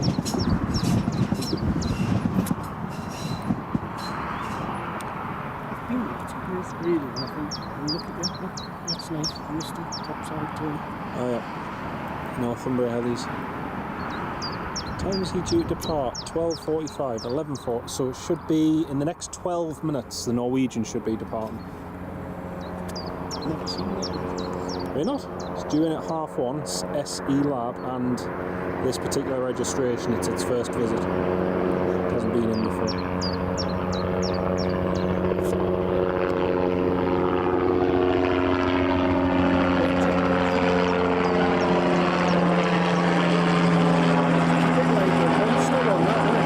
Cheers. Cheers. I prefer the R44, to be honest.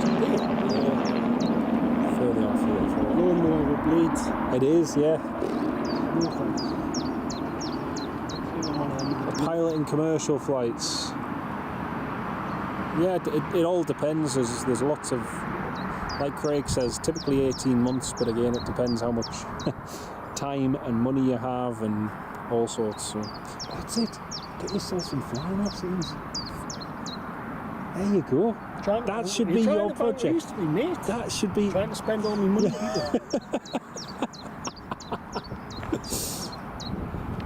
I can see it now. Like, I got my pilot's license before I could drive. I bet you don't. That's in the bank.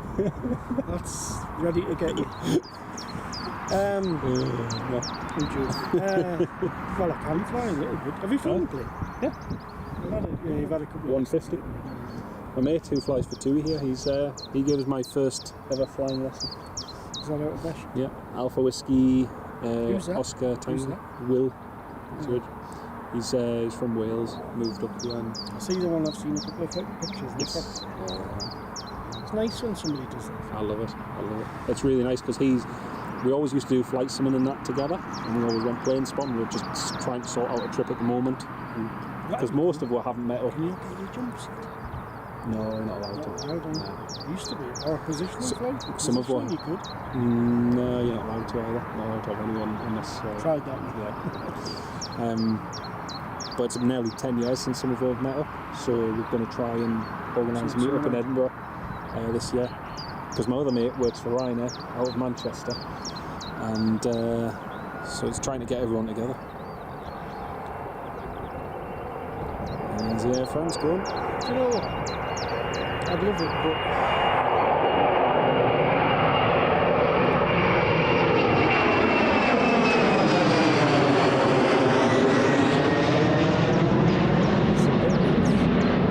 and I had it all set up pre-COVID. Yeah. I was due to go with Smithy, who used to be head of the BDM. Oh yes, yeah. We're good friends. Oh, Megan, welcome to the live stream, love. Great to have you on board. Sorry, there. Well, he's the one that showed me around Typhoon Aye. a year ago. Was that the Spitfire plane for? I was through that year. Well, I'm about to show you. Ah.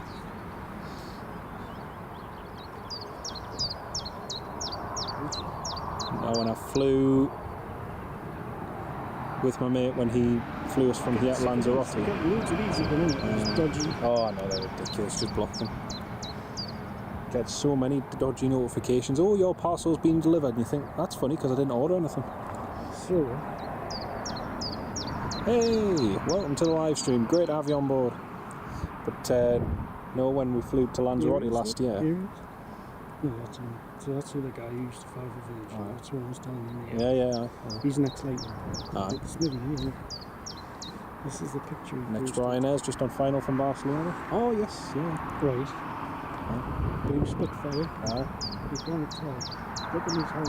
Oh, that's Perfect. class. Look at the rings. Oh, that's what I put my post on. It is. That's brilliant. He's a great bloke. Yeah. Absolutely brilliant. I was really fortunate because when we flew to Lanzarote last year, he got the captain's okay, and I went out of the plane with the crew. Went on board. I got to sit in the cockpit for the whole of the pre-flight checks, pre-flight brief and everything, and then once all the passengers were on board, then I left the cockpit and went and go and take my seat and everything, and they were like, that was just amazing, because you had the dispatcher coming in with the load sheet and everything else, and fuel coming in, and it was, and he has me just sat there, just like watching everything going on. It's brilliant. I love it. Why don't you do it? Why don't you do a dispatcher?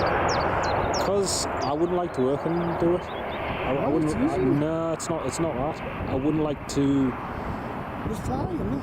I wouldn't like to do it as a job because it's what I enjoy doing. It's a hobby for me. So to actually do it as a job, I think. There's my elliptically perfect. That is class. That is class. Yeah, but he was flying that last week. That's mint, that. Was he doing that fly pass? He did fly part of the set. I did actually do it. I went to see it, Oh, we shouldn't have said that. No, not that one. Not one. The one that around. The one across the whole UK? No. He flew it last week. The one that went at like 4,000 feet that everyone just saw a little speck in the... Well, I went to see it. It was ridiculous. It wasn't a fly past, it was a... Ridiculous. It wasn't, to be honest, it was so far off the coast of it. The closest that they actually came to it being a fly past was by the Queen's Ferry crossing. And he came down to about 1,000 feet. Did a quick fly past. He did that again because he came back. Yeah, he did that. That's He right. did.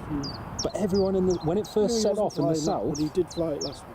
When it first set off in the south, I had a whole list of comments on fighter control of people complaining saying, oh, you couldn't see it. And I thought, nah, says it'll be fine. So of course I went and waited for it. Couldn't see a single thing.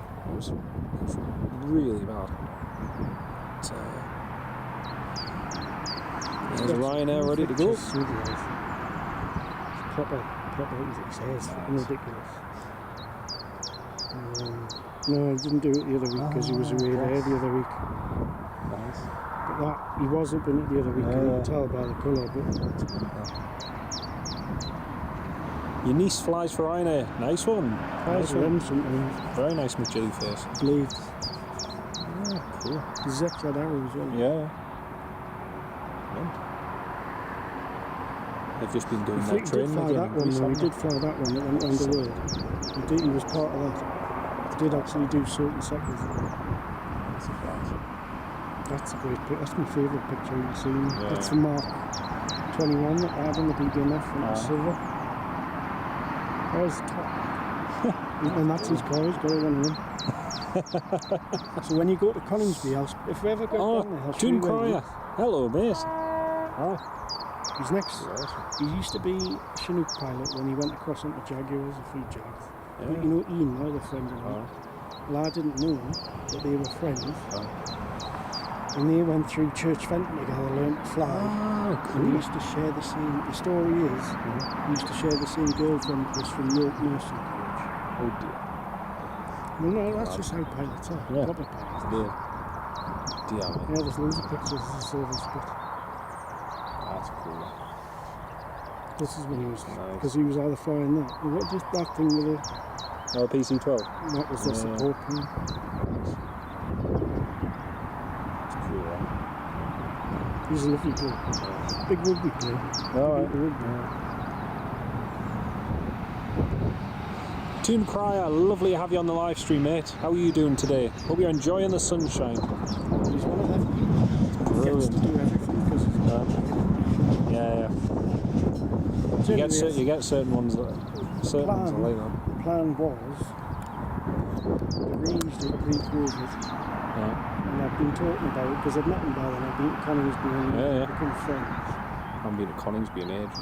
And we arranged the BBF tour on that first, and then to show me around 29 Squadron on Typhoon, because he was an instructor on the Typhoons. And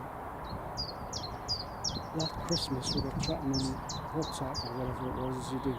And he was, at the time it was $2.5 grand to go on a Spitfire. And I was humming and hawing, and he says, I tell you what, I'll take you, get $2 grand, Chris. And we do the White Cliffs, which should be 3. So I'll sort it and do it. And then COVID happened. It's a shame, mate. But it's a shame. To do the same thing now, well, it'd be even more again now in present time.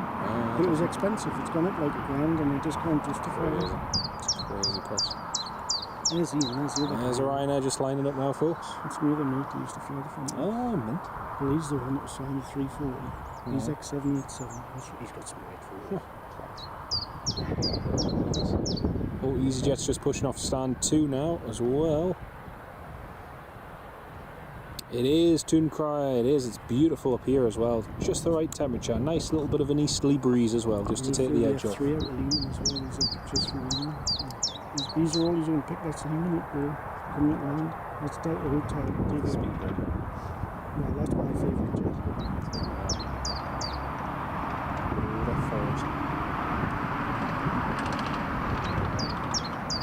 Here comes the Max. There's a hole. His dad used to be, was the guy that was behind all the Harrier hides. And it was his dad who devised all that. There we go. There's the Max up and away.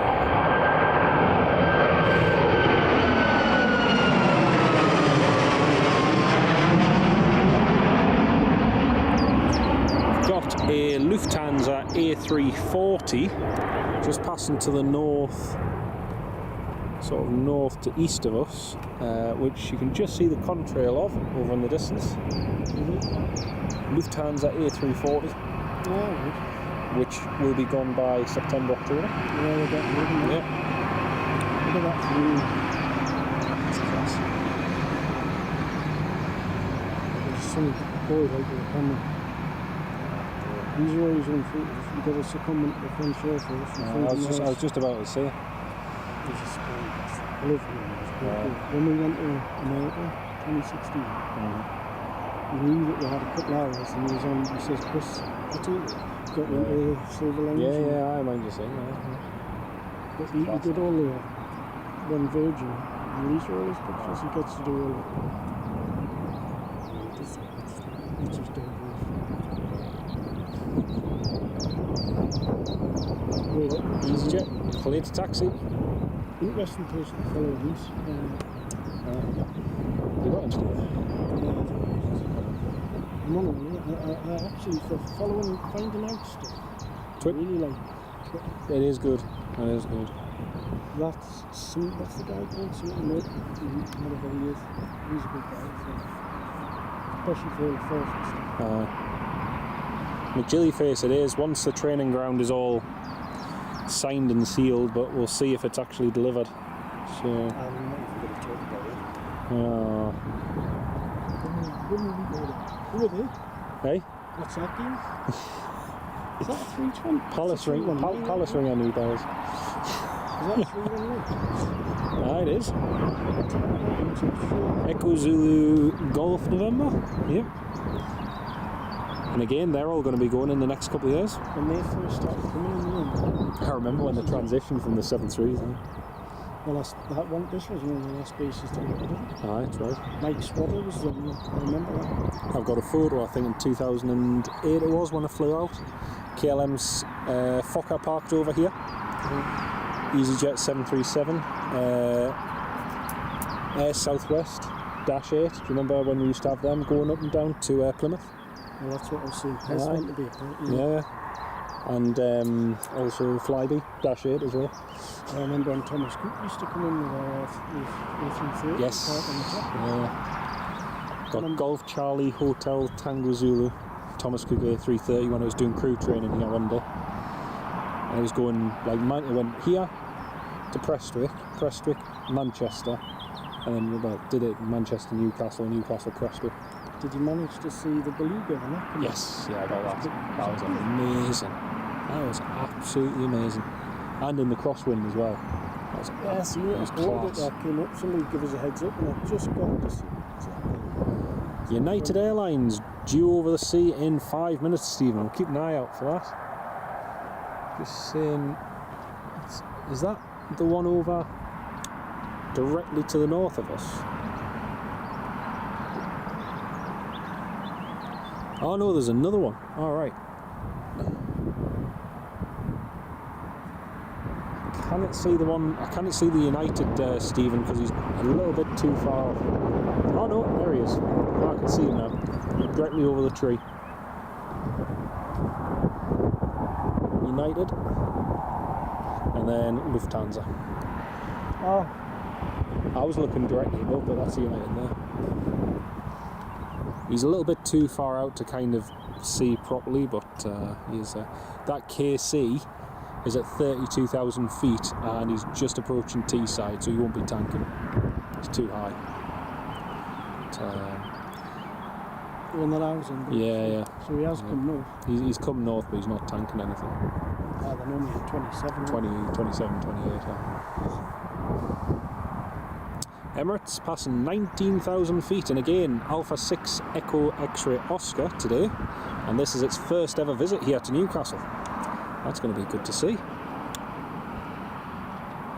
Yep, we've got the Lufthansa A340 as well, Stephen. You won't be able to see it clearly, unfortunately. There it is. So just it's not the clearest of shots, unfortunately. Is it? I'm not sure.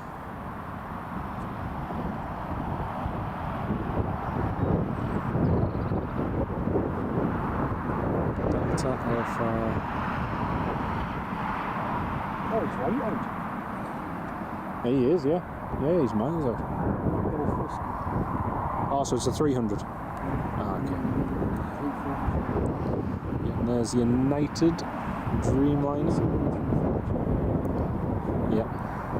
Gonna be right in the sunlight as well. In fact, he's just looking at it on flight radar. He's just putting the 350 coming in here. He is, yeah. There's United. Got a little bit of a better view of the United. He's off to Denmark, 779. From Frankfurt. Brilliant. 33,975 feet. That's the one. 34,000 feet. 20 stars. November 199.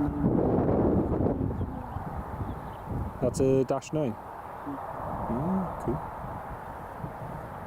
Cool. Took off an hour and 4 minutes ago, arriving in 8 hours 33 minutes. Nice.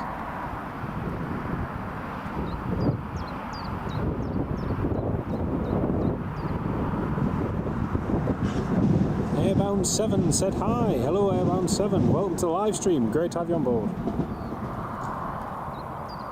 EasyJet A319 next to depart. Just getting ready to go. I've got a feeling. Alright. He's coming out over there. Doing something. Possibly. Because he's cutting short, because they started this new route now. I've seen that. And then they come across and head up toward Lucas and then straight down towards St Alps. Well, they always used to go to Lucas, because that used to be the way they always used to go, but they've only just changed it recently, I don't know. Also, it depends on the jet stream as well. Because if the jet stream's pushing them along quickly, sometimes they change it. Because they scrubbed the St Alps part of the route last week, because they were ahead of schedule. Right. And the plane they were tanking had enough to get to Mildenhall without a second refuel. So yeah, it's true. You've had six fly over this week, you know. We had an A400 the other day because my mate was on board, and unfortunately I couldn't get it because I was working. But that's how you get the information. Just let it out. I remember.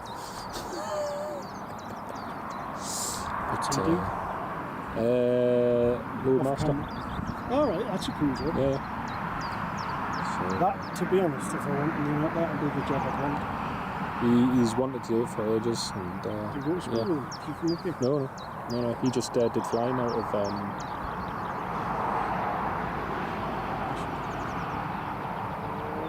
Was it Sam? No. They're away with Jet 2. Oh? Yeah. Is he a pilot? Huh? Tall Sam? Yeah. Is he really? Yeah. What happened with what's his face? The other one? Richard. Same. He's with Jet 2 as well. Is he?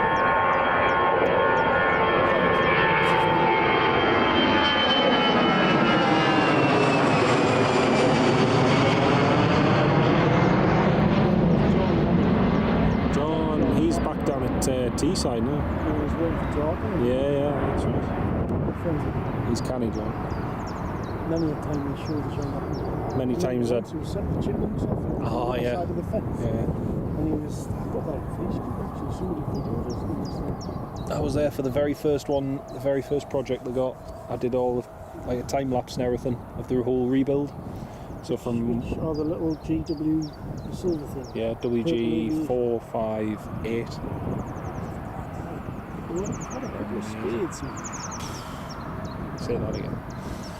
People are lucky. Yep. To be, Massive. you just told us where they are now. Yeah. So, Massively. unreal. Massive. But yeah. And do you know That's why I can't see them disappearing very soon. Oh, the airline. Yeah. No, I see. But, Well, it doesn't matter once you type rate. No, I but you know what happened with. again?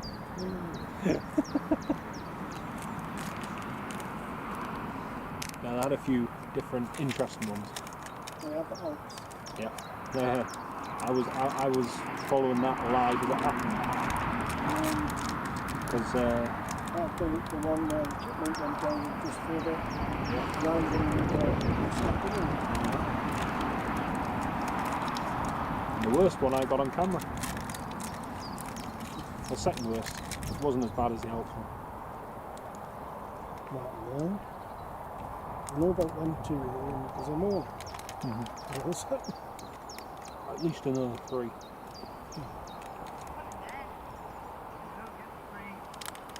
But the Alps one, I was in Alnwick.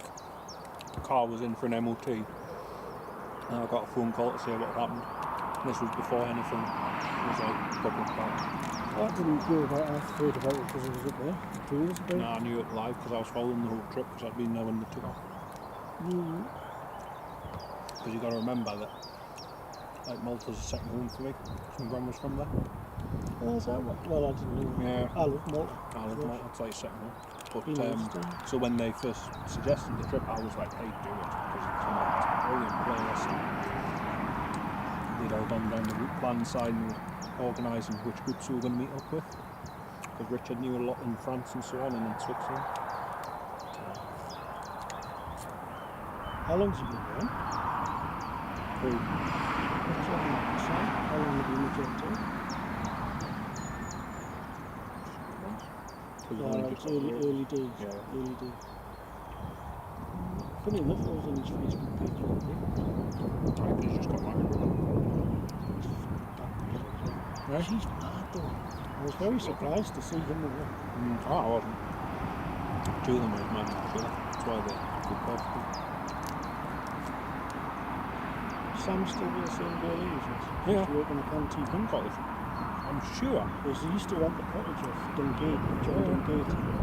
Because he used to drive for John. I'm sure the second kid's on the way now. Yeah. No.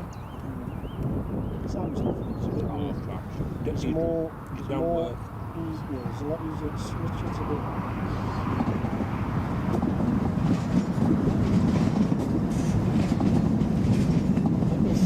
When he was going to do, you know, that all that off-road course. I was trying to hard to get to know where Sam found it was easier. When he did all that off-road course, Oh yeah. and he'd found out because I was just talking with Peter. Peter up there, so the Chinooks went. And he overheard that I'd been in the military. And he came over. It was his dad who was talking to me because his dad's kind of like his dad. His mum, that lovely. And he introduced us to him. And then he told us about what they were planning on doing with this refueling. And I said, oh. And then he bought that store. Right.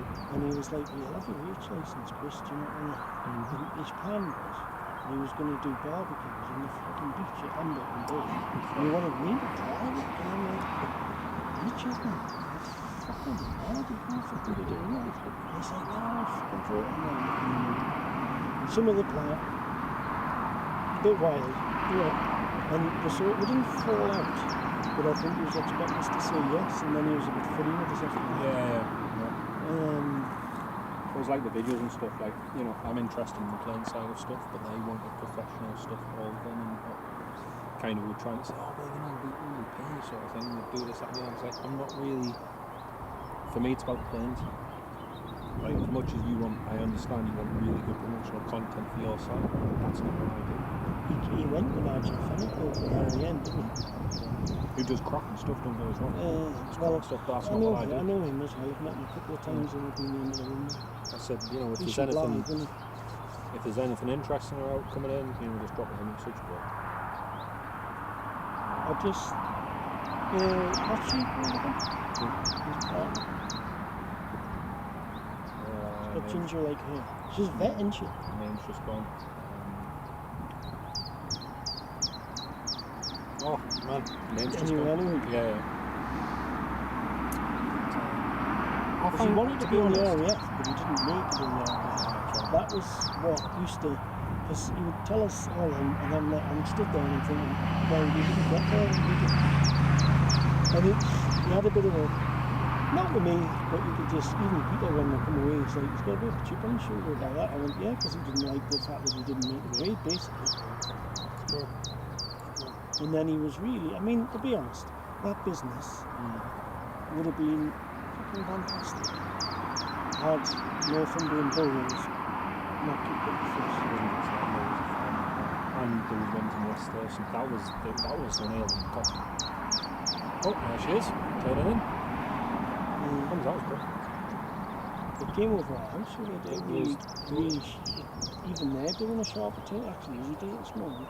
Had the ones in West Thurston not kicked off the way they did, it would, you know, it would have continued. But... Oh, sorry, folks, I've missed a ton of messages. Crumbs. For some reason, my YouTube app hadn't updated. Sorry, folks.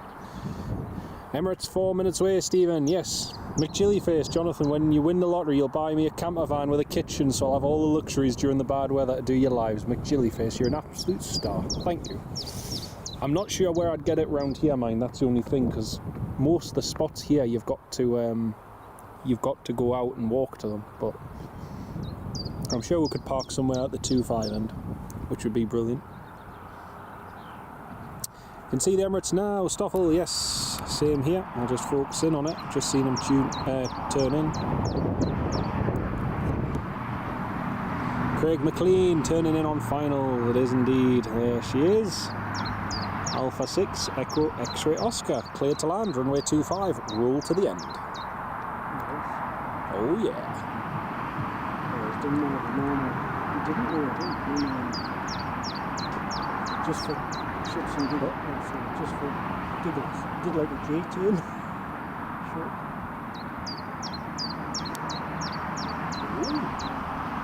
Instant wind, 170 degrees, 5 knots.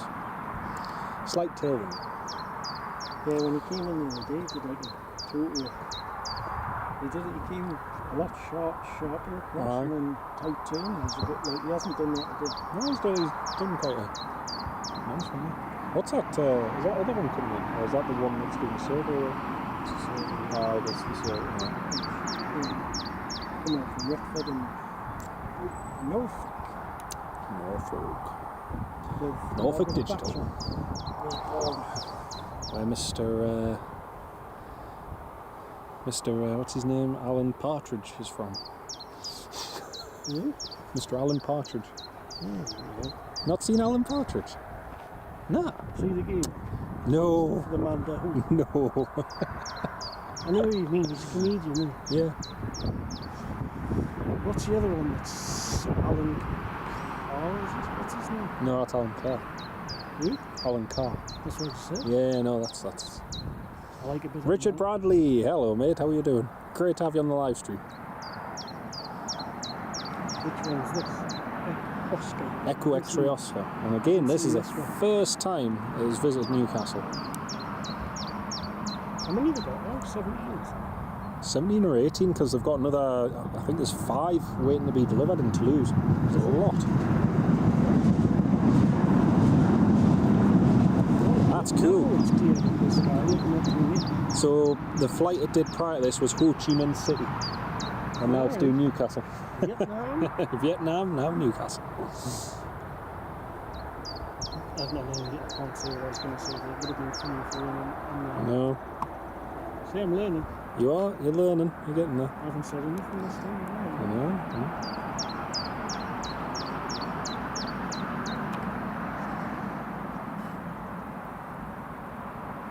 There's a fly doesn't come in front of me and see what's zoomed in.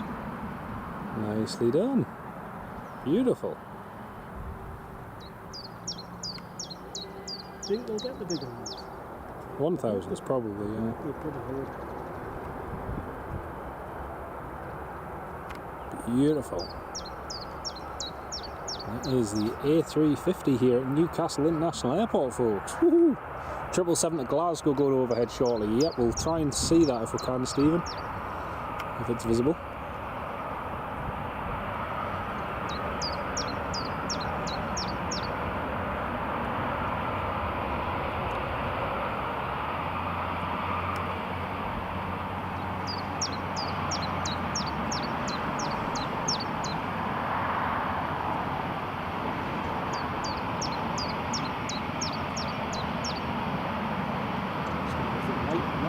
Beautiful light on it. Craig McLean it is, it's a stunner.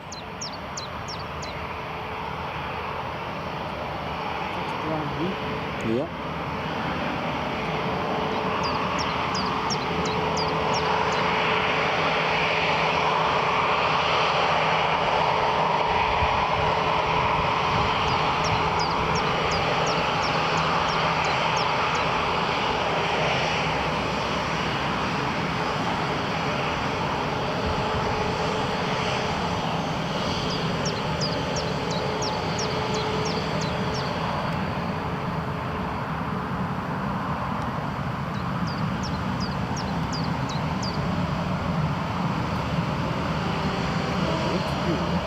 Here's a number 5. Right? No 125. Well, it was the proper. It was, yeah, it was. McJillyface, she's a beauty. She's an absolute beauty. Emirates 27 Boeing 777 overhead Sunderland now. I did just see a contrail a minute ago, but it's disappeared. I cannot see it now, unfortunately. Still had loads of people saying, "Oh, I wish we had the 777 in." I'm like, A350 is just so nice.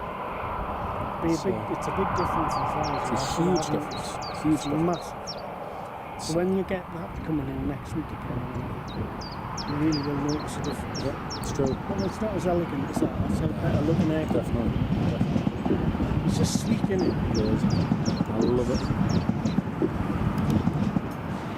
And Emirates could have had them nearly 5 to 8 years earlier had they not cancelled their order initially. That was just Tim Prince It was. throwing his weight on. It was. Right, for your viewers, the tanker now, right, what he's doing, Yeah. talking through it if you Yeah, absolutely. So Chris is going to talk us through the refueling process, which is There's 2 there, but the Volvo, which is the front one, Yep. what the front tank is a Volvo. The second truck you can see that's a Stralis.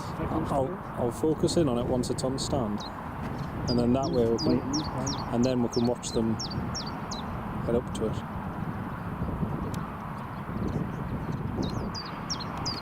Still can't see this 777. Might be a little bit different. Ah, there she is. There she is. There it is. So I have to read off with vertical. Emirates 777 to Glasgow. Yep. There you go. You can see that you've seen an Emirates 777 today. That's interesting. I'm presuming the Stralis is empty. Right. The Volvo's full. Aye. Because it's not normally a two-tanker operator. Well, I'm not sure because I've never done one of these. But the 777 was often a two-tanker Yeah. operation to fill it. Oh. Let's see how much just turned in on the stand there now. So if you think about it, full all-up weight for that would be 8 tons, wouldn't it? Yeah. Roughly. What's the capacity of one of them tankers? Yeah, that's what we see. Any truck Altic's 44 tons. 44, that's what I'm thinking, because So give or take, maybe 30. that's typically what we get fully The loaded. different sized tanks. So you see the front one, it's a smaller Yeah. tank. The belly on the back one goes right down to the floor behind where the unit, the tractor unit. See where the back wheel is? The belly goes right down. Because the fronts are usually about what, 4,000 litres, something like that, or What? on the You're on the about bowsers. tank- Yeah. No, they're not that's not that hasn't got compartments in. Are you on about road tankers? Road It hasn't tankers got compartments. Well, they've got baffles, but it's Oh. all one fuel, isn't I it? always assumed they had compartments. Don't know why I assumed they had compartments in. Just thought for Stability. yeah, It's the and for baffles. safety, yeah. Baffles. Yeah. Called baffles. Yeah. But what you won't get on that, you won't have different, like, you know how you can get it when you're getting a fuel delivery. Yeah. Part of the truck can be filled with diesel. Yeah, you can get diesel Yeah, and not with them. yeah. It's all one. Yeah. It's just one thing you have to. Yeah.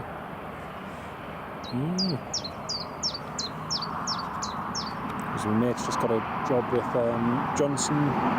The commercial ones. Yeah. So he's doing his training Farms. course and everything this week. Hazmat. Yeah. So He's looking forward ask to him it. what he thinks of that. He's looking forward to it. He's never done it, has he? No, he's been on. It all depends on the instructor. Because it's one of them subjects, you just got to make it interesting. Because it's all hazmat. Because he's waiting for Hensel before that. Right. So I take he's had it before then. Yeah. But So not because it only lasted 5 years, his search ran out. yeah. Well, no, because everything he was doing with 3 Hensel, of those. everything he was doing with Hensel was just like.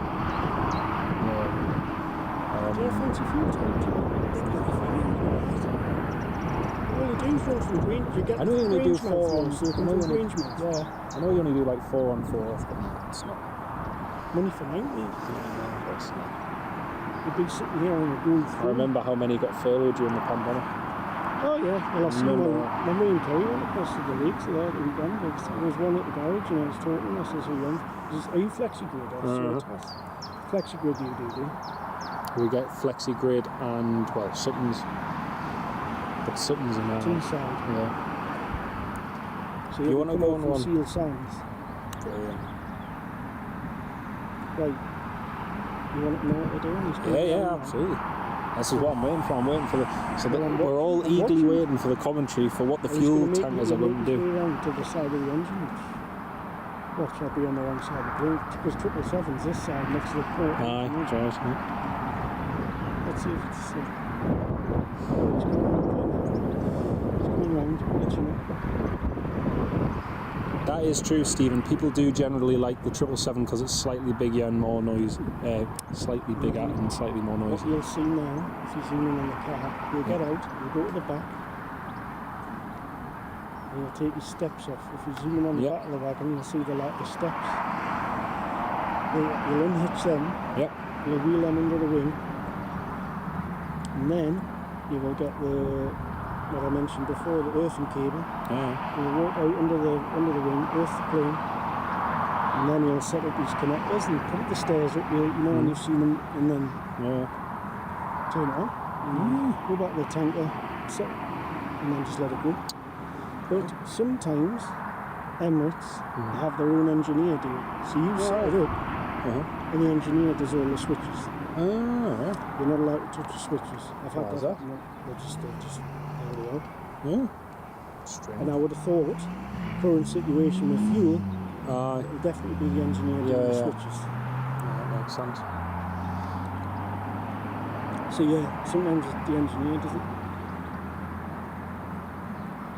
McGilly face, yeah, they all use slightly different ones, different providers, different operators. You've got Rolls-Royce, General Electric, CFM, Engines. Pratt & Whitney, yeah, all use different engines. Like so those ones, you've got Rolls-Royce engines that are powering the A350, so Trents, XWB. But, and they've just extra wide body. Which I thought was why the plane was called XWB. I'm surprised. It was. Engines XWB. It's one of those partnerships which the Rolls-Royce and Airbus deliberately developed for the A350. Also, well, no, because they are currently doing another variant of that engine, which delivers a 2% fuel saving on those existing engines. Yeah, that's because Emirates are whinging. Yeah, it's the hot and high. It's about the hot and high. It's Qatar were the first ones to complain. They're the ones that had the issues, and that's why Emirates wouldn't buy. Well, the Qatar one was interesting. The Qatar one was interesting because that was more politics than anything. It's like the flaking of the paint. Yeah, and the 787s. When the delamination. Yep. When the paint started to flake off and everything, and they said, "Oh well, it's poor quality and this, that, and the other." It doesn't take into account the operating conditions that they're in. It's the abrasiveness of the sand and everything, yeah. But you've got, you're going in and out of that every single time. It's going to have an impact. You think it's like driving your car through a dust storm every day. What did they do then? Because they settled that eventually. They did. They came. Good while. There's a big dispute about that. Well, Airbus put their foot down and cancelled the order. Not Qatar. Airbus cancelled the order because it was giving Airbus so much bad PR unnecessarily, all the while Qatar were trying to receive a discount on the planes they'd already bought. Airbus basically said, no, yes, it's a defect, we will rectify the defect for you, but you're not getting any major discount on it. Qatar then said, well, we're going to park all our planes. Airbus then retaliated and said, that's fine, we're cancelling your order. So, and it went back and forth, and eventually it went to court, and it was all settled. It was all settled, and there was whoever paid or whatever. It was never really disclosed, but in the end, Qatar had their A350s rectified, got them back in the air. Airbus then continued delivering aircraft to them, and that's what's continued ever since. So, I don't know what you can see on the camera, but I'm seeing. Yep, there's 1, 2. The ladder's come off the back of the tank wheel, the steps. Yes, yeah, he's on them now. Actually, you can see it right there on the screen. See? That's him just there. 250. Yeah, I know. Been there, you've done it. Bull. Takes ages. And then it might just be my perception, right? But from where he's standing there, underneath the A350 wing, it feels, even though it's lower to the ground than the 777, feels like a longer way up to get to the wing than the 777. And it might just be my perception. Just the way we're looking at it. Aye. I'll be honest, on the 777, you're really good at it. You stand in the basket and then pump yourself up. It's not a good sight for anybody watching. No. It's pretty hard work. And somebody like you would find it easier than me. Yeah. Because I'm short. That last bit, because just to reach up and do it. The pipe that comes off, or the hose that comes off the truck, you attach that to the bottom, that goes into the bottom of the stairs. And then there's two, like if you ever get close to it, it's two like U-shaped bends, pipes, and then there's another pipe that's specifically in the stairs, which is separate, and then you just lift that up. Because there's no way, like on a BA one, you'll see the guy. Yeah. Well, you can't see it from here. Going through the motion, so it's on a motorised wheel. Yeah. And you walk with it. You always do a turn like that, so you've got enough space that when you do have to come up, because if you don't do that, you haven't got enough. Yeah, you haven't got enough clearance to lift it up. Yeah. And then when you do the BA ones, you see them walk up the stairs. So the stairs come off, and it's just a little basket, isn't it? It isn't like that on there. It's a special set of steps for that aircraft. With the fuel inside as well. So once you've set things away, the gauges are under the wing, under the leading edge. Similar to like if I'm offloading the fuel tanker and that. So obviously you get the vapour connection and everything first, and then you do your diesel and that. Do you have to make sure that there's obviously no leaks, no dribbles, no nothing for that, Right, just in case anything's not sealed. Because even if you Are you on get about like the actual connection itself? yeah, the actual, because even if you get like so a tight. tiny, They're so tight. They're rubber. You've seen them. the seals, They're yeah. rubber. I never encountered. You get a little bit of leakage. Yeah, yeah. And you take it off and disconnect. Yeah, that's what's general. I've only ever had it happen once, where there we've should be had no sparks because it's an intrinsically safe as soon as you go in Exactly. the airport. You shouldn't be having any of that. exactly. That's why your boots that you wear, they're not steel That's toes. right, They're composite Yeah. toes. So anything like that should hopefully be a minimum. Because I've only had it happen once, where we were offloading one of the tankers, and the seal on the inside wasn't sat properly on the connection. Right. And so initially it just started out as a little dribble, Yeah, but then when it you was put the pressure up. but when then you it put was the- just it was constant. So we had to cut the flow, take it off, And then wait, reconnect. yep, then reconnect it and just make sure it was sat on properly. So Because it's on little brass wheels. Yeah. That's what come out and then it's locking. That's the same with that. So once he's got it up there now, he'll come down and that's when he'll build, like what you just said, Yeah. he'll build the revs up yeah, on the donkey engine. just increase the flow Yeah, and and everything. then Yeah, it pushes it up. pretty good. Adnan, is it the first time Emirates A350's come to Newcastle? It's not the first time one has been here. It's the first time this particular plane has been here, though. So I yeah, hope you're a good garage when a guy comes up and you make a cup of tea. I am. That's what I Do you know love what? about fuel jobs like that. You just turn up and you get a cup of tea every evening. About 5 years ago, I had a guy come in, and I said, do you want a cup of tea or a cup of coffee, mate? Oh no, thank you. I said, oh, that's fine. Went out, started doing the delivery. Oh no, he says, I won't accept one if I'm offered one. I said, why not? I said, went to this garage and asked the guy. I said, oh, is there any chance I could get a drink, please, if you wouldn't mind? Just, it was his second drop, and he hadn't had one in between because he hadn't at work. Oh yeah, no problem. Just go and get yourself a coffee and whatnot. No problem. So went, got himself his coffee, got back to work. Oh, we've had it reported that you're asking for free drinks on your drop off. He was like, what? He says, I asked if I could have a cup of coffee. He says, I would have paid for it, and the guy said no. And he said, no, the guy at the garage complained, said that you've been gone in asking for free drinks. He's like, no. I said, well, mate, I said, I won't say it. Yeah, I know, he was really funny about that, which I can understand, because didn't want to get in trouble. But everyone, all the drivers are sound. All garages I've seen, everyone that I've witnessed, that's the nicest thing that happens about that job. Yeah. It's a lovely little It's just thing. something small. Just something small. You know, at the end of the day. Everyone I've seen, they always come out, you're alright, but once they've set up, and then they always come over, would you like a drink? Well, all our deliveries are assisted as well. Yeah. So Well, you've got to close the forecourt sometimes, and we're lucky at ours, you don't have to. So yours unless is big. Is it round the ours back is or massive. bun? You must have a big one. No, it's right at the side. Where I used to. Where you used to park. Yeah. So all we'll have to do is close off one HGV one, but everything else can run as on the normal. nearest side of the furthest. That's on the further side, nearest the field. Does the bun go under the ground into the field? Aye. Is So the if they horses field there? And Not into the field itself. It doesn't go into the field Just runs because under that's the someone hard else's. stand Underneath the hard stand, they Right. put 2 new tanks in 2014, 2015. It was massive. how long Should have are seen they flying? the cranes that brought them in. Big Huge, one. massive. But, They're interesting to do it. I've got a friend who does that actually. aye. He left the army and that's what he wanted to do. He wanted Stephen Marchant, the 777-300 is 73.9 metres. The A350-900 is 66.8 metres. It's what interesting. variant do you take? 900. 900, yeah. The 1000 is a beast though. I was in Toulouse when that was doing flight testing, and that was amazing to see. I remember, I watched that. The carbon fibre livery as well. Yeah, it's really Brilliant. That was so cool. And now they've started scrapping the first A330 new. So instead of selling it on, they're just scrapping it, using all the parts and as spares. Oh, the prototype. Yeah. Well, it was a flying prototype, and it wasn't like I guess badly there's only abused so or many anything. It was. prototypes you can put into the Air and Space Museum Yeah. in Paris. It's true. It's true. Because they've got the 380 there, haven't I'm really surprised it wasn't taken up because all the others were taken up by airlines. Same with the they? They're using the A350. 380 there, again, isn't it? Yeah, I saw that. So that's I've possibly seen why that. they've got rid of that. They're busy doing all the work to get that back in the air.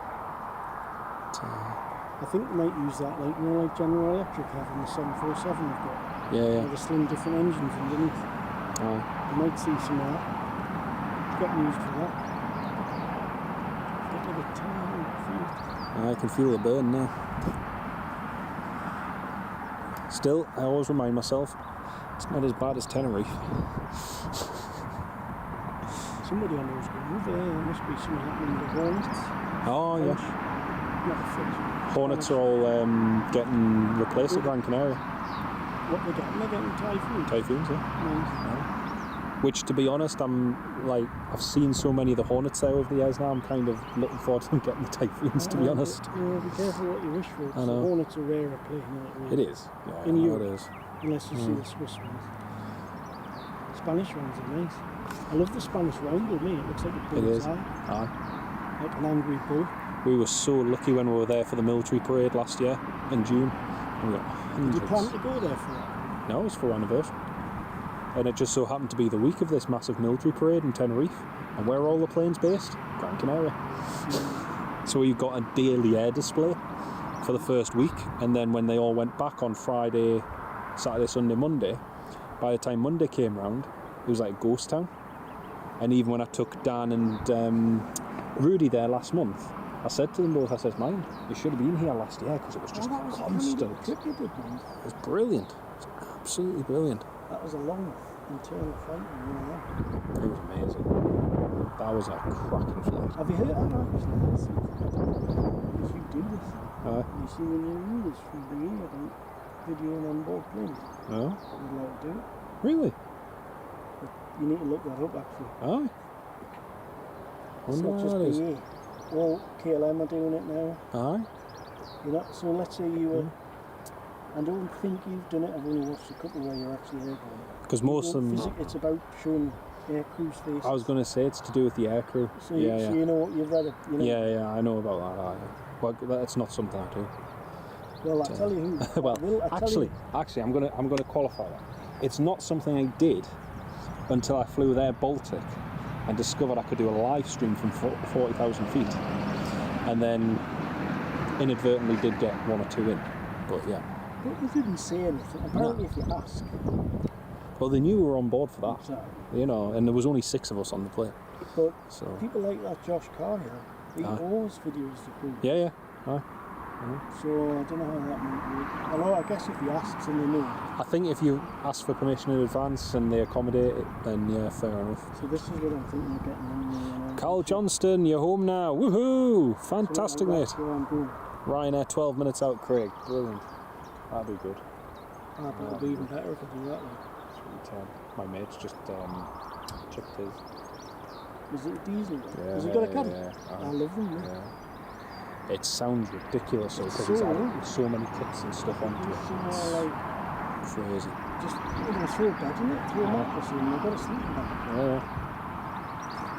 That's what my one of the lasses I work with, other half did, but he's just bought himself a brand new proper camper now. I think. And it looks nice, but it's to me they're just too big. Well, long wheelbase ones. Oh. That's a Ryanair ready to go now, folks. I just need to double check something because my dear wife has just reminded me of something today which I forgot. I need to double check what time I'm meant to be working. Yeah, you might need to know that. Yeah. Otherwise that could be an awkward conversation later.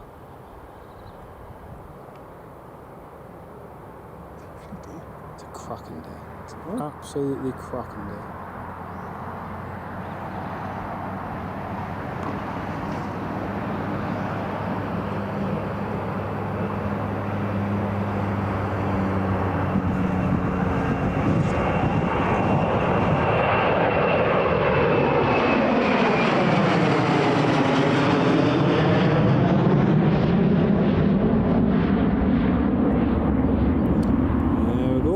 It's being offloaded. 27, there we are. Just make sure I've got the right one. Yes, I have, that's okay. Thank you for reminding me, love. That's grand. 4. It's okay.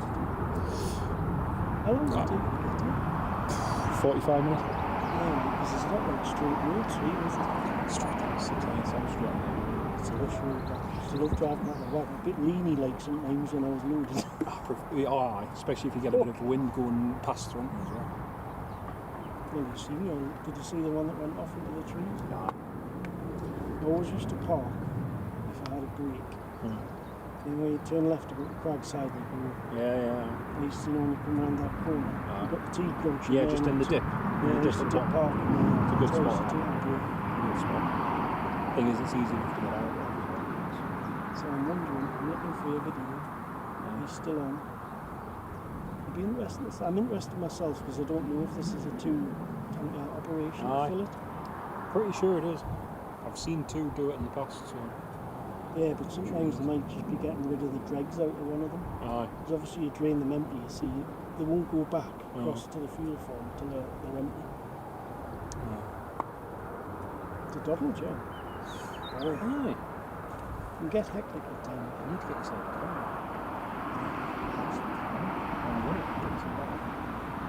I'll tell you what your mate's doing next week. If you have a trip, you don't need it. You don't need plasma because you're in private car, which I used to. That's how I didn't have it when I did it. It was lapsed. I'd had it. They chased us for about 4 years to do it because I knew Gary used when there was no snapshot. He then went over it and he was like, this every year, every fucking Christmas it was the same. I told you the story. In time last time I was in the book. And then that year I did do it. So I got special insurance for that. Because I do grass cutting. You got a ride on more, have you? I've got two. Have you? Yeah. Oh, wonder you like that. That's a proper, if you were in America, that's a proper redneck little job. I sit there like that. Your uncle's got one? I get all the lads from Scotland going by them. Yeah, because you know all the drivers. Well, the thing is, that's a good company because I don't do that through the company. Blonde. Well, the guy with the glasses, the old guy, he's got a beard, drives a V8 Scania. We used to really be good friends. They're all, most of the older blokes are sound. A lot of the ones that actually work there don't like it, for one reason or another.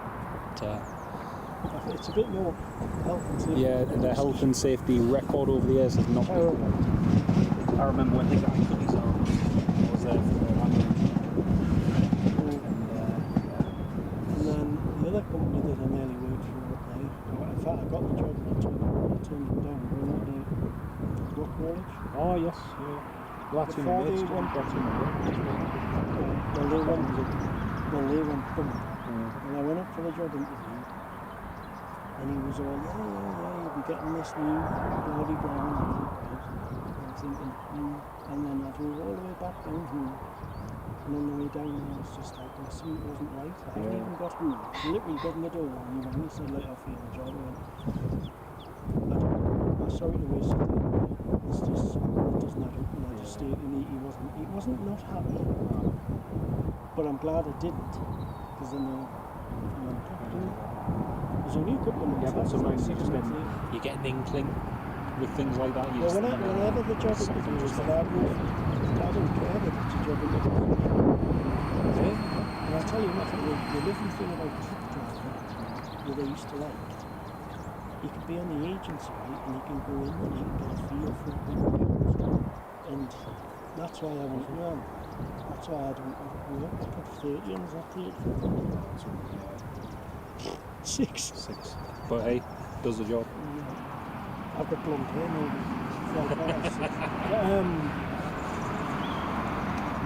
I'm quite good actually. Generally, I don't burn my skin. Do you know what? I'm not saying it's used to it, but the worst I ever burnt was in Tenerife once, and I've never burnt again. Oh, I've never been burned. No, I've never burnt. All my shoulders and everything was peeling, all my back was peeling. I've been out swimming.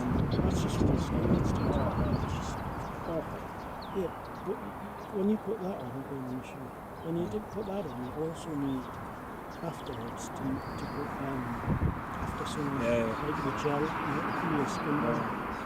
That's what a lot of people do too. It's true. I've enjoyed it, I always have a I'm a piece of cake, aren't I? Oh, what's that coming? top. Sure, Norwegian should be airborne as well. Should be in the best of that. So these is for I have about 50 aeroplane t-shirts. A couple of years ago I bought one of these. I've got one that all my mates call my trip t-shirt. It's one of the Fokker F-28 over in Canada. And my mate, it's called Tizzy. CF Tiz. You've got quite a worldwide collaboration. I do, right? I do. What's that one on final? Oh no, so that's Ryanair from Dublin. But the thing is, I've kind of used it like many times. Some like the name, some like It's just too far. Jet2's next from Here comes the Ryanair. USAF C-17, Stephen. Yes, we can. It's just around where the sun is, so it's almost impossible to see at the moment. But, which one did you say that one is? That there is Coranga. Tower. Going into Glasgow. Behind it, which is not a trail in the minute, which I was feeling a bit odd. There's an Airbus, there's an Airbus A350. That's that. Unit to Denver. That's that. Yeah. I was going to say that's too big for a Coranga. Is that literally on top of us? Look, it's above us now, the Coranga. Oh. It should be. Yeah, there's a Coranga. Oh, right, yeah. Oh, no, I didn't see that. False information. J350 is this? Lufthansa? Yeah. Munich to Denver. Alpha X-ray Oscar. We're getting a lot of X-ray Oscars today. Alpha 6 EXO. And now this one, Delta Alpha India X-ray Oscar. Lufty A350.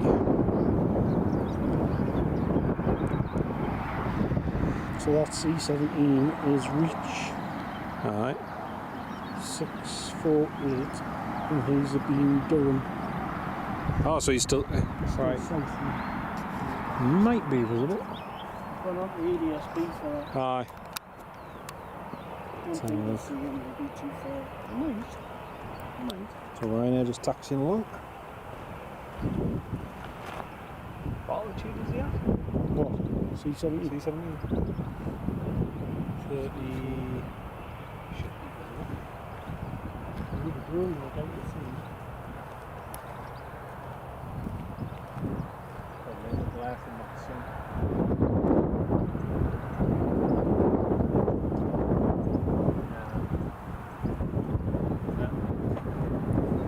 Thing is, with their colour as well, it's like looking for a needle in a haystack. You know, When did you last see Sean? be While ago. 2 weeks ago? Yeah. Oh, not long ago. Me and him were mad sending crazy messages back and forth about planes and died of a death. He's been mega busy, mind. Oh no, I don't mind. No, I'm just saying he's like. Have you seen the 340s they've got there now? So they've now they've basically got two bases. He sent us a video because I'm sure he sent you the same one where he was Yeah. He's got a GoPro and everything just fixed to. It's just so like it's class. It's absolutely class. He went from marshalling in an EasyJet, the A340, and then this EasyJet training flight came in, so he jumps over and then he starts marshalling that. He loves it, doesn't he? He's some guy. He's some guy. Oh, when we met up just when the A340 flight started and we went to McDonald's, he was absolutely knackered because he'd been on all. Oh, did you go down? Yeah. It's kind of... Yeah, because some of them are Iberia ones, aren't they? Yeah. Because when the plane was coming over, we kept seeing that one of East Midlands, those 747 food. The one which I really hope they get back into service is the ex-Virgin Atlantic one, which still has your livery on it. Oh, with the blue. The blue is red. So it's like got the silver and the blue. But that is back in maintenance in Johannesburg, so they fixed it.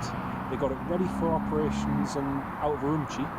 They flew it from Johannesburg, Urumqi, in China. They flew it from Johannesburg all the way up there, Doomsday, landed, it was there for 2 days, had a technical problem, so they flew it all the way back to Johannesburg. So that's why it's still, to this day. It's like, I like the 600s. I remember the first time I seen them was when I was flying out of Thailand, and I went on the roof at Frankfurt, because I was in Germany still at the time. And obviously we were there a couple of hours before. And I thought, I'm going to go upstairs, man. I've got the photos too. And I went on the roof. They're amazing. They're just so long. So fantastic. They're not the longest plane now, are they? But they used to be. Don't think still longer than a 777-300.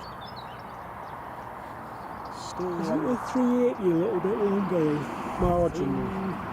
Marginally they are, yeah. I might be wrong. But they are long. Because they're just like a big cigar tube, aren't they? It was weird the first time we had the Virgin Atlantic one in here. It was so long. I remember that when it took off in the rain and I was on about hazmat. And it was up by Charlie. It was up in no time at all. It was no on it though, was it? Light fuel. It was only going down. That was cool. I asked Ian for flying. Oh yeah. Because one about there's some it's 340. He said the 340 very underpowered, 346 very overpowered. He says he'd love it. Yes, my DNA will be all over there. And then the 330, the 300 was like flying a big 330 with 4 engines, but gutless. 600 was very overpowered, but not balanced. They fly by there from the 340 300. Just tweaked it like flying a pencil. I prefer the... He says he thinks they were literally sold for £1 million each. Yeah. I love the A340 600 in terms of its size. I remember seeing the 500 up here, it's the Tri-fly one. Yeah. I don't know why, it was raining and I walked along here and I was on that road there. Because I parked the car there and I thought, well, I want to see it. Just because it's unusual seeing a 500. It's the only 500 we ever had. Was it? Because I was operating for Thomas Cook, Charlie Sierra, Tango, Quebec X-ray. Was it a charter, was it? Yeah, charter. That was in the snow. It was a bad day. I remember I came up. Fog. Yeah, it was horrible. It basically broke here. Yeah, it did. Were you in here? I was the next one up, and there was a family came along, and they had the little lad with them, and we all had wellies on through the snow and that. And have you come to see the big plane too? Yeah, we've come to see the big plane as well. So were you in the field there? Where you parking? At the top. Because he used to let you park. It used to be. When I used to park along there, we found park. So where do you plan now? Do you just walk up from there? Or where the parents? Because if they're landing this way, we know where we are. You can park where you want. I'm not bothered because I used to park in there, and then he got funny. I never had any bother with him, but other people did. And then, because I've done it with Phil Hills, and I used to go and meet him a couple of times. We park further down, so if they're landing this way, there's like a Perry. It's easy to show you. No, I know where you mean. And then I would walk. It's bloody miles. You're better off parking on the bridge. But you're not meant to do that really and walk. So the only option you've got now is to park there and walk all the way. The best way to do it is to park at Carrollton. Pay £1.20 for the day and then just cycle. Not walk, bring your bike and cycle. That's the easiest. It's not that far. It is. It's not so much, right? To be honest, it's not so much how far it is. It's the idiots on the road and you want to get off that road as quick as possible. And the quickest way is to get one off that road. So you used to be able to park before it on the left hand side. You put boulders in there. The thing is, taxis and all sorts were just dumping the cars there. Yeah. It was the same along here.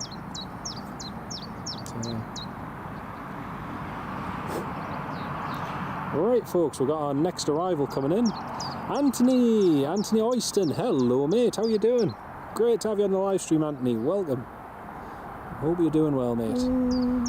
Right, next one is Jet 2 737-800, just coming into land. think my scanner is dying. Alicante. I've got another Ryanair coming in from Malaga. More lager. India Juliet Hotel. That's what we used to call that one, the more lager flight. More lager. Oh man. If it was coming from Bristol, it was the Bristolers. Where's that one going? There's a Norwegian. Still haven't seen this. I need to see it. Better turn up, Jonathan. Norwegian is... Oh, there he is. Now. There he is. He's coming from Copenhagen, but it's saying he hasn't gone anywhere. No, that's not that one. It's the one behind it.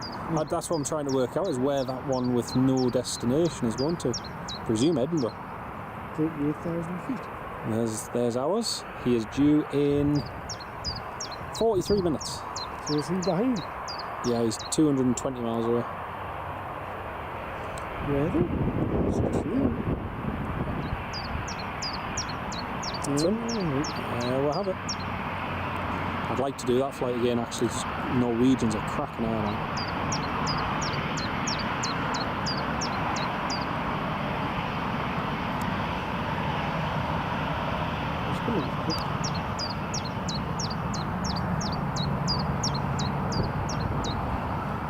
There we go. That's Jet 2 vacated. Which one is that? Golf Delta Foxtrot Romeo. Is Jude Dirty still here? I don't think it is Dirt K. Funny wedges. Let's have a look. D. Do you know what the fleet is like, do you? I must. No, it's in Stansted now. Oh. It's in Stansted. I was going to say, I don't remember it being based here for a little bit now. Oh, you've got a base down there now, is it? Yeah. I've had a base out of Stansted for ages. It is, but Jet 2 have been making inroads. Like, I did the inaugural Ryanair flight from Tenerife to Gatwick last month, and that's another one where they're taking on EasyJet. Getting a bit brave, aren't they? CEO was saying they've been wanting to be there for the last 11 years, and they've not had the chance to get slots. So is he a Yorkshire guy? he's... I don't know where he's from, actually. No, I don't know where he's from. They've got a very... There is a better view. They've got a very ambitious team, though. What's that? Oh, you just got island. I don't know. Can you act right? Well, there we go. There you can see the yellow lines. Yeah, I can see the yellow lines. See the yellow lines. Can you not? The chevrons. You can't see the chevrons from there. No. Damn. No. I'm too small. Oh, now I can. Oh, actually, no, I can't. No, if I go down there, I can't. No. See? It's a whole different world up there. That's what my wife tells. Flight level. That's what my wife says.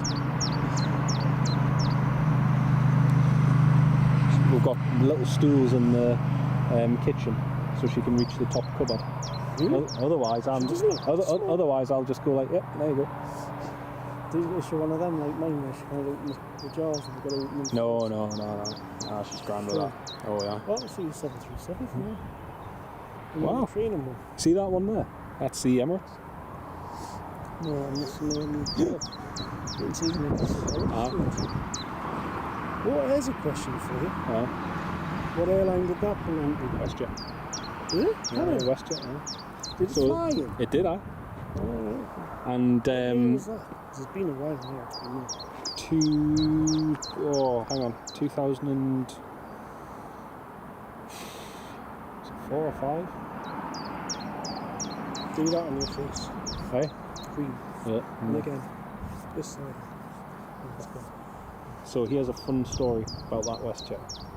So my mate, don't know if he's watching, but he flies for, I won't say who, but a particular Canadian airline. He has a friend who's a captain with WestJet. This they do. Right? He flew that exact same plane and he's got it in his logbook. Because when he came across here, right? It's a bit knackered. It's completely knackered inside. When he came across here and we compared regs, he got in touch with his mate there, who's still got his logbook and every registration and every route he's done on it. We went back and I forget which route it was in Canada he'd done, but it was across to Toronto. Back in it, I was like, that is so cool. And now that's going to. Do they not use it? No. it just as a bit of a rock? No, it's still used for training. That's what I mean. Yeah, no, it's still used for training. But I've not seen them use it for Because training. inside there's a short 360. Yep. Out of Jet GP, bobbers. Jet stream. Yeah. Is there a helicopter in there as well? There's another thing as well. To be honest though, that's a big site, that hangar. It could be used for something else. Oh. Won't make much difference when the... extend. Well, you know there's big plans for you. Yeah, well, the cargo's already been signed up. It's actually about 6 months behind schedule. Because the groundworks and everything all need to be started. Well, they've obviously finished it, because there's no happening now. They've done the stand realignments and everything. Terminal is obviously on board. That section there of the old terminal will all be covered up, so it looks nice from the outside. The cargo apron, that should start. Is it going to extend? Yeah. Who's coming in? Not You're interested because you've got two the only thing I can Start think of is now. MS Sky Cargo. Because you know how much we've heard about a second daily flight for you. Yeah, but that's going to be a passive. Well, yeah, I think you're right, all of that off, Yeah. what's going on. Yeah. Until it stabilises, and it's not over. But No way is it over, because there's blockades. and even with the Right, isn't it? Chinese flights to, T-side that, how long are they going to last for? Because there's going to come a certain point where this trend of Chinese cargo and everything starts to take a dip. So it's always a case of them. Talking of which, Hainan Airlines from Manchester. I love seeing that. I see it perfect. In the morning, I see it come in from up there. Sorry, just talking of Chinese airlines, folks. There's a Hainan Airlines 3:30. A330 just heading over there from Manchester to Beijing. I watched that Cahill blokes. He did it, didn't Yes, he did. It was a good video, actually. Oh, here's a question for you, Chris. How long did you work at the airport for? he? Who's that? From McGillyface, one of our channel members. I've worked there twice. So you worked at the airport twice for a combined time of... And I did the fuel and only did one season. Aye. I dispatched as well. I didn't have 2 years. Oh, so A while. about 2.5, 3 years? 2.5, 3 years. There you go. Pretty good. Oh, Ryanair's just on the approach now. I love that way, you can see the turn. Oh yes, yeah. It only happens so if the air's cold enough. It must be freezing. Yeah. Or they've got their The chemtrails on. words like that. I wasn't the one that was prepared to say that online. Do you know what's funny? When I run the live stream through Opus Clip, it gives us all of these clips as ideas for shorts. And so I can imagine later on when it runs the live stream through, it's going to say, "Oh, contrail's real."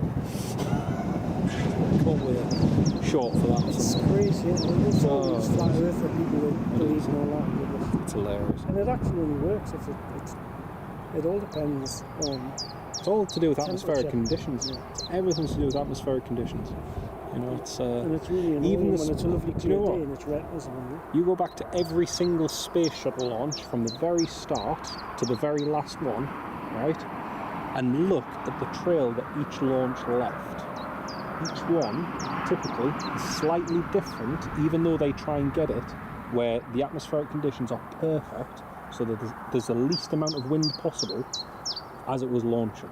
And yet if you look at the trail on each and every one, it's slightly different and each disappears at a slightly different rate. Because one day it might be a 5 the wind, knot you mean, as breeze. it goes up. So once it gets to above 20,000 feet, some days it'll clear in no time, other times it'll stick around for ages. Oh, have you ever been in the tower? I haven't, no. Ah, well Stephen, I can answer that, I have.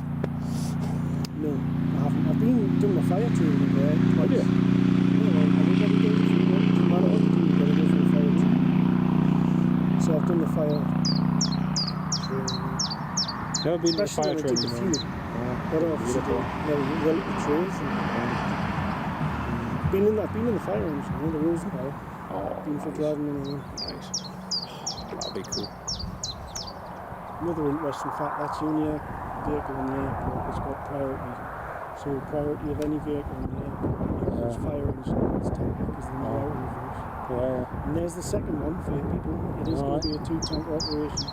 just about to go on there. We'll pan over to the Emirates in just a sec once this Ryanair's landed. A little bit of a breeze now.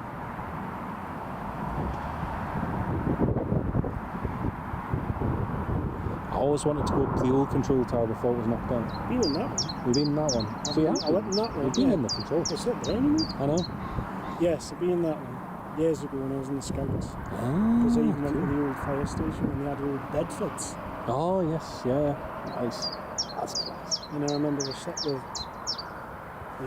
off, whatever you call it, and all the water going in there. Uh-huh. That's Pretty much cool. where you went about, or just resort. Yeah. No, I haven't been in the new one. I've seen pictures from it. It looks good actually. New one's Got a massive amazing. view. Where the outside of where the tower is there, you've got a massive like balcony that runs all the way around the tower. Oh, yeah. And so I had my tripod up there just filming from the top. You got you in there, there's a guy who's in Yeah. He's in. No, he used to work there prior to the pandemic. Who did? Guy that used to work there. Is he still? No, He's not anymore. No, he's long gone. Stressful job, yeah. Oh, aye. But his was one of the first positions to get furloughed, and then he went on to furlough. There's still like, is that position being filled? Yeah. No, fine. Yeah, it has now. Bloody It does. Here's another question for you. What was your memorable time in the years you were at the airport? What was your favourite, most memorable time? First year I was there, I loved it, 'cause it was me. Yeah, first year you were there. It was hot. Yeah. It's busy in peak season. You turn one away and you look back, there's another one. Oh. It's constant. But it's so hot, they bring water out here, and it's hard. Crazy. You think the tower has a lot of responsibility? You wouldn't want to do it. Yeah, it is a lot of Best job, responsibility. I think, on the airport is a ranger. Right, yeah, 100%. Love that. 100%. Get to drive back and forth, scare some birds, fire a... You know, that a few times on downtime. Now, we knew I was a bit of a nerd, so we used to let us. Let you go. That's cool. Like, once they knew that, though, it was cool actually, because all the military stuff that used to come in, I used to get off to go and I always used to do the work. What's that about it? Got to film a Hercules from the top of the tower.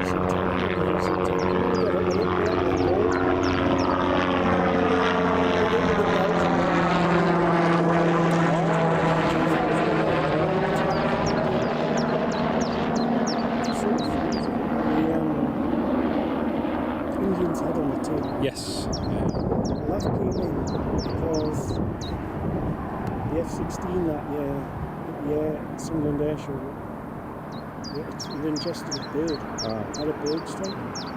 So they flew in a new engine on that 130, but also that 130 brought the pilot's wife. Well, she came across on it. Because it was here for about a week. There's obviously that to I remember hearing install it, that. and then they had to do some obviously air tests Yeah. before it was fit to fly, so they flew there, his wife came in. It's cool. And while I was working on that, I went in the cockpit, Yeah. telling Stanley, it was showing me. That's class. When we went, well, my mate tried There you go, to... look, it's away. What you've been all on about. What's that? Oh yeah. I think we just caught it. Might not be, it's still two. But the second one's there waiting for us. So the first one will disconnect, he leaves his ladders in situ, the steps, and then the next one just Can just go and connect straight away. and then it carries on the procedure. So my mate There's a Swiss ball. we'll visit, so we'll go when the Emirates landed. Sorry, what? My mate timed our trip to the tower, so we'll be there when the Emirates landed. Right. So we got to the top just as the 777 was touching down. I seen your video of that, it's quite cool. They're still using it on a promotional video. No, there's no video. No. So there's a bit long. There's a long story behind that. Oh no! Don't worry, everyone already knows it. I think it's nearly over 10 years anyway. So we went up there, got the Emirates landing, got the Air France, the CityJet RJ85 landing and everything. 2 Ryanair 737s, and then the approach controller says, "Just to let you know, there might be an RAF Hercules dipping in a few minutes." Omen call sign. Yeah. So he came, was doing low approach and go rounds, And then for his last one, the controller says, don't know if you want, just to let you know, we've got some special visitors up here in the tower. Nothing more said. For his last go around, he made a turn toward the towers where I stood up there and did a wing move in front of the tower. Kept it level all the way, and then as soon as he got the power on and away. Right. So I got all this on video. Everything. Cracking video. Wouldn't let you show it. Got the approval and okay from everyone involved. No issues. Uploaded, shared it. 24 hours later, got an email from their media/legal team saying basically it's not approved, remove it. Even though there was nobody in the video, there was nothing. But if you want to show it, you'll have to pay for a media license, which was like £2.5 grand. I was like, no, I'll just take the video. Really? Yep. I know, that's what I'm waiting for. That's what I'm waiting for. So, there you go, he's off. Oh, yeah. First tanker's leaving, second one on the way. Where were you when the Vulcan came? Which time? One about the time when it was flying back after doing the exertion. And I'll tell you where I was here when they didn't have this silly fence that you can now sneak. So I came, parked the car like you used to be able to sneak double yellows. I was on there. I'd seen it go up, you could see it go up this display, wasn't it through these. It came dead low, off here, side on, and it came to, a bit like what you just said, proper wing overturn, and came along here, and that was it. It was only me, one other person. It's class. And we were like, we're never going to see that again. So I seen that, I remember being here again once, there's a typhoon display. Came in on 2.5 long, straight up into the vertical, over the top, came back, landed 07, popped his chute, and he had his chute, and he stopped before. What's that taxi with? Which one? Foxtrot? Yeah, into Samson. Yeah. Foxtrot.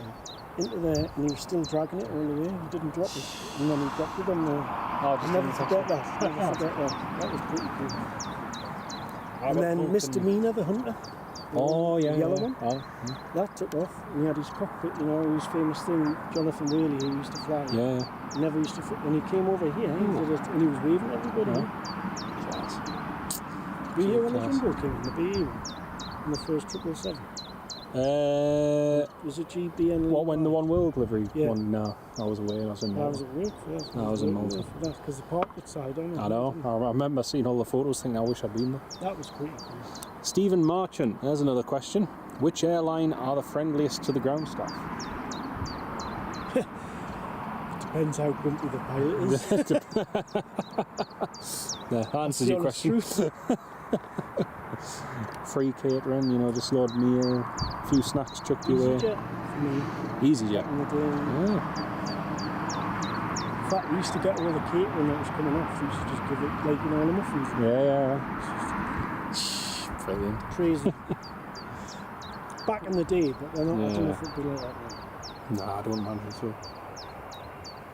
NetJets, there we go. November Juliet Alpha Hotel. Very nice. You must have had some good little freebies now, shouldn't you? Yeah, one or two. I'll tell you a good one I had last month, actually. There's a Ranger there coming round the back. 350. I know you said 777, I'm so used to see it.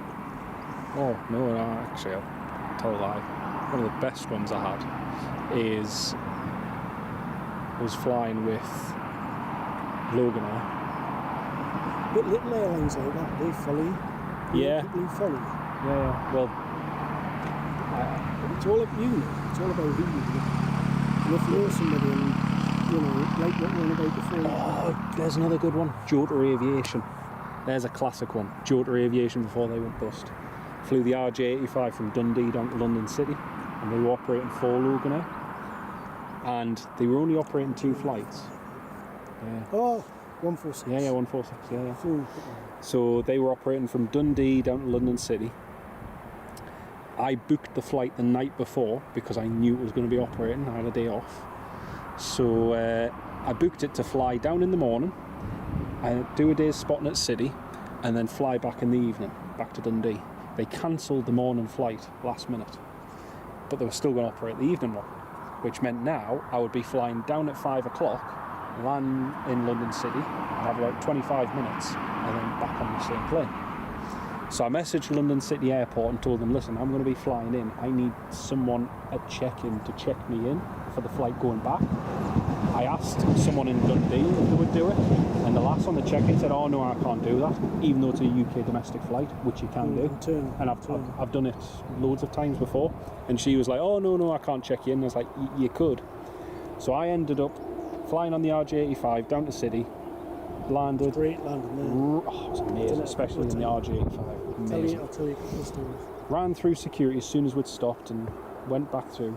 There was this massive queue at the check-in desk for the Luxair flight, and I did what every person hates. I walked past every single person in that queue right up to the front of the desk, because it said Luxair/Loganair, and I apologised to the ones at the front. I said, listen, I'm really sorry, but my plane is literally taking off in 15 minutes. And as I got to the check-in desk, there was a lass there at the side who said, hiya, can I help? And I says, yeah, I'm on the flight. Oh, you Jonathan? I was like, yep. 1 second, there you go. And she'd already checked us in and printed my boarding pass for us. I was like, oh, you're an absolute star. So I sprinted upstairs, went straight through security. It's literally that small there, isn't it? It's nuts. It was brilliant. So I flew in there twice from Germany, all with the company that we've now done. Oh, Patrick. Sorry, Patrick. Hello, welcome to the live stream. Oh, Karen. Both with Lufthansa Regional. Dash 8 from Munster. Oh, yes, yeah. And like you say, when you come to land, it's proper wing over job, isn't it? Oh, yeah. Totally like that. Look at that. And I went there a couple of times. I think I've done that flight 4 or 5 times. And that's one of the times I bumped into that Concorde pilot. I was on the tube. That's how. So, I'm going to the airport, and traffic. Was it in Tube? I can't remember. It was a London Light Railway, wasn't it? Well, it was before the Elizabeth line was done. So I couldn't get. There was a fault with the train anyway. And I knew I was going to miss my flight. Gets to the terminal, a bit like yourself. Oh, I missed my plane. And the woman was like, because you know yourself, time. I got to the. She's like, I says, I don't know how bad your day is, but mine's just got really bad. And she went, what's that? I went, my plane's just taken off now. And she went, 2 minutes, 2 minutes, let me just ring upstairs. She went, yes. So it has, it's gone. And I was like, she went, but don't worry, I've put you on tonight's flight. And I spent all that, well, it was about 8 o'clock at night. The whole day I was just at the airport watching planes. Class, absolute class. Well, after I got back on the Jodha Aviation. It's an interesting little airport to be honest. I love it, absolutely love it. Like the staff there were super helpful. And to be honest, it's normally a business. It's a business. It is. So they treat you a bit better. But then when I went on the plane and the guy was like, oh, he's welcome back sort of thing, and this, that, and the other, I got to choose a seat right at the front of the plane, overlooking the engines as well. And took off, heading back to Dundee. That was the last flight that Jota were operating for Loganair, because after that it was positioning back to Biggin Hill. Oh. So what, that same night? Yeah, that same night. So, which was even better for me, because I literally got off the plane, jumped in the car, went round to the hotel, set up my tripod, and then filmed it depart.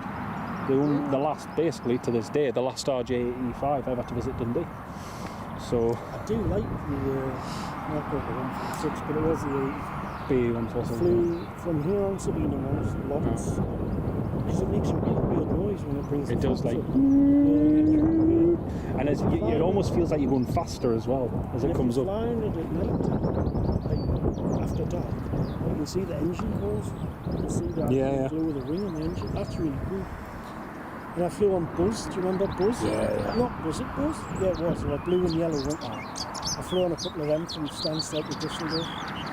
And I also, the cheapest flight I ever got, and it was my first ever EasyJet flight, was Stansted up to here. Paid £3. £3? That's expensive.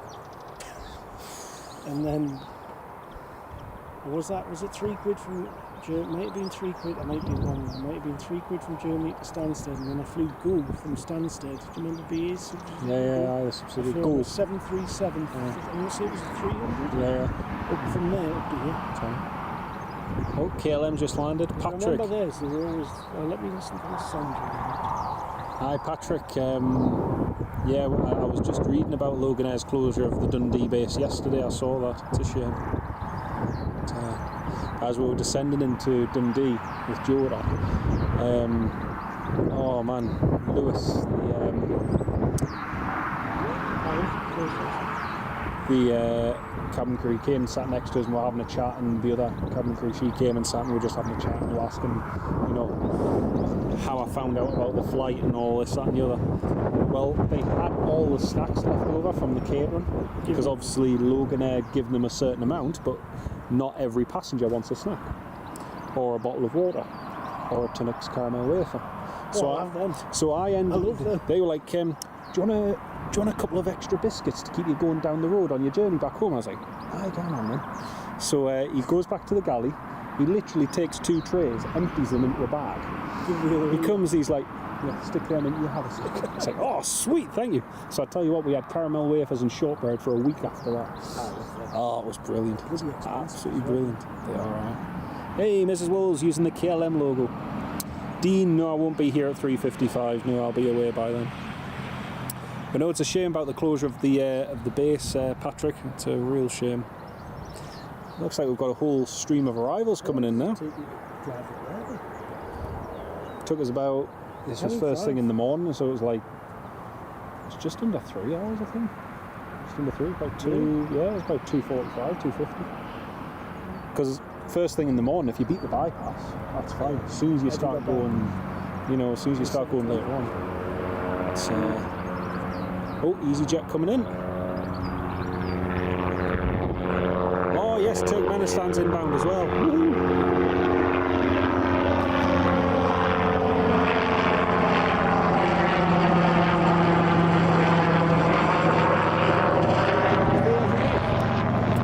Not really, no. They used to, when they had the R44. They don't do it though. I was watching just there. The best way for if I was in a helicopter, if that was me there, I'd take them to do a sporty takeoff. Yeah. You know where they all do this? Yeah. That's what I. Oh, alright, here's our EasyJet. Fuel won't be cheap. How much is it? Wasn't one of them? How much is? In the Jet Ranger. I don't know. Probably 100, minimum 200 quid now. Oh, it's 150 quid. Yeah, Used to be standard. No, And that was just like literally up, round and back.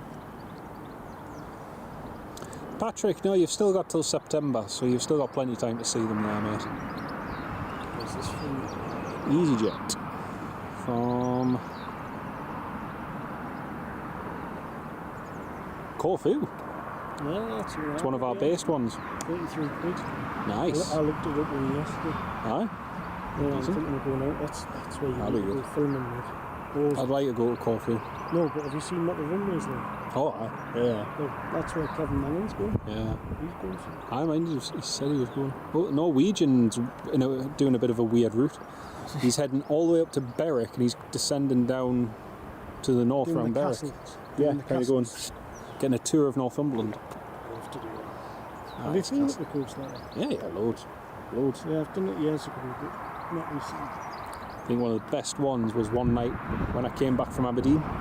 Got the Logan Air flight down, and I was sat on the right side and we were just off the coast and you could see Cheviot and everything and all the castles. Oh, it's beautiful. The weather's nice, it's amazing. Well, looking up here, it's really, we are. lucky.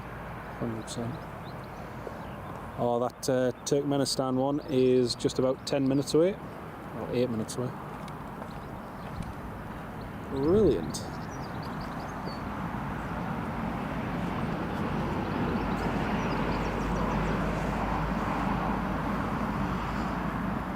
So we've got a little gap just for a couple of minutes till the next arrival. See, I might have done more distance, but I think you've done some more interesting flights. A few. Depends. Well, it's just been what I've had to do at the time. That's it. But you're doing it for some. See, look, that's him going on stand 6. See the angle?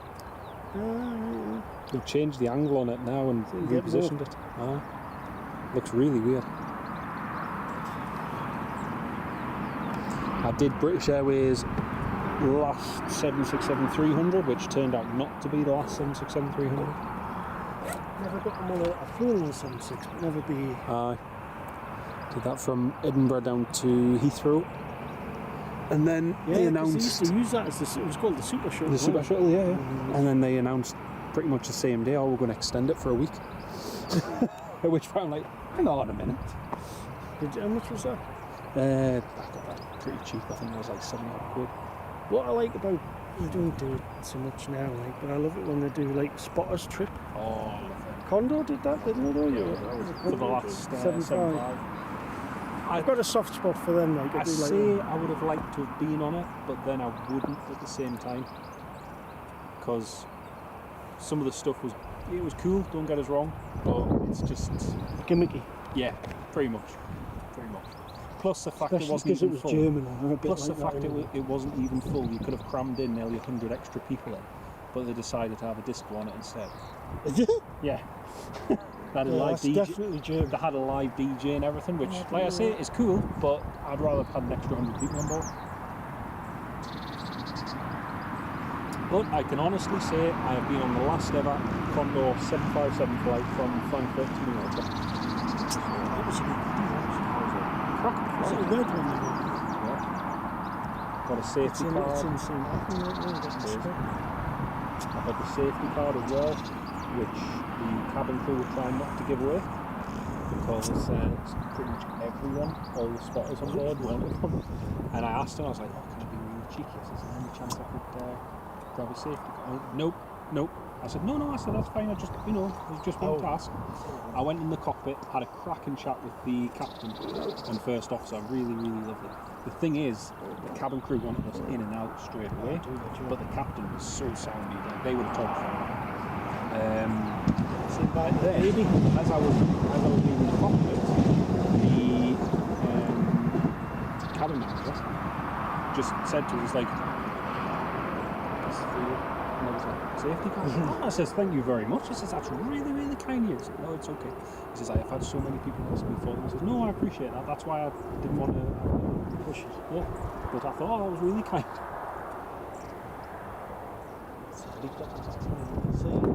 Yeah, you know what's weird? Do you know what I don't like? Do you know what I really, really don't like? Is the ones who take snippets off planes.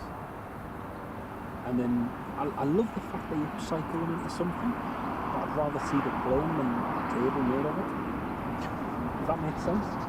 Yeah, I haven't actually paid. Oh, you can buy a bit of the 737 you've been on, but it's going to cost you 20 quid. My flight only Have you cost not us got any of 15. the flight tags?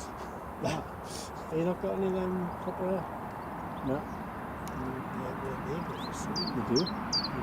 Like Jet 2 737-300, some of those are ridiculous prices.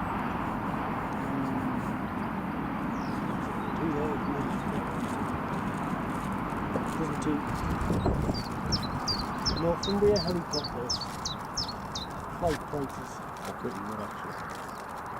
Flight prices. Let's It go. might have Let's changed. go. Come on. How many might have hours you got changed. left? Let's I go. only got Put two the and a camera in and we can do the flying. Next time. On my day off. You can get one round the Nissan front. I've done that one. No, it's not bad. Oh, really good. Really, really good. Bollocks. Gary, clear the garden. Go home on that instead of getting that one. Just checking you've got insurance. Hey, that's really good actually. It is. How much was the Coach and Castles one?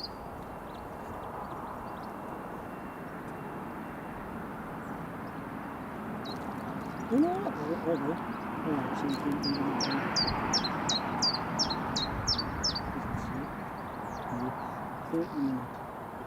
St James's Park, Bridges into the North. I don't want to get a good map on that.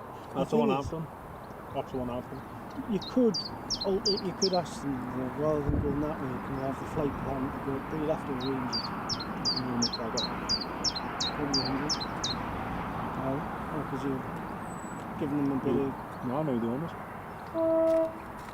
Was that in the Robinson? I've been in one of them, in the Dominican. And that was when, I told you about that last time, it was when the 747 was on the deck, because we went to go for the helicopter.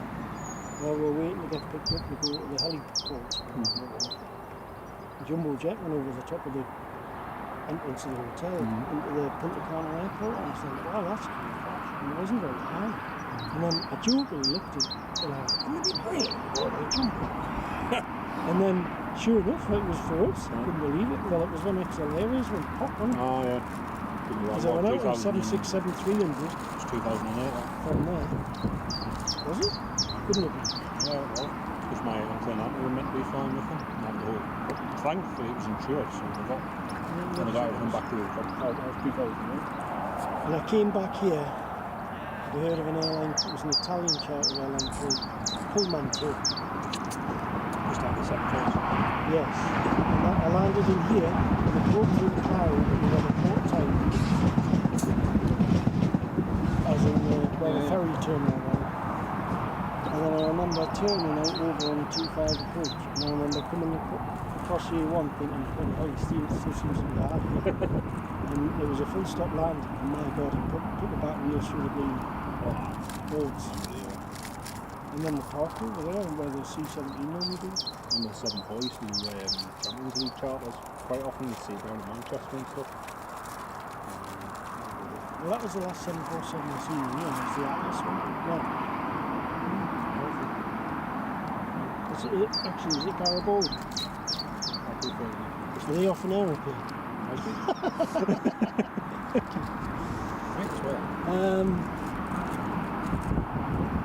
Yeah, and then the other odd obscure, so I told you about the Martin Islands, so it's been Martin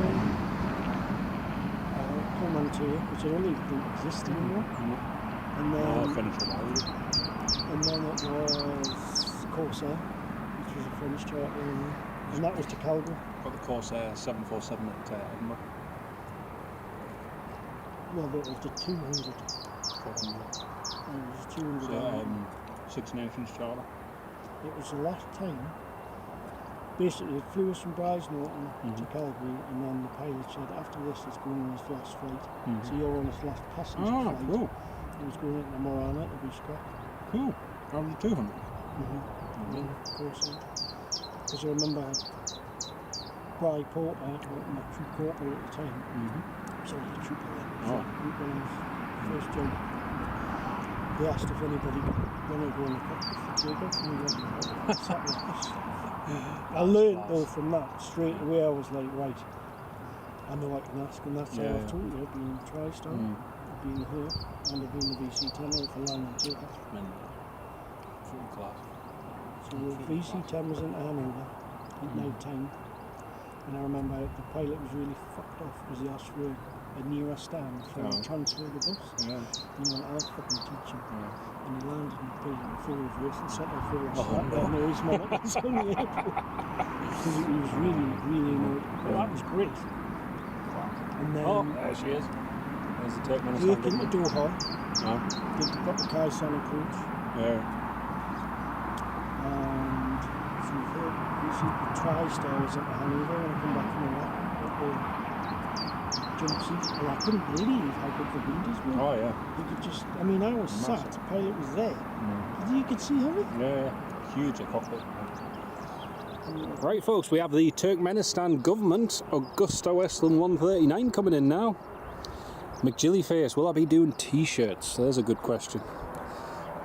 You should be. One day, you never know. You never know. I'd have them. Aye, maybe one day. My collection. That's your collection. With the tornadoes and the phantoms and... You never know. Richard, busy it is, mate, it is. Frank Travels, I missed you, Frank. How are you doing, mate? Great to have you on board. Right, the helicopter is now cleared to land. There it is.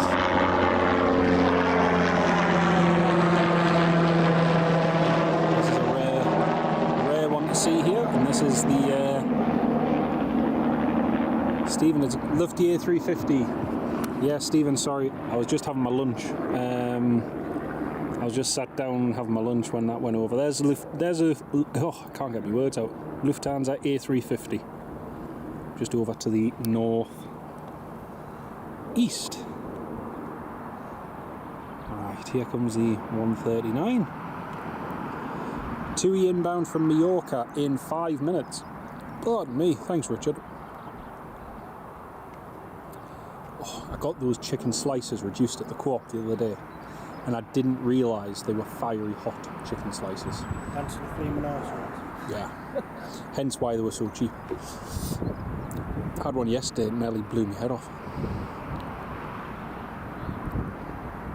Does your missus cook? Yeah. Do you? I do. No. It's a no. What? That's a no. No, I do 9%. 95. Do you? Okay, 95. Sorry, I'm going to say 95. Sorry, love. So I know you're tuned in listening. I do apologise. You can hit me later.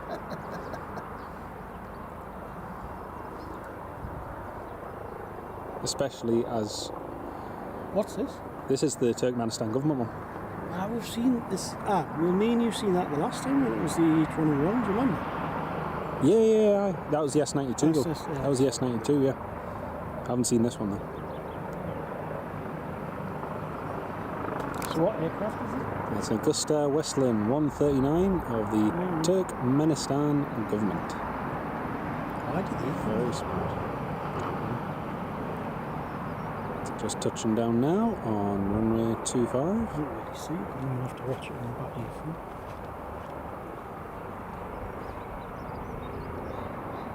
Very, very smart. You can even see the Turkmenistan Airways logo on there. Oh yeah, that's cool.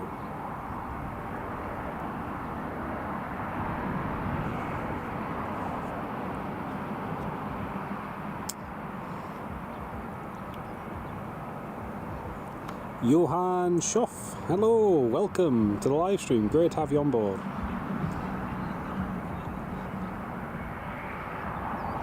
There's a very, very rare helicopter to see here.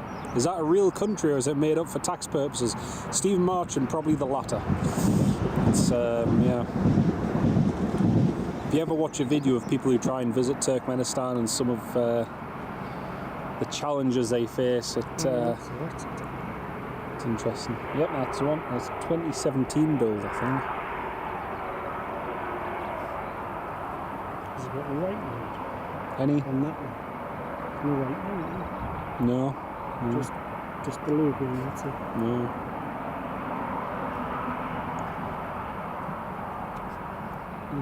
Don't know if it's due to go out today as well. Well, it was taken in Belgium, that was February 26th. Yeah, Is this the Norwegian? Yep, I think this is a Norwegian as well. Jet 2. Is it? Oh yeah, Jet 2, sorry. Palma.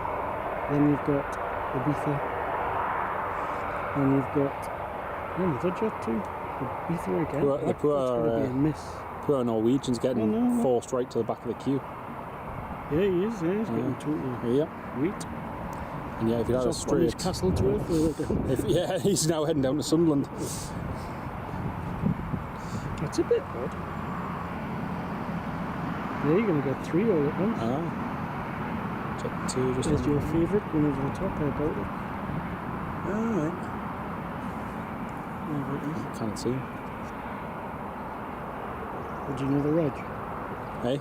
It's Bravo Tango Foxtrot. This is one. That'll be one of the newer ones. Jet 2's rolling all the way at the end.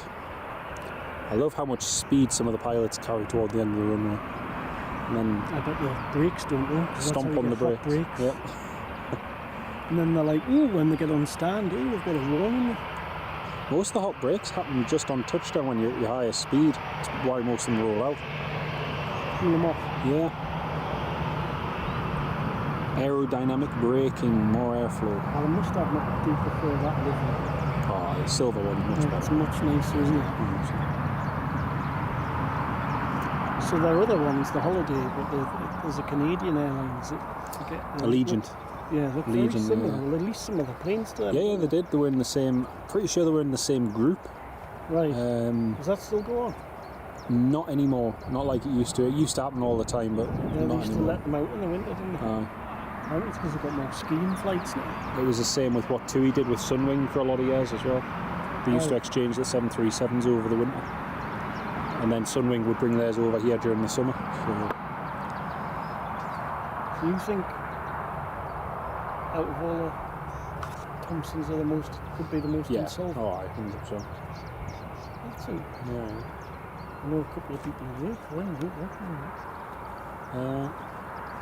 No, same here. No, who's the usual and then the old Simon's based here. Aye. Slideburn. Alright. No, we shall see. Hopefully everybody stays afloat. So you mentioned earlier that you called it the second phase of. Do you think it'll kick off again? Because it's gone into a lull, hasn't it? Have you ever seen in the news as well? They're extending the B-31. Yeah, B1 till 2036. And the A10. To be honest, the retirement of it never made sense anyway. I mean, you can't tell me that the overall cost of keeping that afloat is less than the B-52. Because it's very maintenance intensive for it. It is. Very maintenance intensive. It is. But even if you you compare it to a B-52 and just take numbers of engines, engine cycles, engine maintenance, That thing is because it's going to get is it the BRJ 700? Yeah. The ones that's used on the biz jets. Yeah. But the fuel savings, you're talking nearly like 39% to 44% fuel savings versus compared to the existing engines. Unbelievable. Translate that into range. You know, that's massive. Huge. It's going to be called the B-52G. Yeah. It's not going to look the same though, because they're getting rid of, I believe, they're getting rid of all the blisters off. Its top speed is going to be higher because they're removing all of that stuff, which is interesting. There was an interview, you can watch it on YouTube, just done at one of the recent airs. Sandbox. No, it was with one of the pilots who flies it, and he was saying that with the new J model, when this is all this work's been done, its top speed at cruise is going to be higher, closer to the speed of sound, than what its existing speed is. That's interesting. Which is ridiculous. Say that. That's really interesting to say that, because let's be honest, it's still a very low fuel. Of course it is. I don't know if I'll be pushing I think he says it was, I forget what Mach number it was, but just taking all those bits off from the outside is going to improve it aerodynamically. That's what gives it its character. Yep. For me, it's going to look like one of the older ones, and then the B-52Ds first come out, you know, like the Vietnam jobs. They were all smooth. Adam, no, it's not very windy, mate, no. Train Aviation, you take it all. Also, folks, I'm sorry for your comments if I'm not responding to them quickly. For whatever reason, my YouTube comments section isn't refreshing constantly at the moment. No, it keeps, usually it shows you them live as it pops up. But the last twice I've had to refresh it manually, just for them to show. So sorry if I haven't answered anyone's comments. 737 on finals, brilliant. Adam Byrne, hello from Durham, welcome to the live stream, Adam. Great to have you with us. I'm not entirely sure, McJillyface, not entirely sure. Adam, no, it's not windy at all, mate. 737 from Ibiza also on final, brilliant. McJillyface, are you retired now, Chris? Yeah, really. Yeah, there you go. Do you want to be retired? It's alright, we're going to get him a job at the airport. He's going to push back to him. Done that. It's another job I've done. What do you want to know about that? Why do they keep breaking down so often? They weigh about 52. Oh, aye. They're heavy things, then. So we've got... I got trained on them well, it was gate. Oh, yes. They train you on jet streams. That's what we first did. Oh, another 1, 2, 3, and another 3 after that. It's getting really busy. Still no passengers boarding the Emirates, which is a pain because I really need it to go on time. Otherwise, You're still. You're just going to go home, have a shower and go to work. yeah. Pretty much. Shower might be pushing It might be busy tonight though, because it's bank holiday weekend. All the lunatics lost in the camper vans. Oh, it was busy the other day when I was in. Did you get many robins in? Yeah, loads. Loads. Oh, especially when the A1's closed. One accident on the A1, A1 gets closed, and it's just...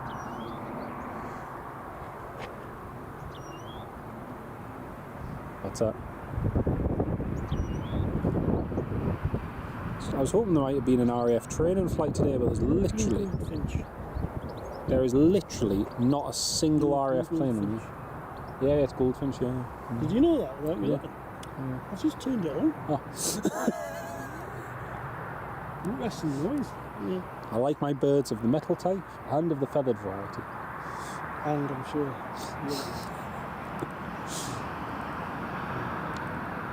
Jet 2 on final, that is indeed.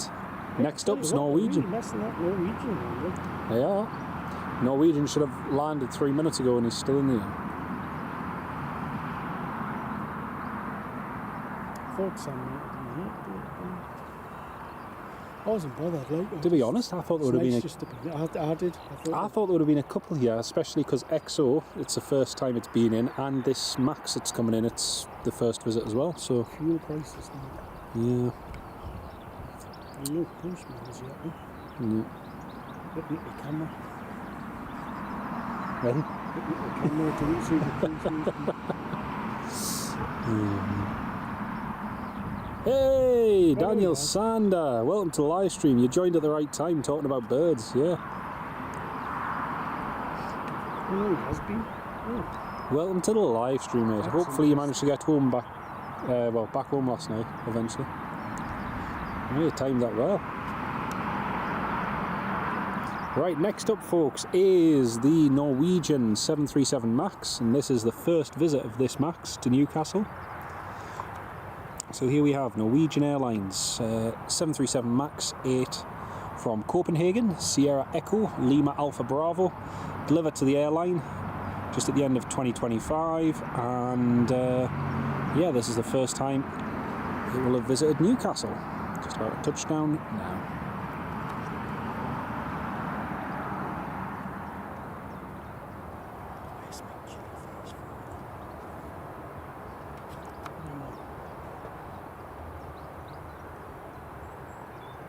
Go. So just touching down. Nicely done. Lots of heat haze.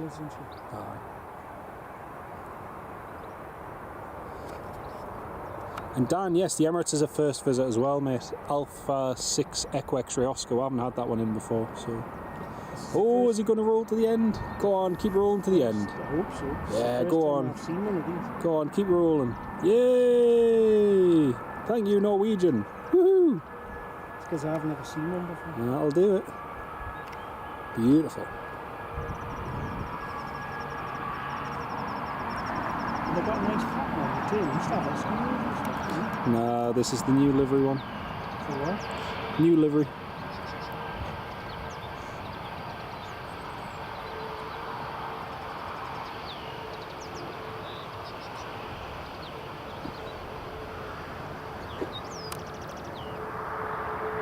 Oh, I've got like some Newtons. Icy peaks. It's nice. Sierra Echo, November Alpha Bravo. Tis McJillyface. It's lovely to see it back again. Brilliant. Need to try and fly on one of these again soon because they were brilliant to fly with last year. That's really, really good. Good, isn't it? I love their livery as well. Very simple, very I liked nice. it better when it had. They used to be more artistic, didn't they? Yeah. You used to have like Norwegian influential like writers and different ones. And, yeah, it's essentially just a white fleet, really. It is, yeah. Red nose and still looks like a lipstick. Stephen Martin, very good. Like that, yeah, no, I hadn't thought of it like that, but yeah, very good. A year ago, is it really, Dan? It's a year ago tomorrow since we went on the inaugural flight. That's crazy. Absolutely. Yeah, Daniel Sander, the one. I shouldn't record this because this is for a video. From Glasgow. There we go, that's a Norwegian turning in, Nice, that. just with the Are they expensive? Emirates. No, they're fairly reasonable to fly with. You can get across to Copenhagen for like 50, 60 quid. So are really good. they the airline that sort of replaced Broughton Safe? Replaced. Broughton Safe. Who? Broughton's or Brathens. Oh, you mean Fligbra? Oh, yeah. Well, it was Broughton Safe. Brathens. I call it Broughton. Well, No. have they? Because Fligbra. they've gone, haven't they? No, they're. So they used to come here. No, the ATRs and that, yeah, they're all gone. Yeah, they're all done. But Scandinavian, Air system. they operated Simba Sterling CRJs on the route when they used to do it. Well, SAS used to come in here as well, briefly. Yeah. After a few of them. They used to use the Wing Iberia. That's the word. Widerøe. Wing route is the word. Isn't it? Oh, wing route. That's where it is in the CLG. Yeah. Widerøe as well, we used to have with the Stavanger flights and that. Yeah, they were dashes. The dashes, Dash aye. right. But Simba Sterling used to operate the CRJs for Scandinavian on the route from Copenhagen. Copenhagen. Copenhagen. 737 on finals from Faro. That's the one. Are you, Yeah, speak soon, mate. Catch you in a bit. Lovely to have you on the live stream. are you wanting to get that going and then you're That is the plan. That Although would it be- depends, because if he gets a slot and he's mega late, I won't have time to. Why is it late though? I don't understand. Because of everything that's going on there. Because the airspace was already congested, and now 75% of that airspace is still closed. But an interesting development this past week, Syrian airspace is now available to use, and Syrian airspace hasn't been available to use since Do you know why they'll be doing that? I can't even remember the last time Syrian airspace was. Do you know why they're doing that? Cashing in on it. Well, I've got to. But that's now another alternative for getting down there through Saudi. Well, it took us off the plane, so the fuel's on. Yeah. But there's no passengers boarding yet. And it's supposed to go in 40 minutes. Which is Doesn't take not that good. long. Ooh. See, this is why I like Ryanair. Like that. £30 off in June. I think they're cheap. Anything that's under 100 quid, come on. Yeah, but if you get £30 off a £30 flight, Oh, are you on like the... Yeah, but you must have so many bloody air miles with them. What, so you get that for free? some of them. Do they have like a loyal customer thing? Nope. No. How does that happen then? They have tried it for the past year with their Prime membership, Right. which- Are you part of it? which, yeah, but they're now closing it because some people were abusing it. What do you mean you? No. Certain other people. Actually, do you know what? It's weird. I think I've flown less with Ryanair in the time I've had my Prime membership than what I was doing before. I tell you what I have Which is noticed weird. you do. You fly like a Z type trip to get places. Yeah, I do. Yeah. I was all about that, okay? Not specifically about you, but just like certain routes aren't available. Yeah. I know a couple of people now who've like flown to Ireland Yep. to then fly to where they actually, you know, Oh no, it's the best way to do it.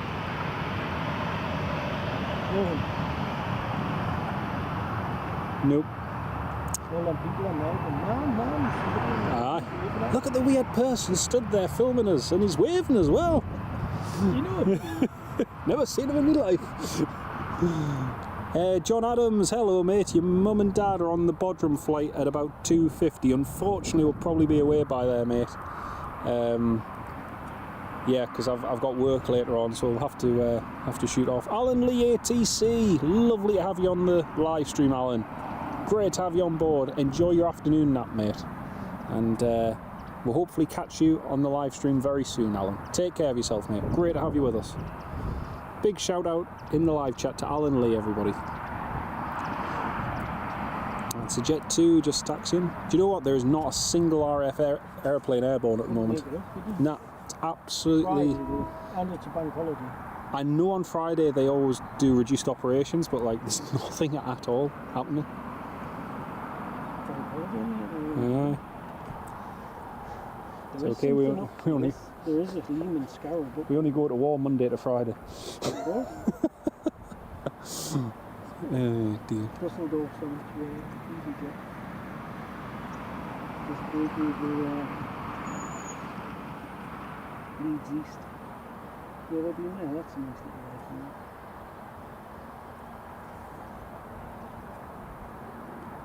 I really want them to park a plane on stand number 7.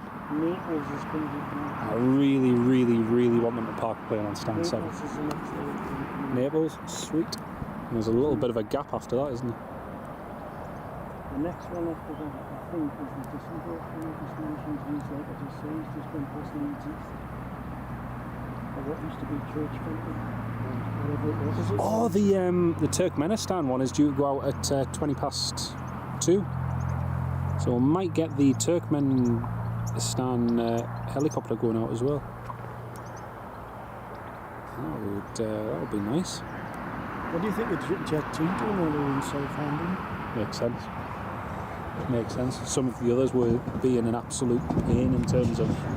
When I flew with them last time, I couldn't believe how quick from check-in. So right quick. at the end of that pier. I was on the plane, I was pushed back and I was quick. They're really good. They are. They're very efficient. But, and isn't it interesting as well, they're the only ones you see who aren't on strike. Or just down tools because of one issue or another. So Swissport. Who's in there now? Swissport is the main one. And who else you got? Brown Star still there. Who's the other one? Was it Aviator? Yeah, that's right. I forget the name of them now. I can't remember. They've changed name. Really old gear, like. Oh yeah, they literally just put a sticker on top of the next one. Whoever takes over, you know. It's... Where's my 737 gone? Doing it off here in that scene. Which one's on here? That was a tooth that didn't fly. What's the temperature showing here at Newcastle at the moment out of interest? Because it's feeling really warm. It's lovely. Nope, don't want to click on that. Don't click on that. I clicked on it. Right, close that. That's the Trump line. Yep, Tum. No, Tump is the Trump one. Tump. So which one? I think that might be the one. Don't think it is. Current temperature here is 21 degrees. Lovely. Very, very nice.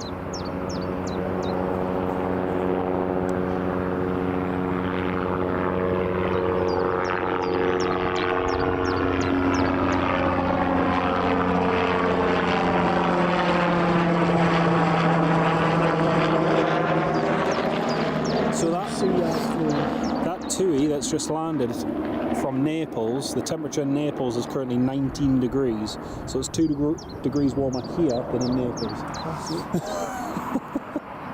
That's all I flew. That's the one you flew No, in? that's based. Oh, Tim. Where's the red one? Have a look. Gatwick. Yeah, I thought it had gone back. Yeah, Gatwick. Well, actually, Luton's. I could message actually. My friend works. I've got a guy who's like a planner. Oh, aye. Thompson. Uh-huh. Wayne, he works at Luton Airport. He's from up here, but lives down there, and he's a lovely one. Yeah, cool. Richard Bradley, yeah, it looks like there's a nice bit of a gap now, although there is a Ryanair, which looks like he's almost ready to go. And then the EasyJet will be going shortly. Anybody calling up?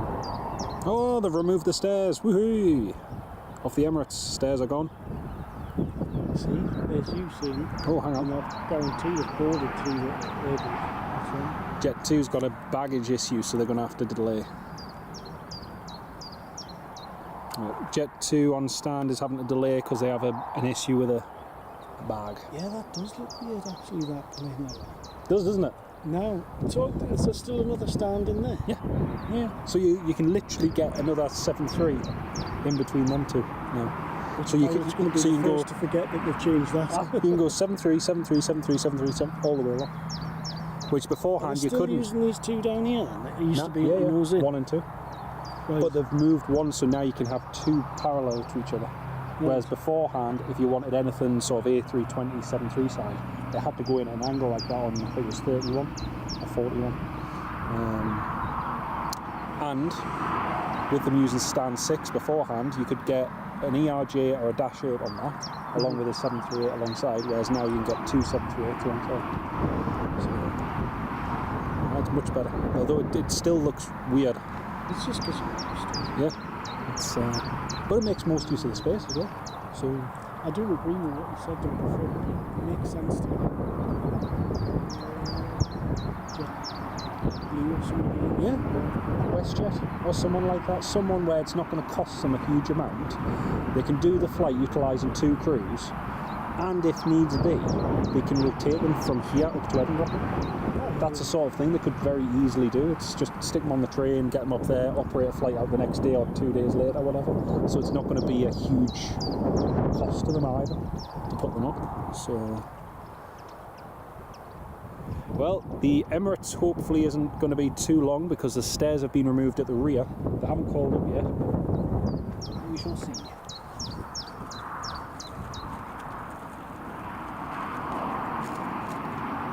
Oh, mate.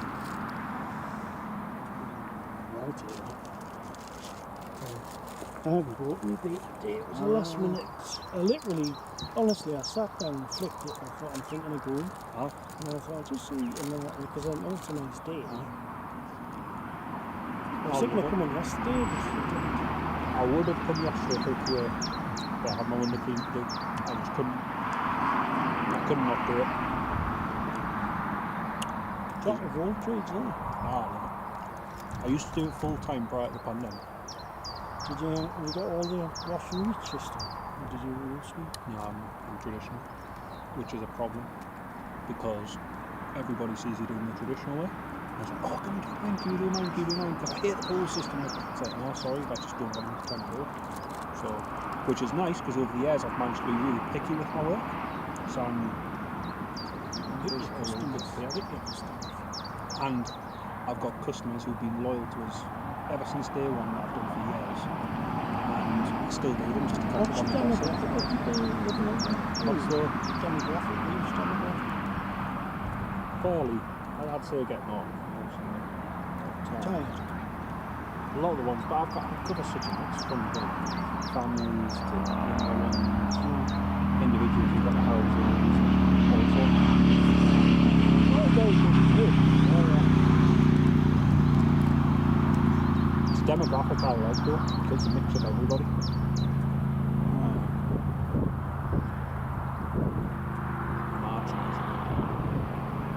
Plus with the windows, I'll go from hours across in Alnwick, do half a day in Alnwick, then I'm across at the coast near Embleton. Really? Yeah.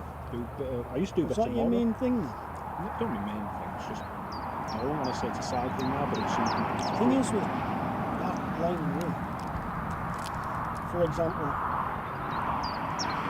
my window cleaner, believe it or not, from Whitley Bay, he now lives down here, but he was telling me last year, he's actually from Coldstream. Alright. Yeah. Originally that's where his business was, Yeah. and then he's obviously set it down. Yeah. But he said for a while I was like, what? Yeah. Surely that's not viable. No, And no. obviously it wasn't eventually. Yeah.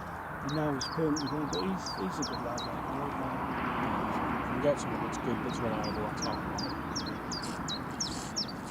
I didn't realise you did all that. You go, wow. Yeah. I used to do mortar from that, Rothbury, all sorts, but I've cut a lot of the worst paid stuff. I kind of got rid of that. Especially the stuff that was taking too much time to do. Wasn't getting a great result. But I love it because I catch up with what I've done for years, hear what's going on in the area and stuff. And I'm on it born and bred, so like, I always like to keep my ears. My missus' sister's from Christie Bank. Oh yeah. It's going through Christmas. It's nice. They live.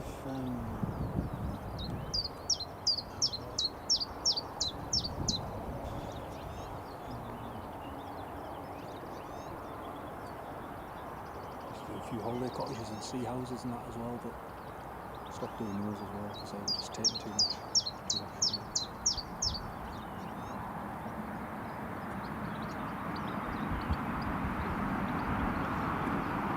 Now folks, just waiting for the Emirates now. He hasn't called up yet. Forecast rain tonight, McJillyface. Oh dear. Reading 14 inside at work, love. Oh dear. You'll have to get outside to get some heat. 23 Celsius in the south. Nice. That's true. That Richard Bradley, you make a very valid point. It may be 19 degrees Celsius in Naples, but at least they have pizza. That house there, in the big room. Oh, yep, just as you come in further. Steve. Yep. That's called Sisters and Sisters. Yeah. Now, when I usually do between that until over the crossing, all the way and then pedal them back towards the A1. There used to be a Fort Jeffries haulage room. When my brother used to work for Jeffrey. They probably knew me because they used to Used to be the kind of I was in my yard. did his apprenticeship and that there for years. Bit of a dust bowl. But do you remember where the Jeffreys yard used to be? Well, it used to be in Kristen Bank itself. Right. So you know where the little shop is? If you're going through Kristen Bank, as if you're heading toward where the crossing is, Right. and you've got the pub. Right. So come back sort of toward where your sister. No, my missus' sister. Your missus' sister, sorry. If you come back toward where she lives, there's a little shop in the middle right next to that junction, which is barely ever open. Mm-hmm. There's a whole load of new houses on the Yes, right there is side. on the other side. That's where the Jeffreys yard used to be. Oh, right. So that's where you Because did I the know that's where apprenticeship. they've got electric. No, that's what they used to use them as, because he was a mechanic, wasn't he? Yeah. Well, your brother's probably fixed the car, wasn't he? Oh, wow. Your brother, you see. Yeah, he did that for about 3 years. Yeah, I can, but they've give up the haulage because they used to do the tube now at used to FP get McCann. everywhere.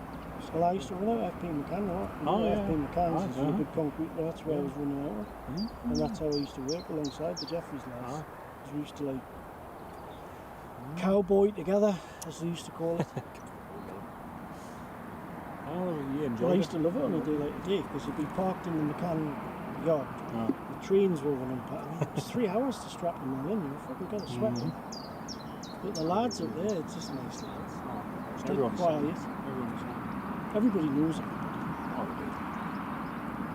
Do you know what's scary though? Is that you go to the party nights of when me and Megan went to see our dad in hospital.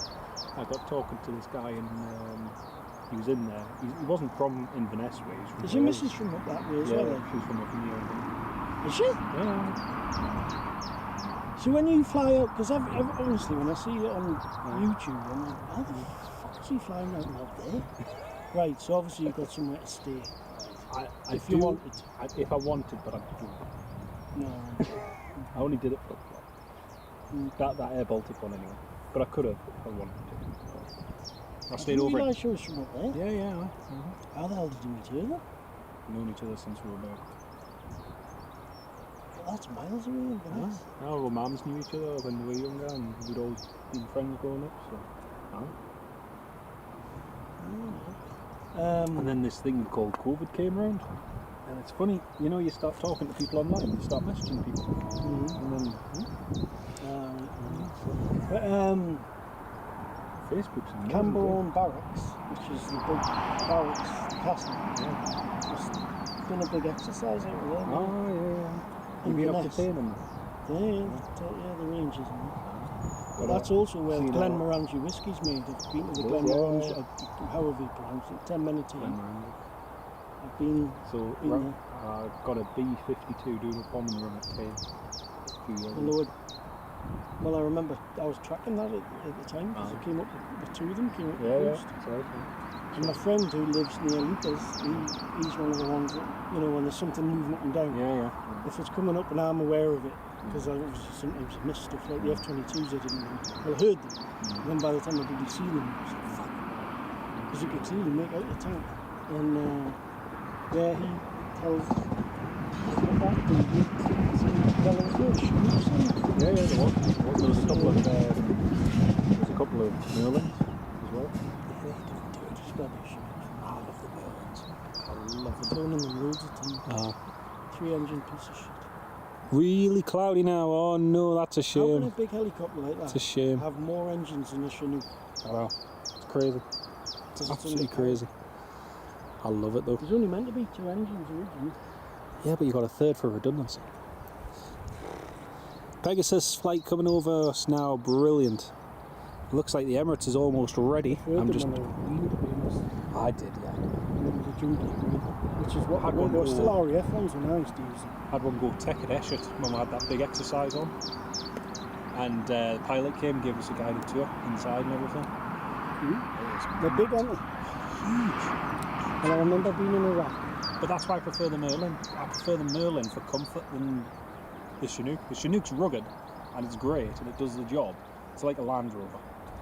But the Merlin's just a little bit more. It's got a feeling of more space and everything. No, basically you like the yellow straps instead of the red straps. Yeah. That's There why you I go, like you can tell I've been in one, right? But when you go in them, I remember it was at Optelic 4 and 5 I was on, and the Merlin came out. They flew 2 of them into where I was in Camp Naji up north from Basra. And if you weren't doing anything essential, i.e. you weren't going out on patrol, you weren't on guard, perimeter patrols, everybody who was available had to be shown, because everybody who was, you did everything when you were out there. You're on guard, you do all sorts. And yeah, we got shown around. I flew 2 of them up and everybody got shown. I always remember one of them had hit some sort of buzzard and all the windscreen was smashed.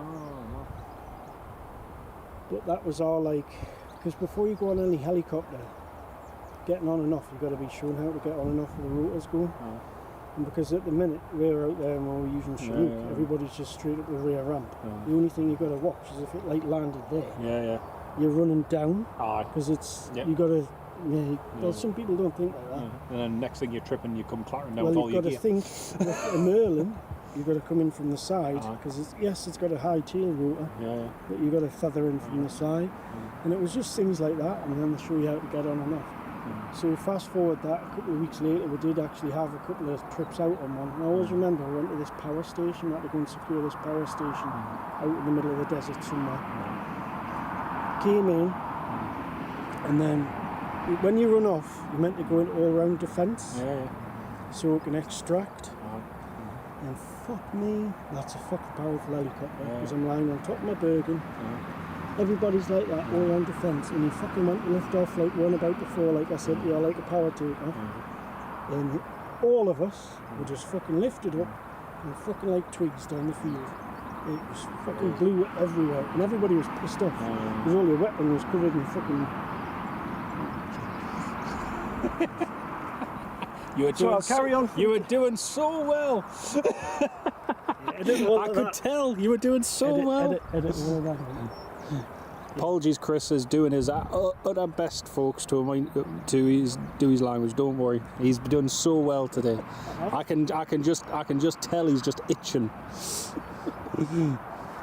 you get us to pull up the sandbag story.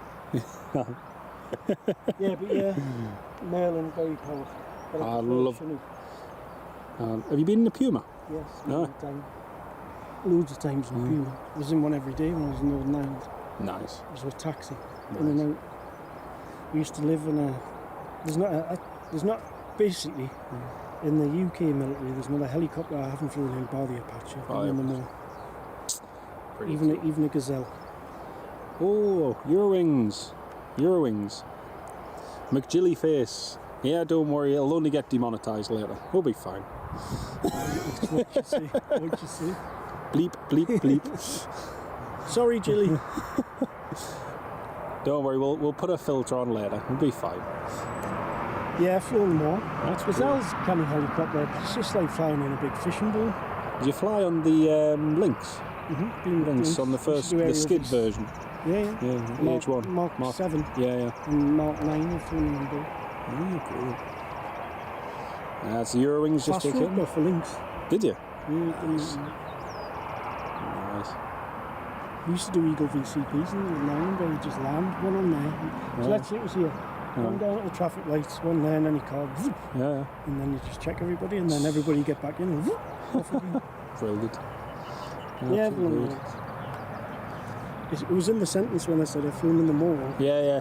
Bar an Apache. And a Juno? Even flown the Wessex. No. Now you're getting too modern. Come on. Why would I go there?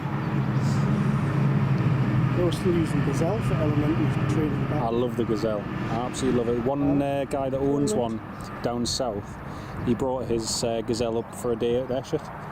God, the power of that thing. And it goes at some speed. Oh, the fastest helicopter by the Lynx. I was going to say the Lynx is amazing. It's got a titanium rotor head, that's why I can do what that can. Aye.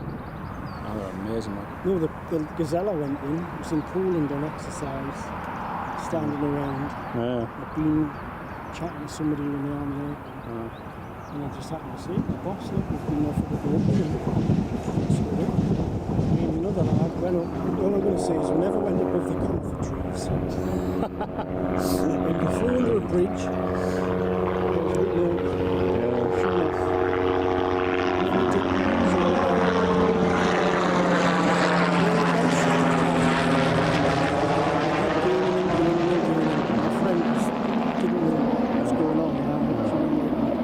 And then you took and it was like auto-rotate, it was dead slow. And it was like the floating bit. And I just went there and I went, is that the best you can do? Drop it like a stone. And he was like, no. He took it back up and he dropped it like a stone. Oh, class. Absolutely class. KLM's just lining up. And Richard Bradley, 2E737 turned on finals from Zakynthos. Fantastic. That's the zoo. That's what powers the Gazelle. God, there's so many planes calling up now. Right, here's just like constant. Jacqueline from Dallas, hello, welcome to the live stream, Jacqueline. That's a cool customer you've got here. That is cool. Whereabouts, us? Whereabouts? Dallas, Texas. Oh, good question. Jacqueline, Chris is intrigued. Where in Dallas you're from? Have you been to Dallas before? Have you? That's where I flew in. Ah, cool. Very cool.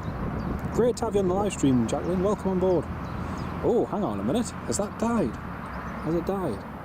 Oh, it has. The battery pack has died. Oh dear. That is not good. That's why I can hear everybody all of a sudden. What's happened to your camera? No, battery pack. Yep. That's landed quite there. It's lasted quite a bit. I'm impressed. What are you going to do now? Just have to plug it into the other one. Oh, yep, jet bridge is off. Woohoo! Jacqueline, can we have our king back, please? I think he's gone to Bermuda anyway. Yeah, they have. I'm sure they've gone to Bermuda. There's someone else coming in here. He's busy, isn't it? It is. Hey, look, we've got a traffic jam at Newcastle. Oh. What happens? It did this morning, it was blocking the runway. Is that because Emirates is going to push back? No, I think it's because the Jet 2's pushing.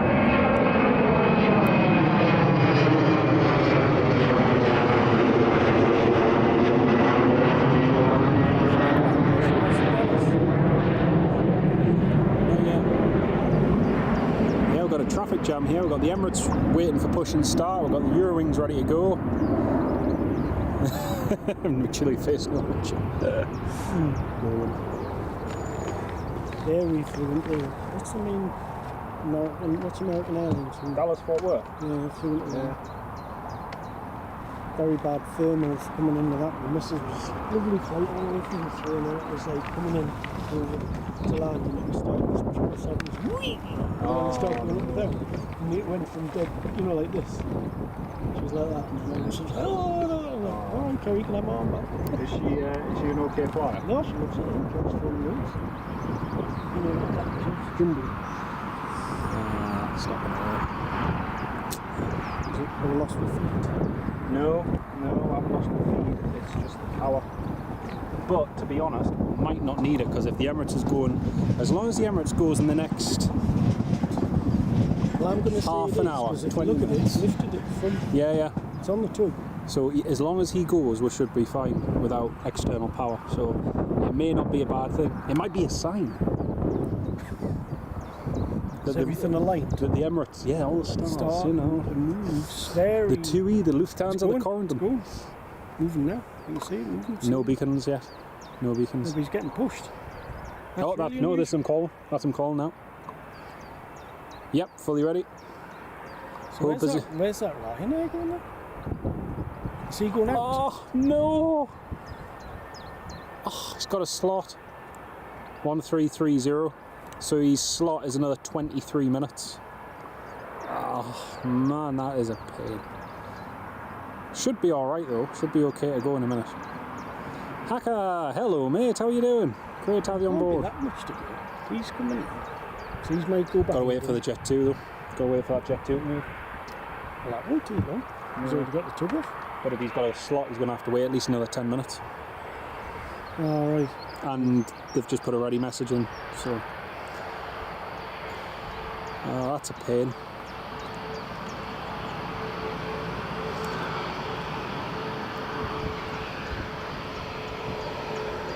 Did he ever? Yeah. Yeah, we've got a lovely one off That's the one I flew on, that's Tomb Tomb Z. Tomb Z. Nearly. Close. It's hardly. It's close. Z and C. Yeah. I mean, it's just the other side of the alphabet, but you know. How many have they got? They haven't got a very big fleet, but they've got a modern fleet. They've got. Yeah. No, that's why it relates to what I said to you before about airline failures, because in terms of replacement and new fleet, they were doing well when the first Maxes came online. Right. But what's holding them back now is their order for the Max 10s, because the Max 10 should have arrived nearly 3-4 years ago, and as of yet they've still not received a single one. So all the Max 10s were meant to be 7.5 replacements, so essentially they've got nothing to replace the 7.5. See, here we go, this is what I wanted, stand 5, 6, 7, there we go. So now at Newcastle you can park using stand number 6. You can get 3 like A320 737 size aircraft on each of those stands now, whereas beforehand you couldn't because stand 6. But the day I parked where that was. No, I've got a photograph, I'll show you on the phone. You could, but you couldn't get 2 737s. There wasn't enough wingtip clearance on that. Yeah.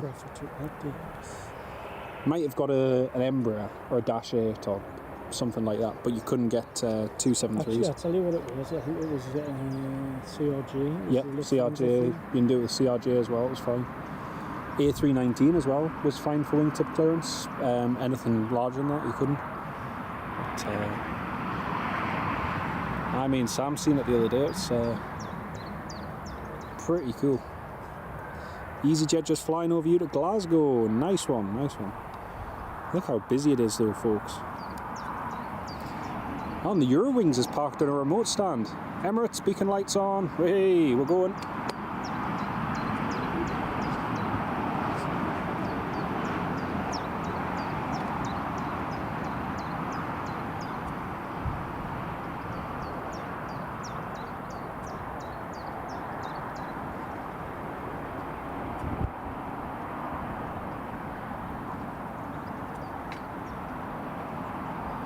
Other times what they've done as well with that stand recently, if it wasn't being used by Loganair, so Loganair were all, when they were based here, they just parked the 145 on that, or they just leave the equipment there, just to block it off.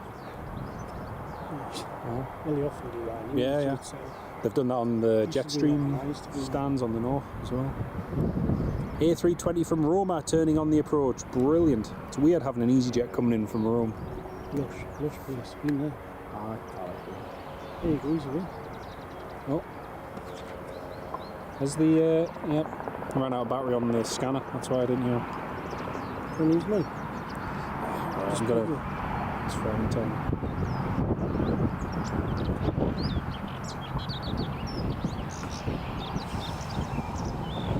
Do you want to put it on the back road? Hey? Do you want to put it on the back road? No, I'm not allowed to. Otherwise, then it really gets slapped in the hand. Quite strict, aren't they? Do you know what's daft? Do you watch that? Do you know what's ridiculous? Is it goes back to the 1986 telephone act in terms of listening to ATC, and we're the only country that still has it as law. The only other, you can't broadcast it. No. Which is daft because a recording's fine. I'll be honest, Jonathan, I only listen to it in the house. The recording of it is absolutely fine, and yet a live broadcast isn't. So, no. Well, how do people get away with it? Oh, you mean because they're playing it back? Yeah. There was one guy who was trying to do it with a delay and get around it that way, but Norwegian's pushing. Norwegian's pushing on the it's got first its side. light flashing as well. Look, Oh North- yeah, North is Norwegian, there. yeah, brilliant. Emirates and Norwegian going out as well now. Oh, you mean over there? And Yeah, there's a red Red light light. flashing. oh, that's a plane. I don't think it's the helicopter because that's No, meant to it's be green. going shortly. It's I don't know what it is. Whatever it is, white. I'll have a look in here. Ryanair is now ruling. That is NetJets. It is the Citation XLS going to Sion. Ah, going to see. Nice. Whoa, whoa, whoa, whoa, whoa, whoa! What's going on with the Ryanair? Is he Gone to one vacating? side, hasn't he? What's he doing? He's been back on the loop. He's going via Charlie. I thought he was rejecting his takeoff there for a second. Has, hasn't No, because there was no spoiler deployment. I didn't hear anything on the... Unless he's got a slot or something. Oh, look at the plane on final. Yeah, look, there's a plane just on final approach. That's why. So Ryanair's just vacated the run... Oh, hang on. he? Is it Hang on. first day for the air traffic control? Oh, this is going to be close. He's coming in from room.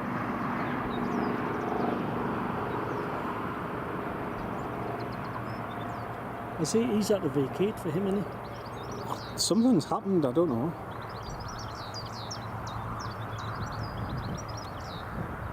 Yeah, it is. It's due his slot time. He couldn't depart because the slot hadn't come. Really? She's the controller. She's just said that they've made a couple of calls and the slot's all sorted now. That was a close call, wasn't it? That was, yeah, that was. Do you reckon he got a giddy on and then got up there and turned off handbrake Probably. turn? But when I looked through this and I just saw him veering to the left of the runway, I was like, where's he going? It's because it's obviously it's designed for Yeah, them to yeah. land that way. And That's why it's a high speed exit for 07. Yeah.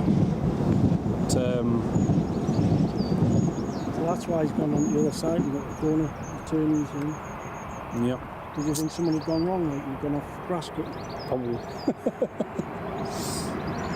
I've only ever seen, luckily, and I don't want to wish to have ever seen anything. Oh, there's a Norwegian going. There's an Eshet and not Eshet, Beaton. Oh, yeah. Oh, The look. plane jumped, bounced and ended up in the cornfield. Oh, and I seen a P-51 Mustang. Cockpit exploded, ducks for the guns. There's a Norwegian just taxiing along to runway 25 there, Sierra Echo. Oh, Emirates requesting taxi. Yeah, he's going to go after him, and Yeah. or I'll do what you do. What's that? That's the best one. The plane after this, it is really busy, yeah, with Chili Face, yeah. Good. The Rome flight is holding off the coast, is it? It can't be, it's there. I was going to say it's... It's on the ground. Yeah, that's on the deck. Or did he do an orbit? Is that There's what you're saying? There's a Borgas coming in next. Oh, it's mega busy. No. Hey, it's gone. It's the Yeah, first yeah. of May, innit? It'll be Yeah, yeah. full on. The other day First when day I of summer, came it was summer heaving. schedule. It was absolutely heaving the other day. Yeah, and look, so that's, straight away behind you got bought. It's going to be a big busy. That's is. why he's got 20 minutes. yeah. Because look, I think his slot's come forward because he's just been cleared to taxi. Yeah. Brilliant. everyone he come from. Brilliant. Look at that. 3 Tui tails in a row as well. That's cool. Oh, that's unusual. Pretty cool, that. And look, Dusseldorf's getting pushed back as well. Is that where is he on stand? Oh, he's on Yeah. remote, he said, didn't he? Yeah. Wow, it's almost like Newcastle International. It is, once. yeah. It is. We have planes. Woohoo! I know, it's good, isn't it? Oh, here comes Jet 2. Oh, that really is quite busy. Next Jet 2 heading out.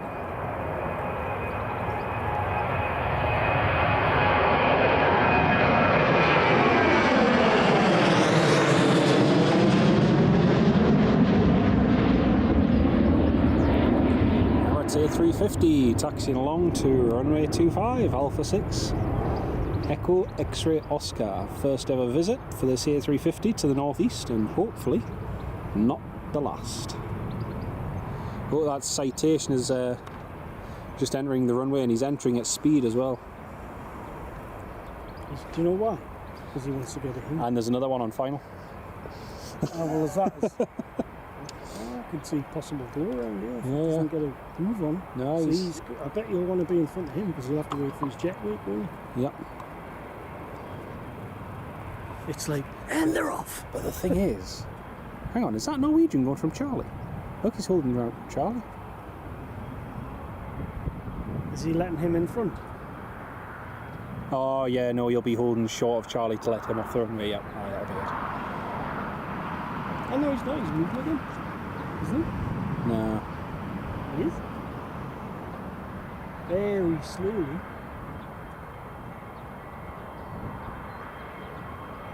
Isn't it? Looks like he's moving to me. And he's just given way to that business jet, and then he's going to start moving again.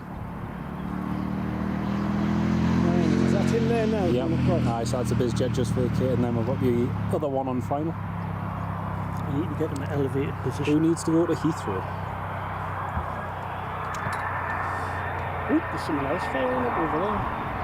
Another biz jet's firing. See, there's 118 of you all tuned in. Welcome on board, everybody. Great to have you on board. I'll check the phone. Stephen Marchant, can they cope? I think so. We've got 4 lined up ready for departure now. This is Platoon. I've heard of them before. Oh, yep, Platoon Aviation. Yep. Pilatus PC-24. Going to Luton. McJillyface, we need another runway. No, not quite. We're not quite there yet. Give it another few years, maybe. So how many planes are on the actual stand? 1, 2, 3, 4, 5, 6, 7, 8, 9, 10. You'd have to see. Is there anything else on the other side? 12? Yeah. 1, 2, 3, 4, 5, 6, 7, 8, 9. Are you on about the other side as well? Yeah. What's on the other side? Yeah, I think there's 2 parked on the other side.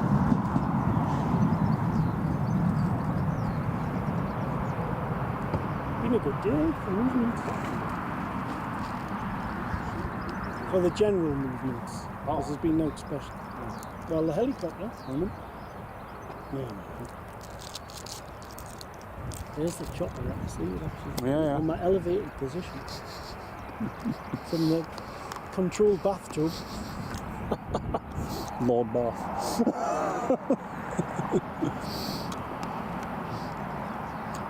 Well, folks, we'll just be getting the... We've got 1, 2, 3, 4, soon to be 5 aeroplanes waiting to line up. Is that right? Plus a bit, and the 2, 3, bishop. 4, and then this one, 5, but he's holding short, he's on. Yeah. Oh, another one on final. Yeah, it's Soldier 2. Good, isn't it? Well, it's the first of May is always like the first day of the season. Mm-hmm. We only get busier. Oh, all right.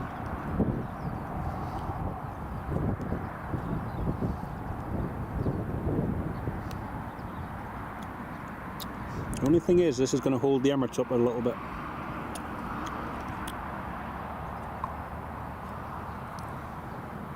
So when did he start here this morning, officer?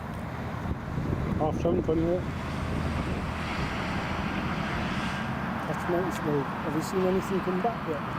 Or not? Most of this. Because this is this. Well, that's what I mean. Yeah, we're starting to get A lot of the Spanish stuff that went out. It's already back in. Corfu ones and that, and a couple of the others left just before I got here.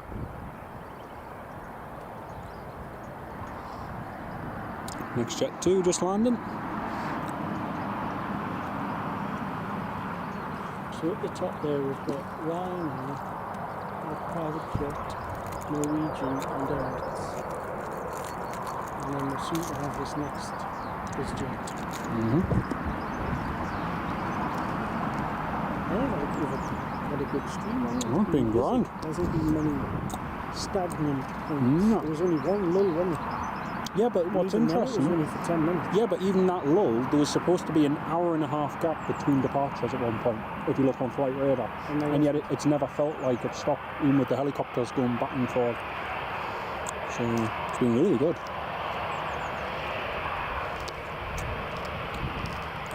You forget actually what you see, to be honest. Do I? Unless it's something unusual. It's true. That's it. See if we can get a wave.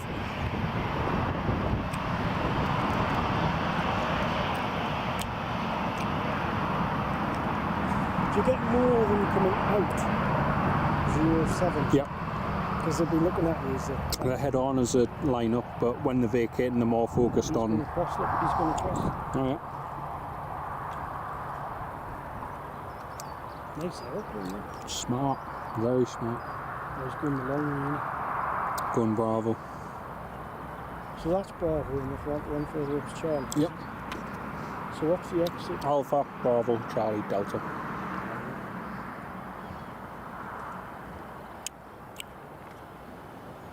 You can see there's 130 of you all ready and waiting for the Emirates to depart. Great to have you all on board. Just waiting for this business jet to slowly vacate the runway. Taking his time, isn't he? So, if you... Yeah, still checking all his checklist. If you were working there today, I think the airport will be a bit of a... Oh yeah, massively. Because they've ramped it up today, Yep. and everybody who's a lazy ass Yep, exactly. Oh, it's and chaos. there'll be delays. Yep, 100%. So it'll be interesting to see, I know you're not going to be here, how quickly these all go again. Oh yeah, but it's also dependent on the slots when they're going out as well, so depending on who gets what. These are... He's up and away.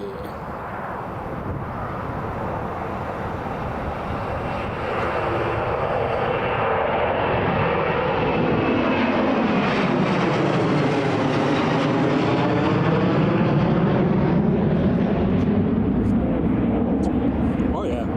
Whereas this morning, I would have said they were a little bit lower. Yeah, oh definitely. Would you agree? Yeah, definitely. But then the wind.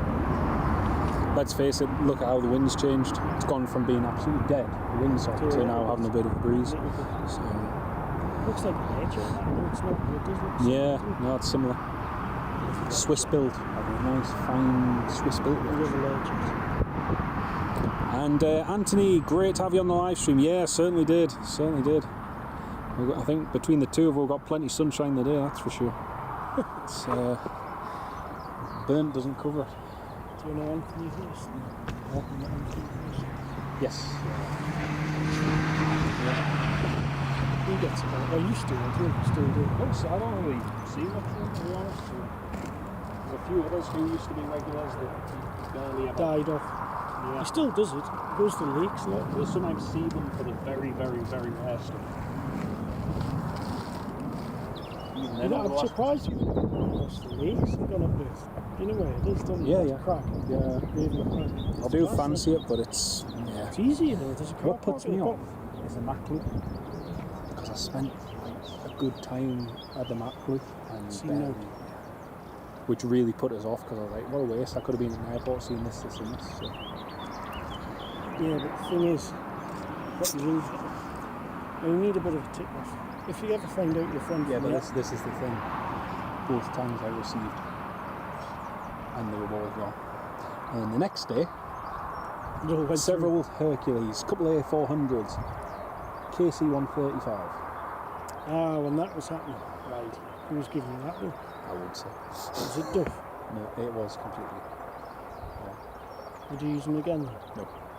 No. It was just a waste of time. So, There you go.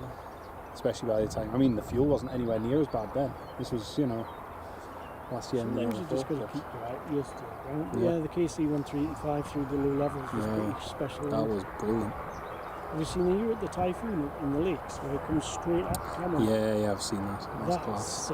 That's pretty special. Class. That's a walking one. That, isn't it? Aye. There was a walking one over the top of here yesterday. Very nice. Norwegian is now lining up for us. That helicopter started off. I can't see that second. So they're dipping it. I hope the helicopter had started. Do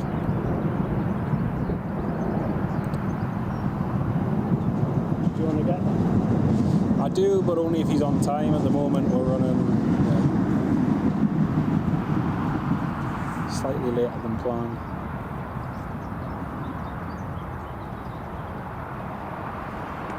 Yeah, there was a walking typhoon over the top of here yesterday. It was over the North Sea. Off the coast. We'll be live now for 6 hours, 52 minutes. So we need to keep going for another 8 minutes. Is that your limit? Not a limit, though.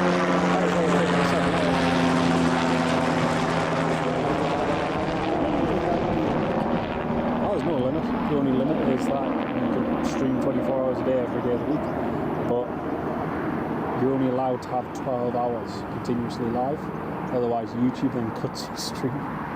So I've got one that's 12 hours from last year at Edinburgh, and it literally gets to 12 hours because I've done 7 o'clock in the morning to 7 o'clock at night, and then from 7 o'clock in the evening, everything past that end of the live stream you can't see. So it was live, it was broadcast, but you can't go and replay it. So it's a bit of a pain. So sunny day like today, wasn't it? Yeah, it was cracking day. Cracking day. I've never done Edinburgh. Like. You'll have to come up and do Edinburgh one day. Oh, here goes the Norwegian. He's rolling. Norwegian, and then the Emirates next. And the Emirates. Go to Livingston Industrial Estate and the yard that they would be delivering. Oh, yeah. They used to drop the gear. Oh, alright. Here is Emirates. Emirates. See them all coming in, it was good. Nice.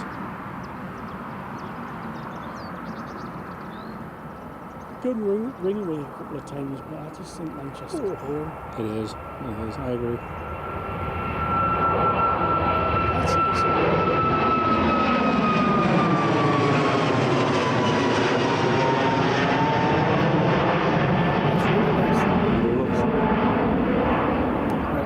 The Norwegian pilots always just keep the nose low as well when they retract the land. It's brilliant. Typical. Yeah, it's brilliant. Right, here we go, folks. Emirates A350. Probably more of a gentle takeoff. It is. They always use. Out here that's proper like rocket takeoff. Oh, they always use D-rated thrust. It's brilliant. Is that helicopter starting? No, doesn't look like it. You've got that other buzz jet behind us. I think you'll have to wait for him.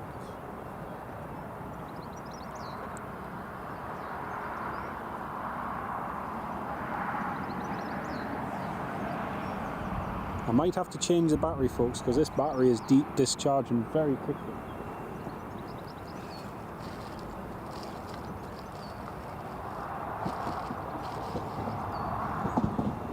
Live stream is just going to go off momentarily, folks. 1 second.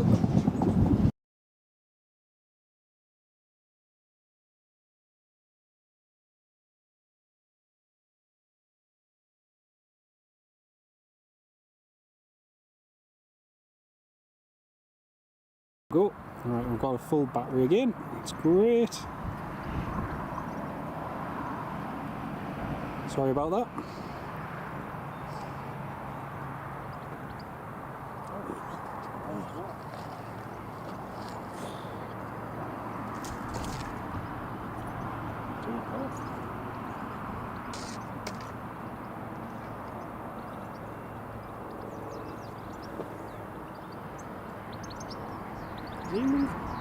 Not yet. No, not yet. Here we go. Swallows. You moving now? No, still not yet. Thought the rose light was the giveaway. I'm only doing this so I can send it on the phone. Ah, we're on it. No. You like- Oh! Yay! Helicopter starting up! Woohoo! Brilliant. Yeah, it is, isn't it? Sweet. Must have heard me. Here she goes. That's her rolling now. Very kind indeed, Andy. Appleyard. Absolutely, mate.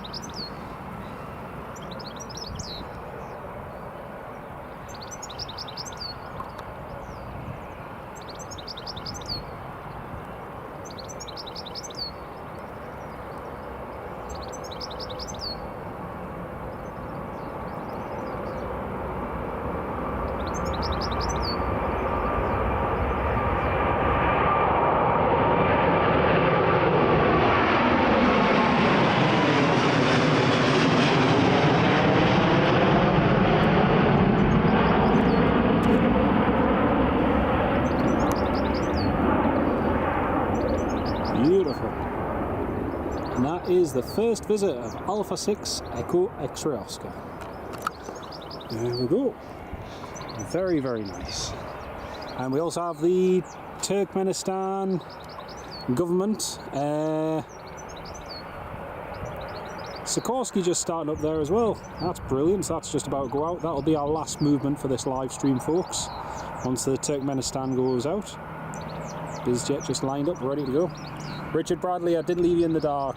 Brilliant, that's good, mate. Now the battery was just going down very quickly, so I had to change it, but that was fantastic. That was really good. So 139 is going to be the last one.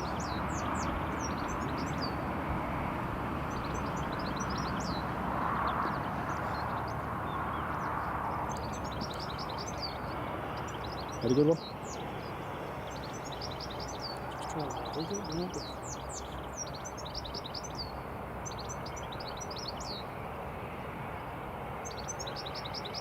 So there's the Turkmenistan government A139. That's really quite low, isn't it? What, the 350? Oh, it was compared to mine, yeah. Usually they're a bit higher.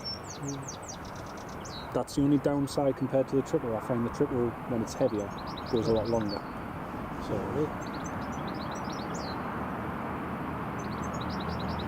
Just trying to see if I've edited this one.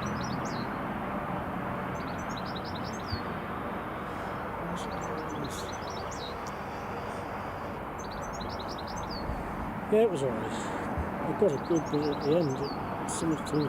The usual. yeah. Summed through. It's good to. I need to edit the last bit of it. Yeah. I wanted to get the gear triggers involved. So it zoomed out to 9 here, all the way. And then the minute I change it, it flips it. Yeah, that's grand. So there I've changed it and then look. As soon as I did that, I just flipped it up. Oh, these are Okay. a shot. Oh, helicopters on final as well. BizJet is up in the air. It is, aye. Up like a skyrocket. Up and away.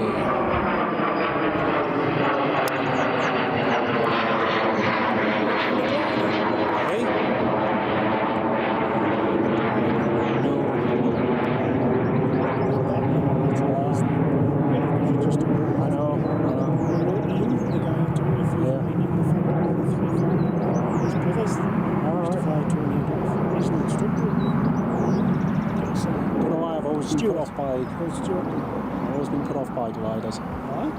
There's no engine, So, no control. don't need it. Go up.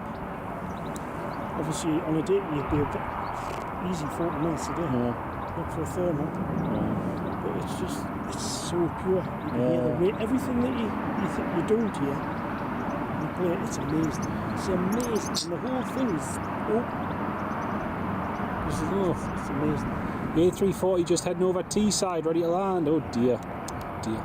Big thanks for the live stream, Stephen Marchant. My pleasure, mate. Lovely to have you on board, mate. Great to have you with us. And thank you so much, Stephen, for all your support, mate. I'm going to give a shout out to all of you dear channel members and supporters who've supported the live stream today. Shout out to Chris as well. for being with us, and it's been grand company all day. It's always nice to have a bit of company. And a shout out to Stephen, who's been a channel member for 32 months. Baseman DB, channel member for 2 months. Marky Minty Stoddart, channel member for 22 months. Amazing support, everyone. Thank you. And also to Marky for the gifted memberships. Oh, helicopters on the move. To Richard Bradley for your 3 gifted memberships. Yeah. 2 gifted memberships. There we go. And a shout out to Stephen Marchant for your gifted memberships as well, mate. To Alan Lee ATC for your kind donation. And to Matthew Temple for your gifted memberships as well. Thank you so much for all your kindness, folks. Really do appreciate it. This is going to be our last movement.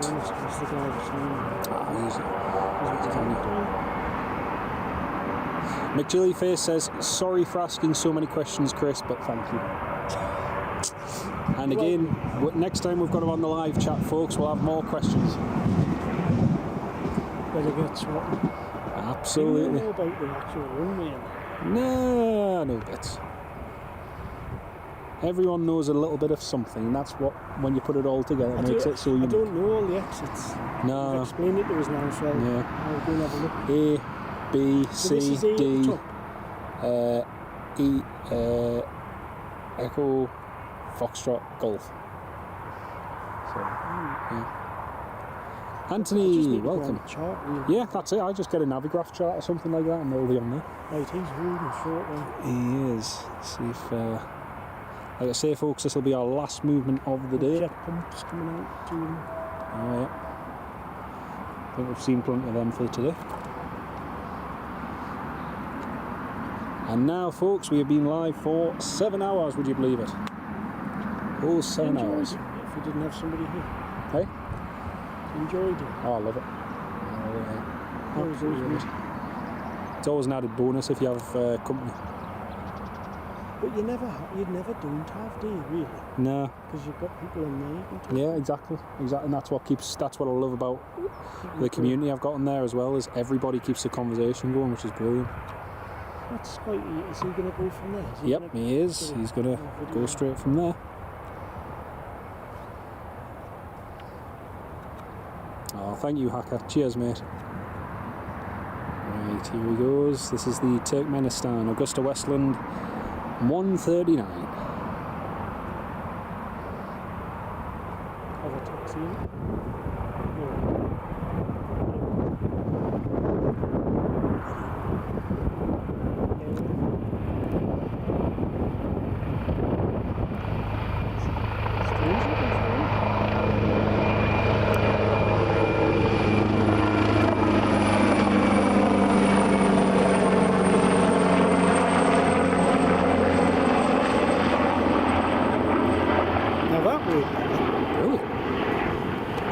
Very nice.